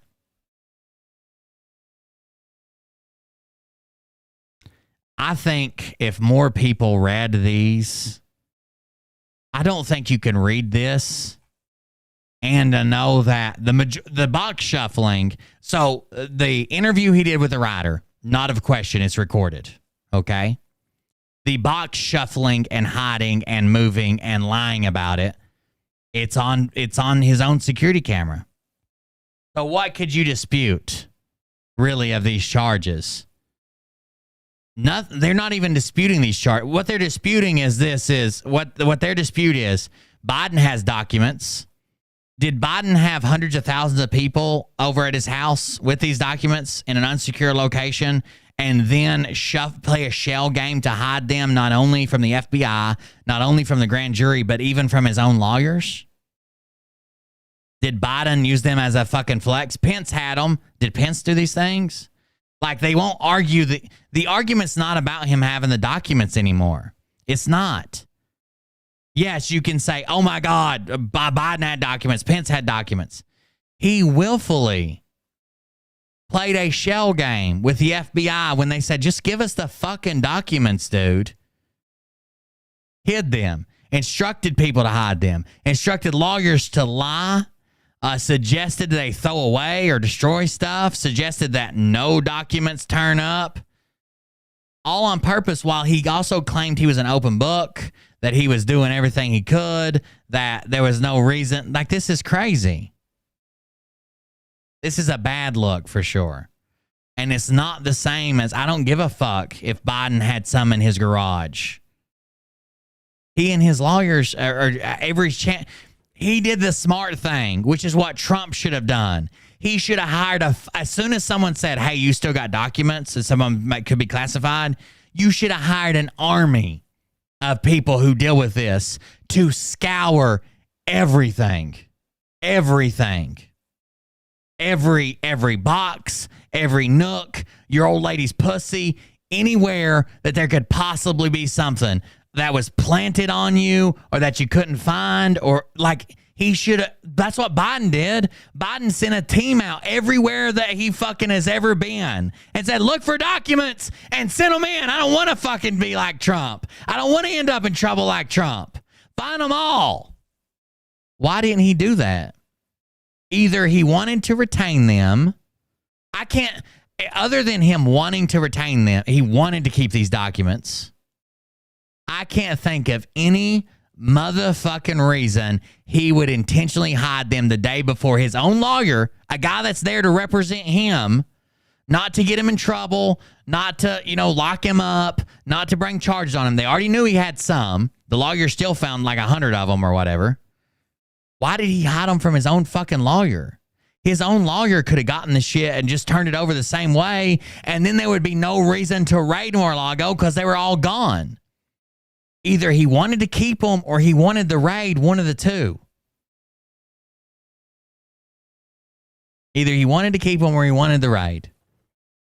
I can't think of any reason. I can't think of, or he thought he was untouchable. He thinks in his head, but that doesn't explain why he hit him. If he thought he was untouchable, and it wasn't going to be a big deal, he didn't need to hide them, I guess. Unless he thought he was untouchable and he wanted them, I guess. That would be a reason. But if it's just like, hey, they can't do nothing to me, he would have just left them all there and said, okay, lawyer found 207 instead of, 128 or whatever.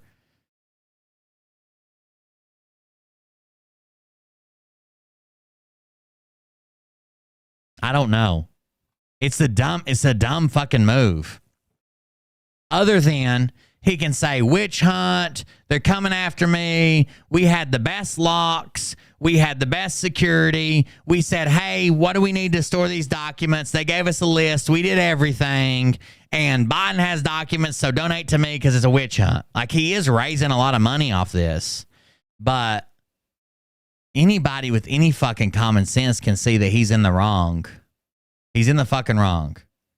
And I will sit here right now, if you can show me that when Biden's attorneys went to his garage or to the college where he worked at or wherever, that they said, hey, Joe, tomorrow we're gonna go to your Corvette garage and look for documents. And Joe's like called somebody frantically and is like, hey, go over there and move all those boxes to my house.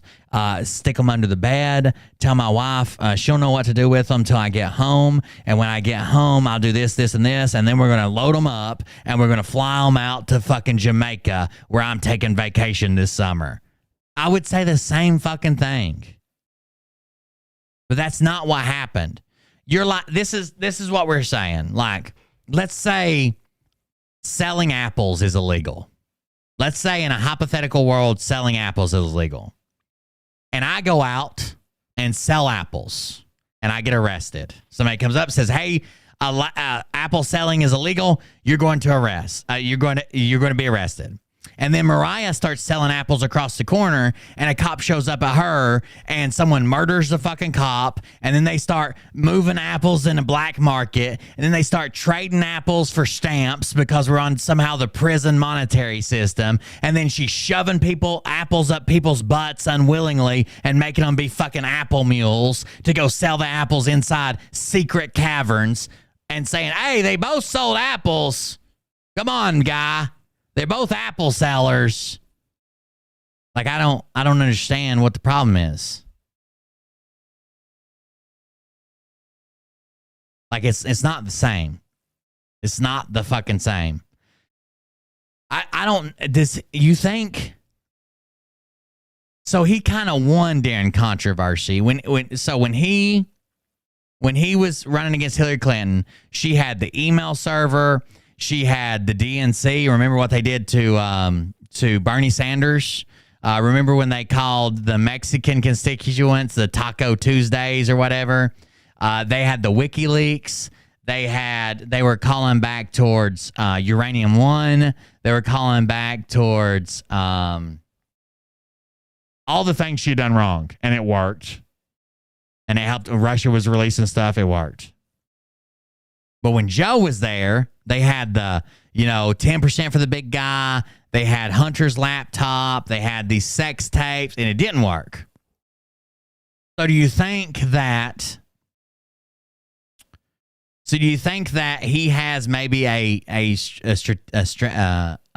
political strategist saying, "Hey, you need a good witch hunt. You need to look like they're coming after you. You're gonna need this. You need some people thinking they're gonna take you down."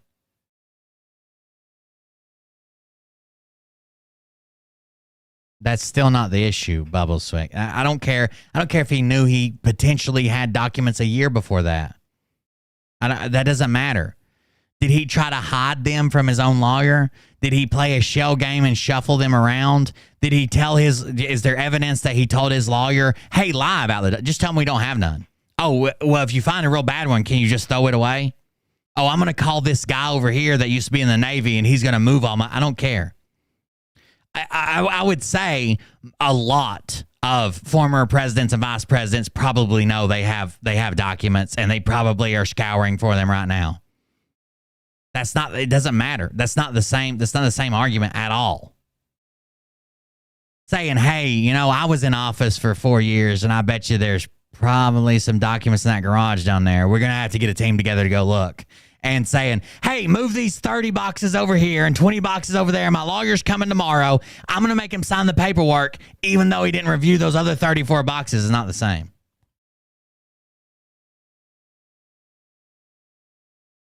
I can't even think of a reason that he would do it. It's just dumb. And if they look, I can't imagine this not being an open and shut case. I can't imagine it if they have recorded him sharing confidential, classified material with a writer. They have another guy's going to testify that he shared confidential material with him. They have his lawyer's signed affidavit, and then they have him and Nuwada on security camera hiding the boxes from his lawyer the night before the search. I don't know how could he possibly combat the phone call he makes for like 24 seconds the day before his lawyer comes to Nuwada. Then Nuwada goes down there and works all of Memorial Day moving all the boxes he wants moved.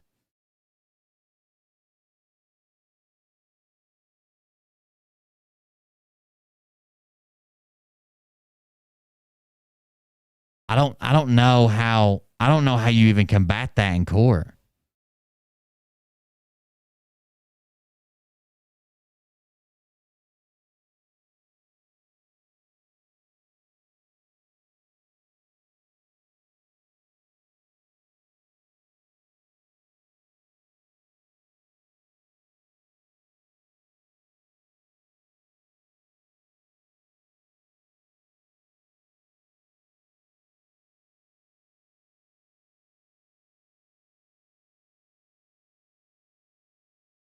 Let's look at the Biden timeline. Here's Axios from back in February. Details continue to emerge in the probe and classified documents discovered from before President Biden took office. The big picture. At least 3 high-profile members of the White House have now been found in possession of classified material at their homes or offices in recent months. Both Biden and former President Trump are subject to DOJ investigations related to their handling of the government records.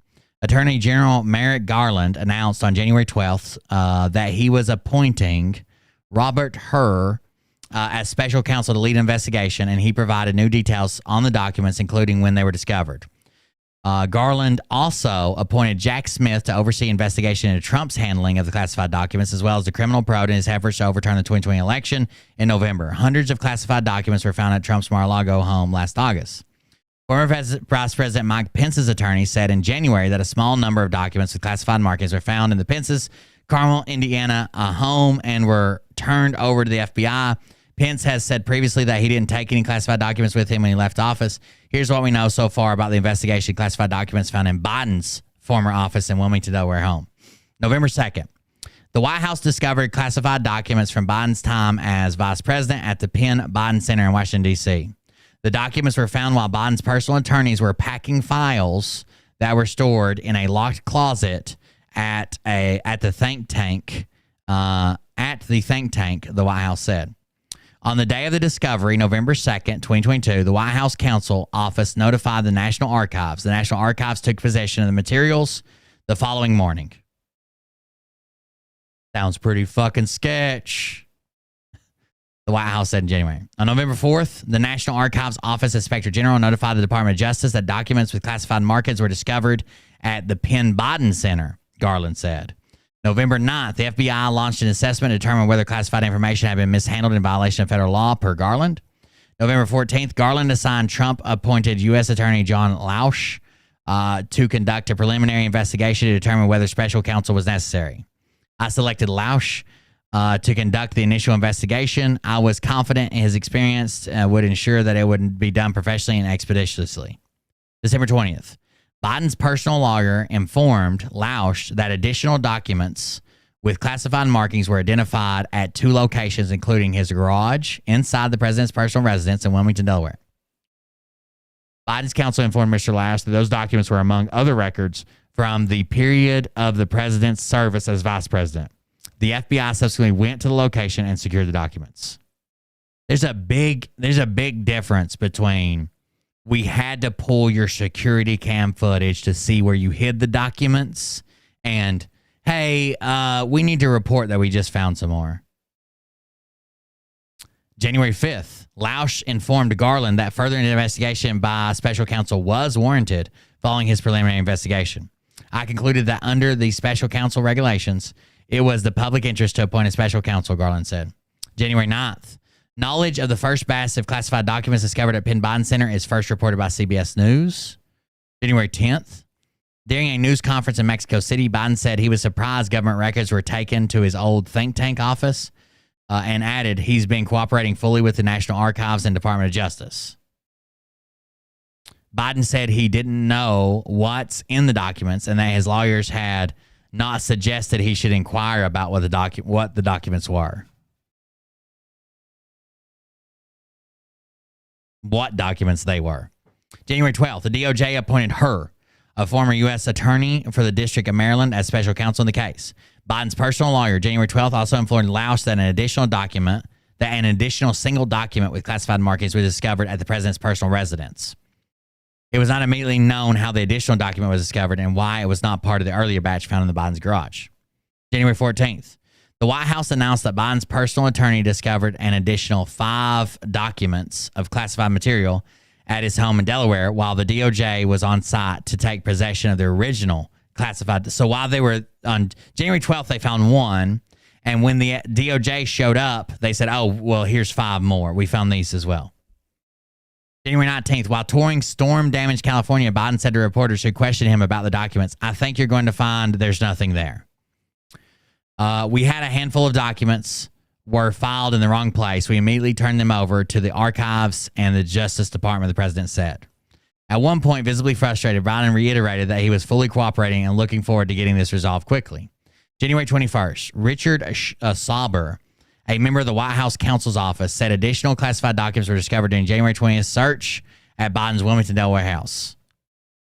Bob Bauer, Biden's personal attorney, said in a separate statement that the search by the Department of Justice took almost 13 hours to complete, but neither Biden or First Lady Jill Biden were present. 6 items containing classified documents markings were discovered during the search. Bauer's statement said some of the documents were from Biden's time in the Senate, as well as his vice presidency. Handwritten notes from Biden's vice presidential years were also taken for further review. DOJ had full access to the president's home, including personally handwritten notes, files. I mean, Trump was not going to give the FBI access to his home, but including his handwritten notes, his files, his papers, binders, memorabilia, to-do lists, schedules, reminders going back decades. DOJ took possession of materials it deemed within the scope of its inquiry, the statement said. January 31st, multiple outlets reported that the FBI searched the Penn Biden Center in mid-November after the White House discovered classified documents there from Biden's time as VP. The FBI search was not previously disclosed publicly by the White House. February 1st, DOJ conducted a planned search of Biden's home in Rehoboth Beach, Delaware, as part of the ongoing probe and did not find any documents with classified markings. The DOJ took, for further review, some material and handwritten notes that appeared to relate to his time as vice president. Bauer said in a statement after the speech, which lasted from 8:30 until noon. Bauer said that the process was consistent with the search at Biden's Wilmington residence. Under DOJ standard procedures, with interests of operational security integrity, it sought to do this work without advance public notice, and we agreed to cooperate, Bauer said in a statement on the day of the search. What to watch? As special counsel Hur is tasked with investigating whether any person, entity violated the law in connection with this matter. I think they will find that the Presidential Records Act was violated. But I don't think they're just lining people up to go after them for the Presidential Records Act, right? Unless they, and they might. I mean, if I'm wrong somewhere here, by all means, go get him. But unless I'm wrong somewhere, which I might be, if he didn't like shuffle boxes, if he wasn't trying to play tricks, if he wasn't trying to hide and hold on, if he just said, "Hey, we found these documents, here they are. Hey, sorry, we found some more. They were misfound." Imagine like. The reason that I don't think they're going after people for the Presidential Records Act is technically it's a law, but imagine if you worked at a fucking job where you literally got hundreds, if not thousands, of pieces of paper delivered to you every day for 4 fucking years. Like I can't even go somehow I can put on my clean pants in the morning, go to one store, come back home that afternoon, and have 14 fucking receipts in my pocket. So that's not technically the issue. It's illegal technically, but that's not the issue. The problem is, are we lying about them? Are we trying to get our lawyers to lie for us? Are we calling people and saying, hide those 30 boxes or take those 25 back? We're going to take these here. How about we just make that one disappear? Like, that's scary as fuck. Not to mention there hasn't been any claims that he showed anybody anything that didn't have clearance, that he bragged to anybody, that he talked to any authors. Those are another charges. There's not been any evidence that he called anybody and told them to hide them or conspired with anybody to hide them. There's not been any evidence he tried to manipulate his lawyers. Now, I probably think that what happened here, if I had to guess, is Biden had to know, or at least the White House had, even if they kept Biden out of the loop, which they do sometimes, if it's not politically expedient for him, that like, hey, the National Archives are getting really pissed at Trump, and they're thinking about referring it for like legal matter. And you know the first thing he's going to do is point the finger and say, everybody has documents. He's got them, but he's got them. So we probably need to send the lawyers over to Joe's house and make sure we're clean. We probably need to send the lawyers to his old office and make sure it's clean. Whatever. But as long as you can't prove to me that, like, he was having people move them, he was having people take them, he was having people hide them, he literally wasn't even there and told the Department of Justice to go search every fucking thing.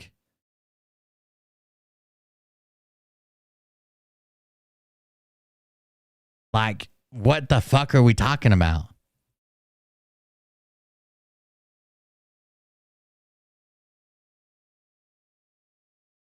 Show me proof. Show me proof. They knew what he had. They looked at it weeks before. They told him to unlock, then rated him. Show me proof.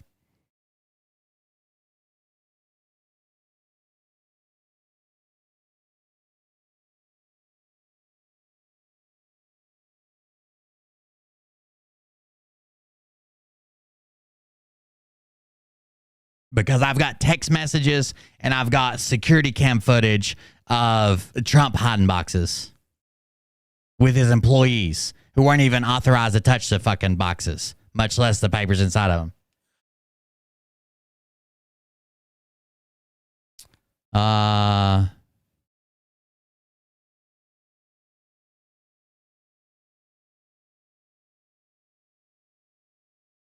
Supposedly been investigators, faces,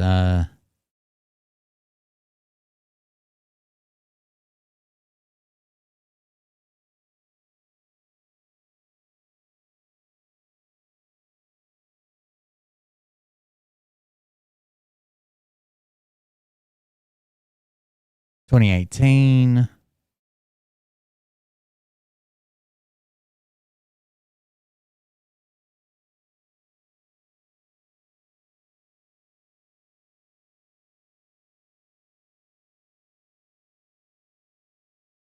He had told his lawyers that he was moving out of his Penn Biden Center office and it needed to be packed up. That's when they were found.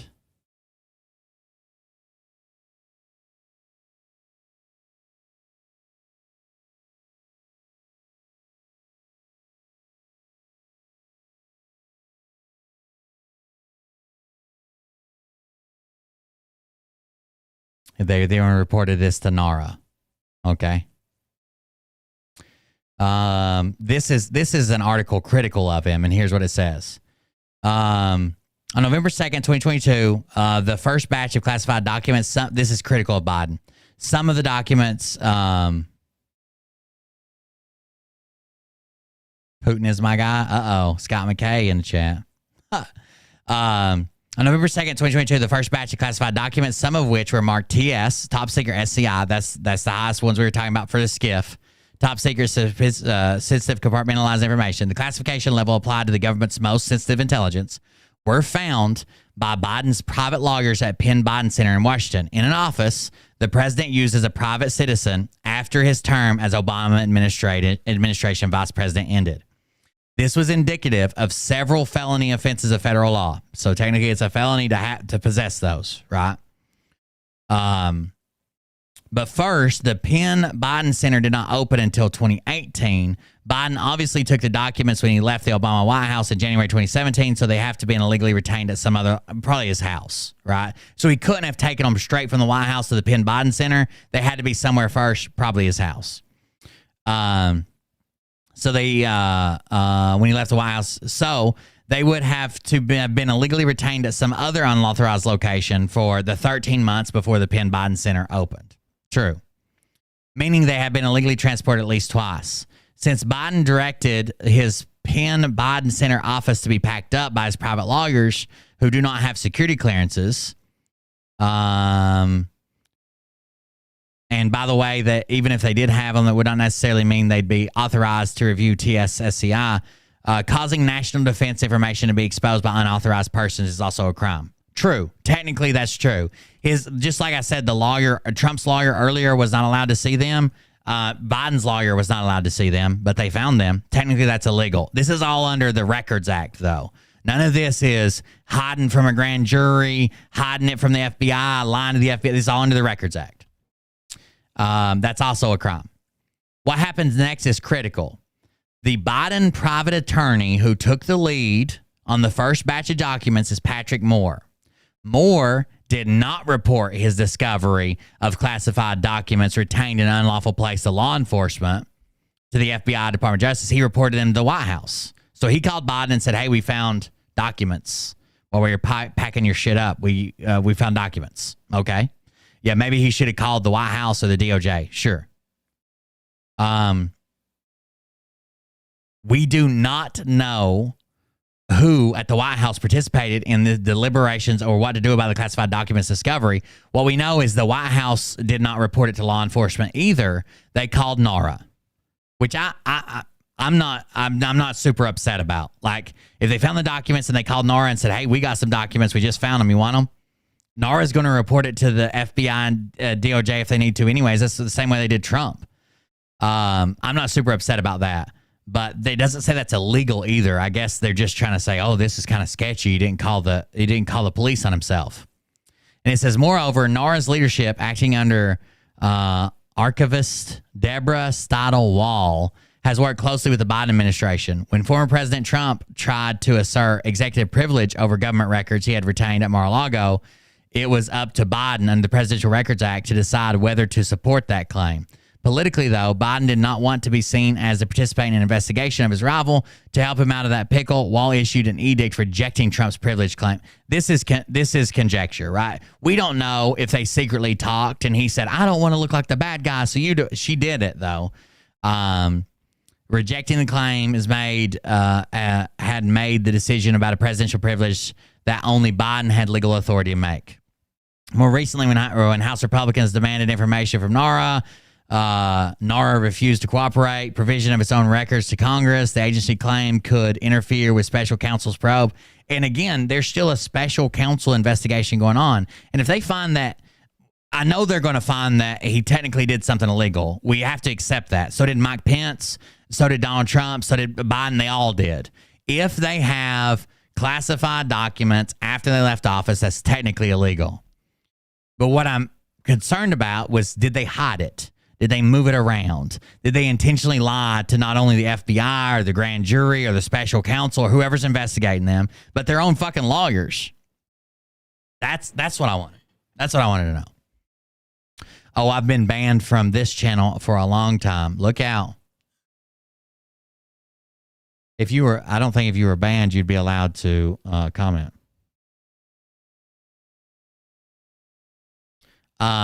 If he lied, let's get him on the same charges. If he lied to everybody, let's get him on the same fucking charges.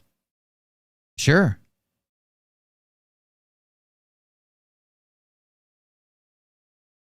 If he called anybody and said, move those, my lawyers are coming to sign over that I turned them all in and they can't see those, let's get him on the same charges.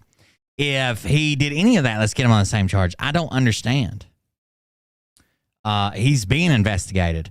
But we have the evidence that Trump lied, moved the boxes. We can literally watch the boxes, called people, made his lawyers lie. Like, we have that evidence that people are like, wow, Biden. Okay, we'll get Biden too. But I don't think that's the issue. When we're investigating Biden, we can just talk about Biden. And we're investigating Trump, we can just talk about Trump. It doesn't offset each other. Even if it comes out tomorrow that Biden lied to twice as many people, twice as many times, and has been doing it for twice as long, that doesn't exonerate Trump at all. That doesn't exonerate Trump at all. But right now, it is heavily, heavily worse for Trump. I don't understand this. That guy did it, and this guy's slightly better than that guy, or at least I think so, so fuck him. That's crazy. That's fucking crazy. I already yelled about it earlier. I'm not going to yell about it again. I'm not going to yell about it again, but these people that are out here, it's like if I did a fundraiser for cancer, they'd be screaming about heart disease. Because every time I say, well, Trump did this, and they're like, Biden, why don't you cover Biden? Why don't you go get Biden? So Facebook is like that all the fucking time. It was just like that earlier with this fucking Suzanne bitch and that other bitch. It was pretty funny. Like, usually when I melt down, that's probably some of the funniest clips when I melt down on somebody on Facebook. But these people are wild. I'm actually going to go try to read these comments. Hold on. This is exotic. I don't know if it'll let me read older comments. Yeah, okay. That's the film I've been watching for a while. 10 out of 10 would recommend. Feels a lot. Blah, blah, blah. Oh, my God, like us. If I was attacked, of all things to see in Italy. They're called window wells. Why don't you try to find out about Biden instead of Trump? There's more about Biden and his family that has done to our country than Trump ever do. Or has done. Trump's not done nothing. That's an exact quote from one of these foaming at the mouth fucking retards that run around worshiping Trump. Why don't you try to find out about Biden instead of Trump? There's more about Biden and his family that has done to our country than Trump ever do. Or has done. Trump's not done nothing. I think that should be their new slogan for the camp, because I sure as fuck ain't voting for him. But I think instead of Make America Great Again, it should be Trump's not done nothing. I think that'd be great. I think that'd be a good one. That's it. Well, I'm moving to Twitch. Uh-oh. I made Greg uncomfortable. Ouch, burn, put some ice on that burn, preach. Then we talked for a while about how smart Mariah is, and beautiful. Pretty sure you are missing the point. What he's saying right now not only applies to Roseanne, but as well, you as well, dear. Because I said that Biden had been forthcoming with turning in his shit. And then someone said, Biden forthcoming? Carrot and Stick. Hi, Ella. Listening. Robert. Hello. Where's the other one? Well, thank you. You. This is the next one. This is the next comment. It's somebody just has the name, but it's funny. It says, you probably work for the deep state. Well, I'll be. You probably work for the deep state. Maybe so. That was from Sudan. I want to go look at this first lady's comment. Trump ain't not never done nothing. Trump ain't not never done nothing. Those didn't do nothings. Oh, good Lord. Which one is she?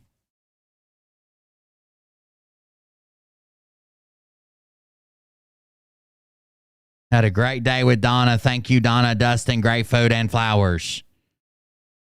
Ooh.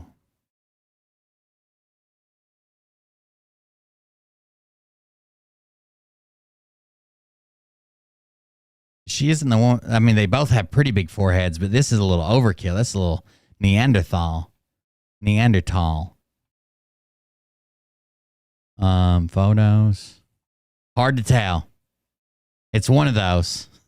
I think she might be the redhead in this photo. And that would also make her the redhead here, because I don't see someone that looks... This person right here would be extremely young in this older photo. I don't see anybody that young. But I see a big-ass forehead right here. It could make her the redhead there and the redhead here, if I had to guess. Didn't do nothing. That's just crazy. Arrest them all, I guess.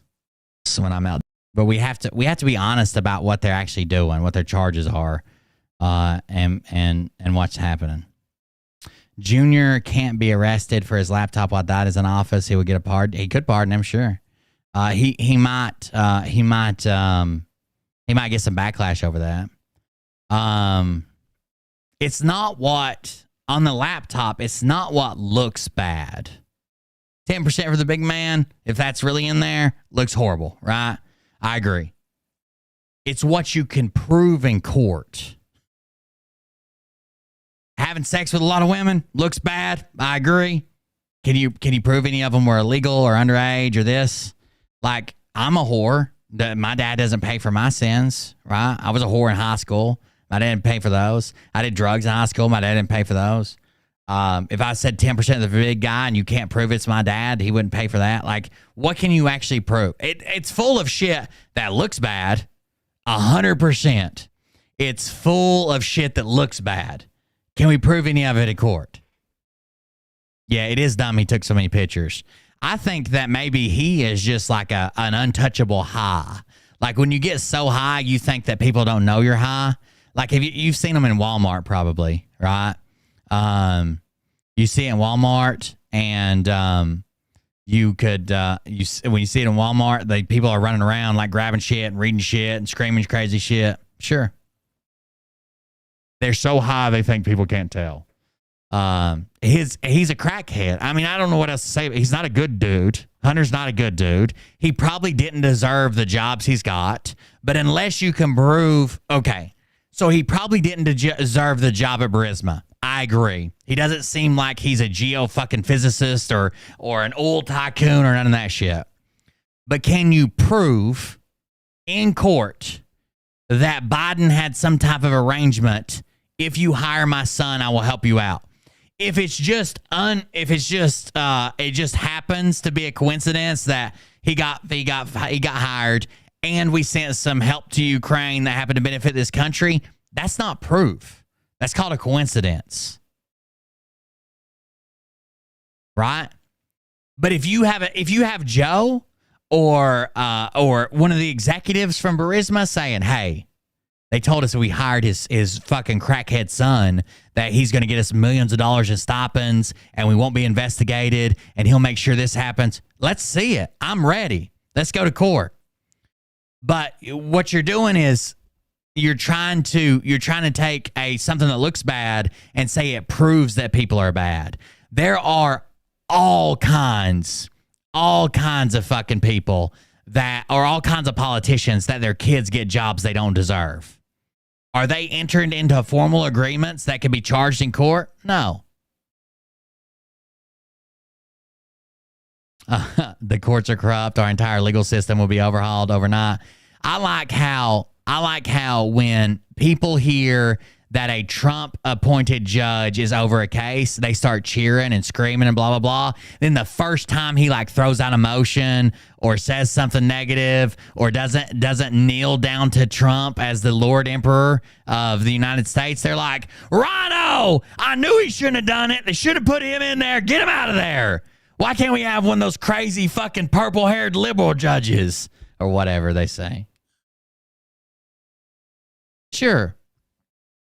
Like, I worked at the railroad. The railroad back in the day, the reason, like, probably my dad and people never got jobs there is it was the who you knew, right? But it was never proven. Like, you got to have something. Because here's the scenario. You have no idea, at least on a level that you can prove, whether Burisma had no idea who Hunter Biden was. They just saw his fucking application and hired him. Or they hired him because they thought they would get special favors. Prove one way or the other. And if you can't prove either one of them, then what are we talking about here? It could be either one of them. I agree. It's not very likely. It sounds crazy. It's always smart to hire the vice president's son to get kickbacks and blah, blah, blah. Sure. Can he prove any of it? A star child or Trump was setting them up? Or related to a Kennedy. Didn't you know? That's John F. Kennedy's double second cousin, aunt's dog groomer's fucking pediatrician. Yeah. Yeah, I saw them. They look just like the old pictures. Med beds. Yeah, they don't even age. Med beds. Oh. But Hunter Biden is I think he's an embarrassment to his family. I think he's pretty much an embarrassment to the country. I think the way a lot of countries basically manipulated him is disgustingly sad for our country. But I don't think you could pin any of that on Biden unless if you've got proof that I haven't seen. Let's see it. But yeah, he's a crackhead piece of shit. I mean, he's not a success story. He's a failure story of like, getting out of trouble all the time because who your dad is.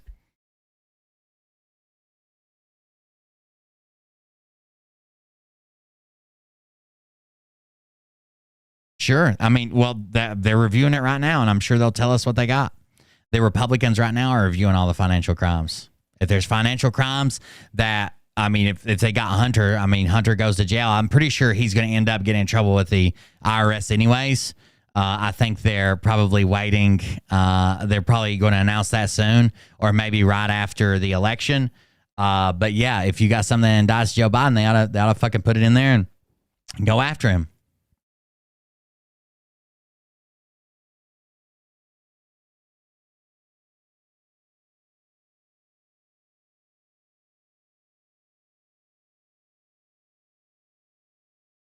He didn't explicitly say Trump was God's David. Some guy spliced the prophecy together with Trump will be a trumpet stuff. So people think Trump is the chosen one because someone edited a bunch of Clement's prophecies. Oh, I may have only I didn't really know who he was till people started screaming, ranting, and raving and shit. Yeah, it was. I think it would be. I would like to see the original then.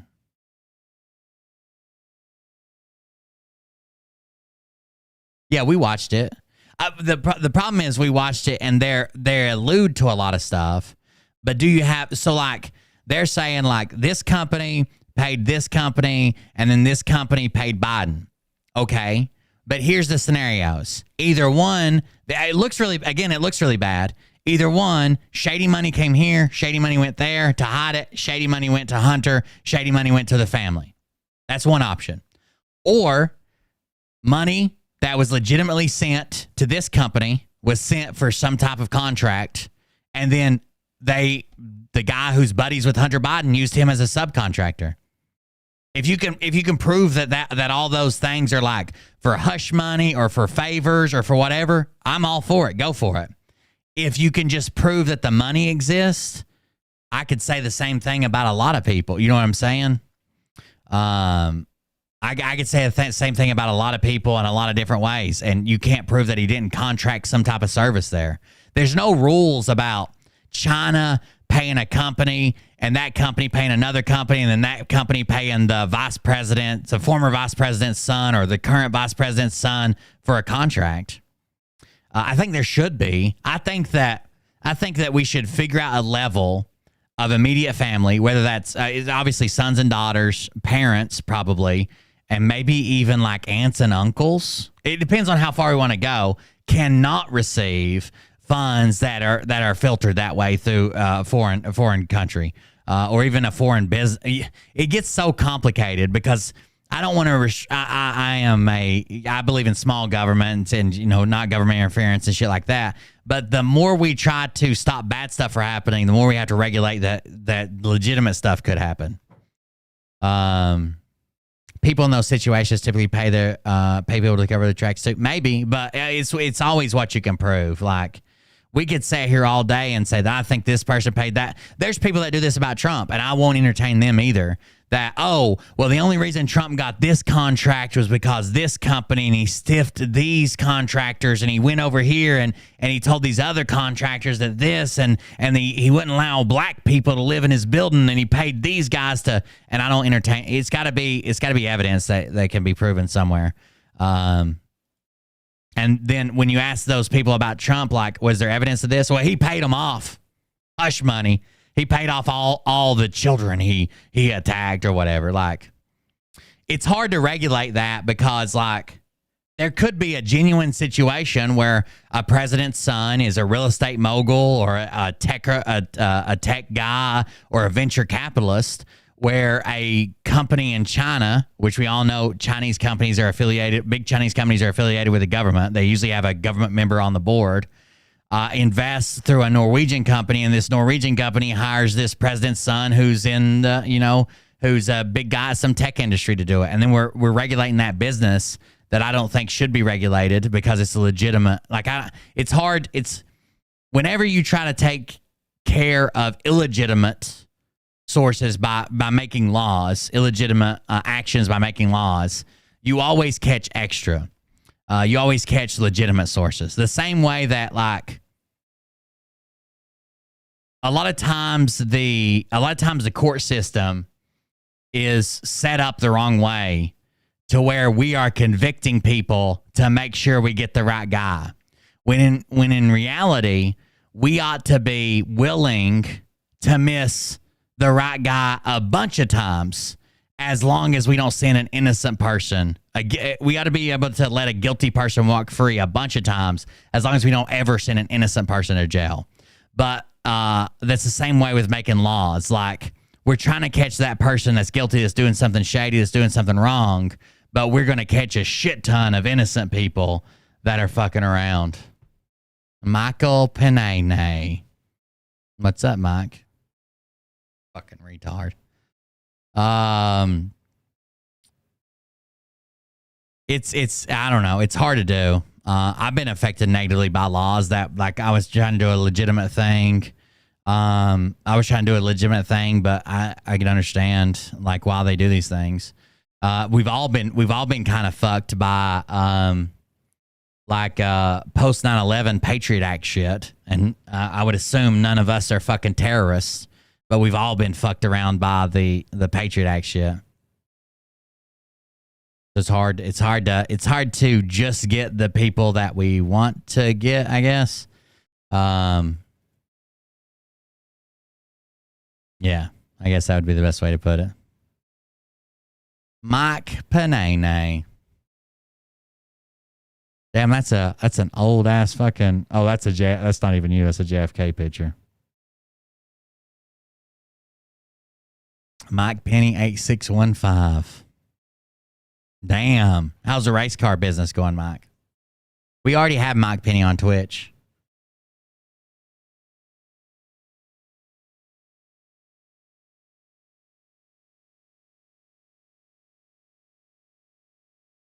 Yeah, I don't.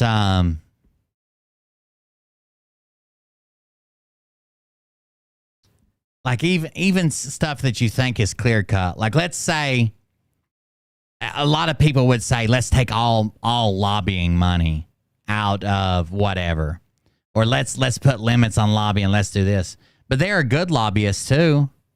I mean, there's a lobbyist group that I support through a YouTuber I watch.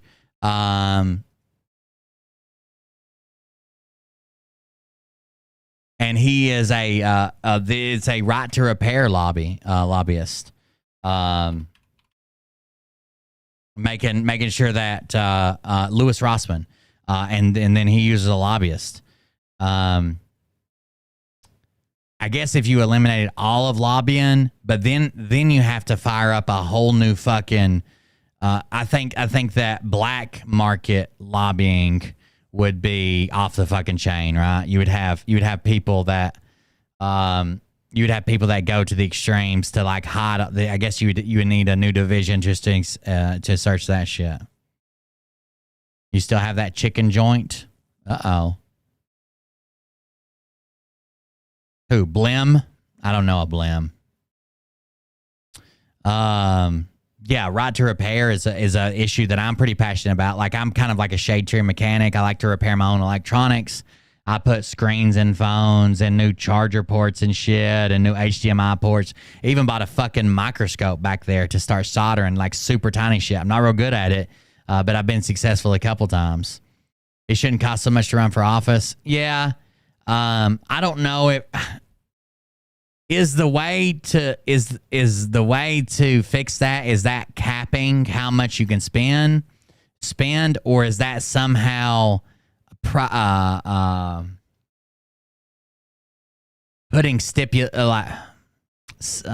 putting putting government funds to running? Let's say that, is it saying you can only spend $1 million to run? That's the max you can spend, which you wouldn't get any TV commercials. You wouldn't get any of that shit for that. Or is it saying, okay, here's what we'll do. I don't even know how that would work, how you get your name out initially. I was going to say the government will say, we'll pay for so many commercials for each blah, blah, blah, so many advertisements for whatever, or whatever. But I don't even know how you would get the initial, like how would you even get I think regular people ought to be elected to office. I think a fucking mechanic from around the road and a guy that's in the National Guard and this guy who's worked for the school system for 40 years. I think those people should be the people that make it to Congress for sure. I don't know if they can ever make it to president. I got one. I don't know. I got a hot air gun. I don't have, if you're talking about an oven, I don't have that, Captain. I actually just got it. It's just a cheapo one, but I was just using it the other day. So I got a hot air gun. That I can also take. It doesn't come with a soldering iron because I like this soldering iron the best. It's a little wire, a one that can run off a battery pack. I forget who even makes this, but it's for my drone. I can run it off my drone batteries. Term limits would be a big step. You're right. But this, you can apparently unplug this and put a soldering iron in place. But this is just a little hot air station. But I've never used an oven. I don't know if that's what you're talking about or not.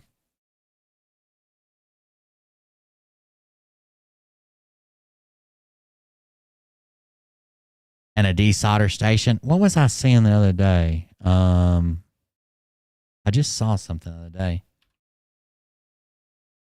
about desolder. I always use. Oh, it was a hot air gun. No. It was an iron with a vacuum button and the suction built into it. That was really cool. I don't have one of those. I have one of those cheap ass syringe like suckers, but usually by the time I get it hot enough and then get the syringe over there, it's already cool. Like I can't use it. So instead I use, I don't know what they call it. Desoldering like tape. It's like copper and I cover it in solder. I cover it in flux. And then I run it over it, and then I lift it. It's I probably got some around here somewhere, but I don't see it. But it's like a braided. It's almost like braided cable or braided flat cable, but it's copper. I use that more often because I can't use that little syringe thing. It takes too many attempts. Trying to get it hot and get the syringe there at the same time and swap them. I wish I had suction built around my soldering iron. That's cool. Or maybe even like a little almost like flexible, like when you use like lubricant on like a CNC, like a little flexible arm where I could put there and a vacuum always run or something. That's supposed to be copper wire around the solder tip and extend it a little solder in tiny ass space. Yeah, there's some bad spots. I tried to repair Ollie's switch light. That's why the switch light's broke. I couldn't get it fixed.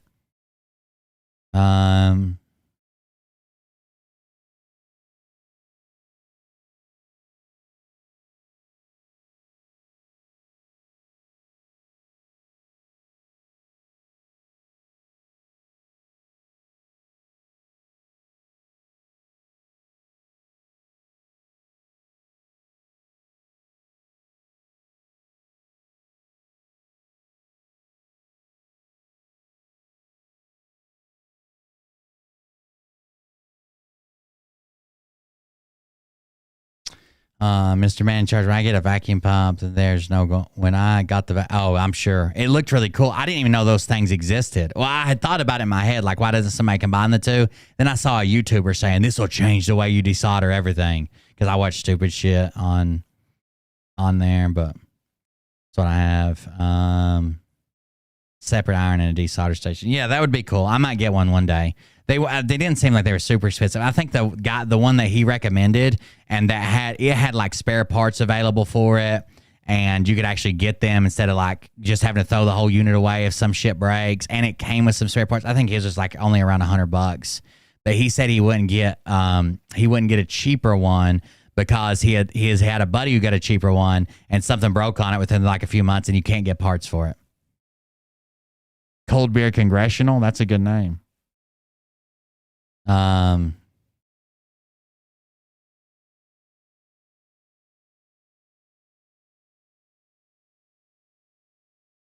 don't it's hard to make it, it's so fucking hard to make it easier for incumbents. And I probably used to say that before, not term limits, and we should have better incumbent races against incumbents.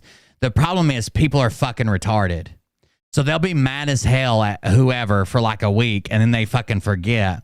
And then the person has so much name. There's been studies into how much of voting down ballot, not president, how much of voting down ballot is just from name recognition. And it's a fucking astonishing. Like, it's like a fucking 80% of people are just picking because I know that name. I think I like that person, but they don't even remember whether they remember their name in a positive or negative context most of the time. I think term limits are, I like term limits. If they're good enough for the president, I think they're good enough for everybody else. I don't even care if it's like 8 years. Like, you could run, four times on a 2 years and 2 times on a 4 years. That's fine. But yeah, I like term limits. I never knew his name. It was just Mr. Mayor, Mr. Man in charge. I thought about running I don't think I could win an election. Obviously, I'm a nobody with no fucking money, but I'd like to document the process of running. My nephew ran for state senate, and he ran in an incredibly red area, and he ran as a liberal, a Democrat, and he lost, but he did really good for an incredibly red area.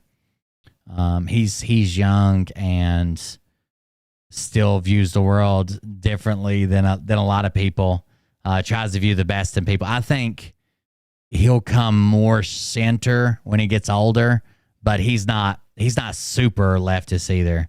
But I can't really blame him because he's gay, and he was really mistreated by a lot of people, including his church, including the local politicians, a lot of people mistreated him. So I can't really blame him for how much further left he went. People treated him like shit. The people that he supported, he was out campaigning for like George Bush and shit. But the people that he supported treated him like shit when they found out he was gay.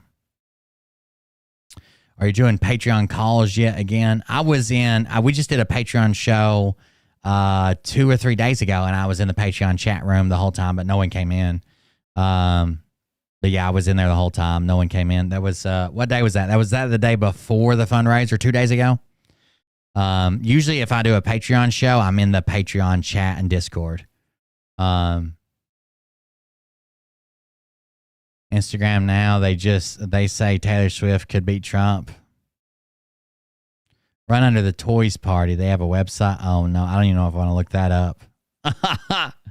Oh. Because I'm a dick. Uh-oh. Dave Bart, bunch of 5 6-packs. Thank you, Will, for doing this. So important for everyone to know the truth. Yeah, I wish I had a better reach, and then more people would do it, or more people would look at. Patreon schedule has kind of been out the window, but what it was supposed to be is Tuesdays and Thursdays, but I had the fundraiser on Thursday. What it's supposed to be is Monday, Wednesday, Friday, regular shows, Tuesday, Thursday, and Saturday, Sunday. One of those 4 days I do a Patreon show or 2 Patreon shows, but it's kind of out the window. I'll probably do a Patreon show. What is today? Is it Friday?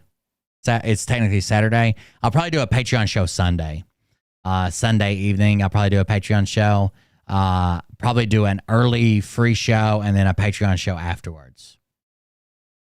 And then we'll have to work back to the schedule. The fundraiser on Thursday was weird, and I think honestly we made less money on it because I usually do fundraisers either Friday or Saturday night. Cold beer conjugal visits. Look out. Yeah, it's not a phone call. It's just a Discord group. If you're in Patreon, it automatically what you do is when you join Patreon, you register your when you join Patreon, you link your Discord and Patreon together, and it automatically puts people in those groups. When you come to my Discord, if you just refresh it, it'll let you in whatever Patreon level you're in. And I just usually the chat room is open to the $7 and the $15 level, and I usually just set in there when I'm on a Patreon show, just in case anybody calls in. Sometimes bullshit or just randomly call in. Yeah. Just in terms of Taylor blows everyone away. Did you see? I saw that video of her getting after that fucking security guard at her recent concert in Philadelphia. I will show you. Here's one video we can leave on. This right here, I personally think, is what really makes the Republican Party look so fucking stupid sometimes. First of all, Roseanne Barr's back. We'll cover that sometime. She come on with Jesse's a Voter, so we can cover that. But, like, I don't necessarily agree with this girl. She's pretty progressive, more progressive than I ever have been. But look at the way Fox News, like, we have people in New York. And these people in New York, including Yori, one of my mods, is like, I've never seen this in my whole fucking life. The sky's fucking orange. It looks like it's fucking on fire. There are people choking, people wearing masks again. It's horrible. You can't fucking breathe. You can't go outside. Like, clearly this is a thing that's happened. And people that live in New York are like, this has never happened before. It's weird. So we should probably at least pay attention to it. Not on Fox News, bro. Check this out. This girl covers Fox News stories. Well, if I can get it to work, it doesn't seem like it wants to load. And then we'll hop off here. Oh, tired of your shit? I figured it was going to be something crazy. Tired of your shit? That's a cool name. What was that guy that kept running on the rent's too damn high or whatever? You know who I'm talking about? The rent. Chrome just crashed. Oops. That's fine. Did TikTok crash my Chrome browser? Look out. I might have to search her by name. What's her name? Let's just go to TikTok. Maybe that'll help. The fact that Roseanne looks better than Madonna now blows my mind. I haven't seen Madonna, I don't guess, but if she looks better than Madonna, that's crazy. What is going on? Am I losing internet or something? Let me refresh this. No, that refreshed almost instantly. Is this one screwed up? That's the merch shop I got to change around. I'm paying too much money for some of the features and stuff that I get, and I don't sell that much merch on average. But what I'm going to start doing is limited releases and limited opening and closings.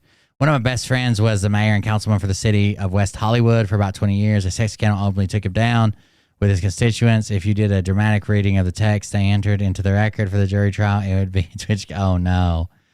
I'll check them out. I'll get rid of this unresponsive page. I don't care. That's fine. Yeet! Yeet. Hold on while it's not responding. Okay, that one says I need to exit too. Okay, exit page. Something's messed up here. I'm looking for a cheap used commuter vehicle. I wanted to ask. Oh no.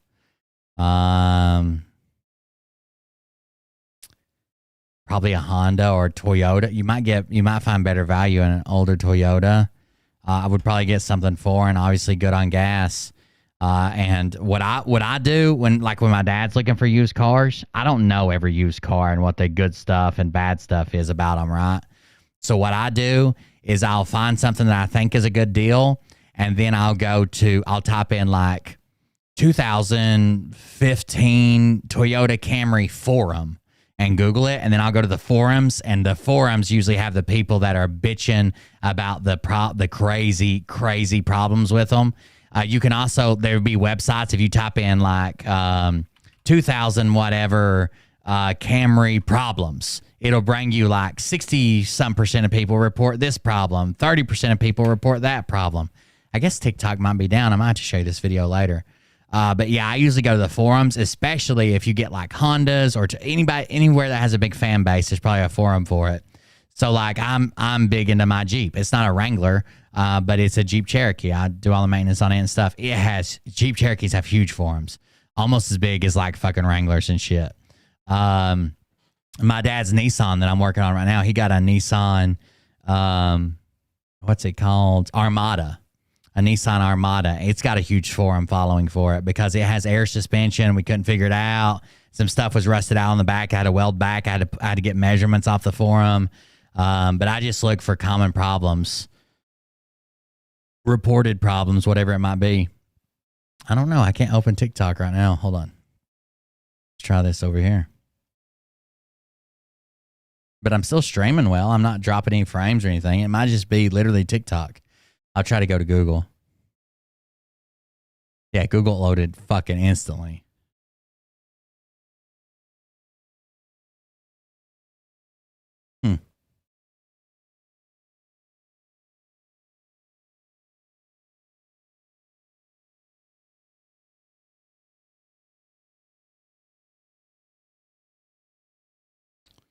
Maybe it's just a set of browser windows. What the fuck is going on? But that's the way I always discern it. And then there's problems that I can deal with, like brake master cylinder or harmonic balancer, or this pulley always locks up. Then there's problems like engine, transmission, stuff that it throws a rod, it does this, it does that. I don't fuck with that at all. It's just usually not worth a used car. And it's usually probably not beyond my skill set. I've done engine swaps and I've done custom fucking engines in cars that never were meant to have that engine. And we put fucking Jetta engines in Jeeps and shit when I was young, boosted every fucking thing we could find. But it's probably above the time effort that I want to put into it, as well as the shop area. I don't have a shop right now. I used to have a crazy fucking big ass garage, overhead lift and shit. And then when we lost that, the contracted house or whatever, I lost all that shit as well. So these are not even the right bookmarks. Something's wrong with Chrome. I'm starting to not be able to open pages over here as well.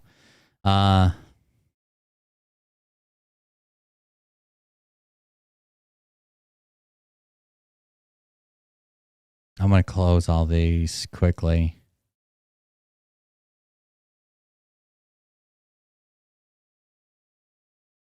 Let's try a brand new tab. See what happens. I just want to show you one more video, but it doesn't look like you're going to let me. That's all right. We'll wrap her up anyways, I guess. Hi, guys. Thanks for joining with me. Thanks for hanging out with me. If you want to contribute to keep the show going, you're more than welcome to do that at coldbeer.fund. Even while we're offline, you can do the same thing. Coldbeer.fund. Coldbeer.fund. yeah, thank you guys for joining us. Thanks for hanging out with me. Hope you enjoyed the show. It was just kind of chill. I'll probably do another show tomorrow, hang out, something, maybe even play some video games. It's Saturday. And then a free show and a Patreon show on Sunday because I got some to make up. I'm way behind, and some people left. I can't really blame them. I was probably like 2 or 3 weeks behind on shows. So some people left, but I'm trying to keep as many as I can. So I'm going to get in there and make up some shows. So thank you guys for joining us. Thanks for hanging out with me. I do appreciate it. I thought it was a pretty good show. I know a lot of people seem like genuinely worried about me when I was yelling at people. I don't really get that mad. That's like, I don't know. It's like, it's for comedy, right? The show's about comedy. Like, I like to build it up to make it better. I'm not seriously that mad at these people. But hopefully you enjoyed it and it was funny. Hate to break the fourth wall on you, but I generally don't get mad on the internet. Yeah, thank you guys for joining us. I hope you enjoyed the show, and we'll see everybody tomorrow. Dad's home. Home health care came. He's on Mediballs, the antibiotic, through his PICC line, and hopefully that continues to work out. So thank you guys. We'll see everybody in the next one. Have a good night.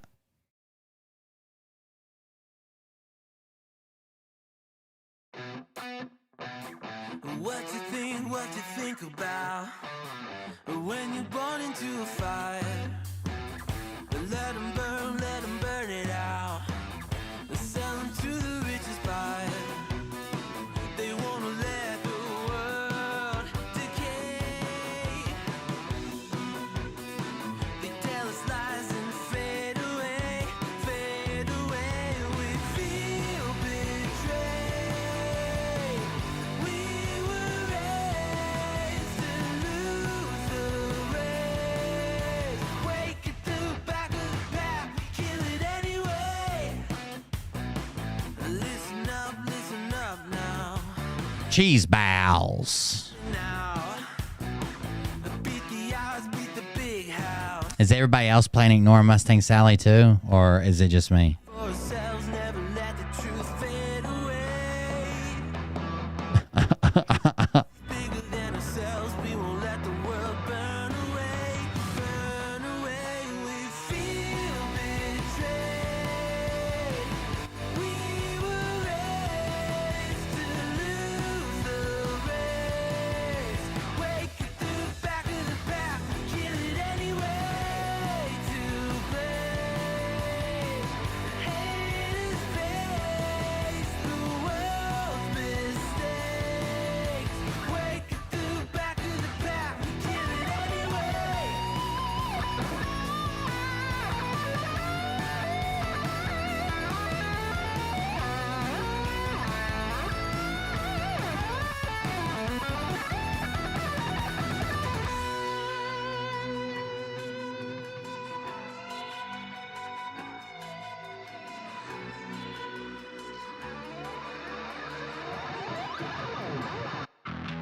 And we feel betrayed. We were raised to lose the race. You're good, Sally. Back of the pack, kill it anyway. Have a good night, everybody. I cannot get Chrome to open. I guess I'm going to have to relaunch it or something. I can't get it to open at all. Even when I bring it up and it's like the first page usually says like who's using this, and I click on like Cold Beer Confessional or whatever, and it opens up my stored tabs. It won't even load. So have a good night, everybody. I still see the chat. See y'all. Thank you.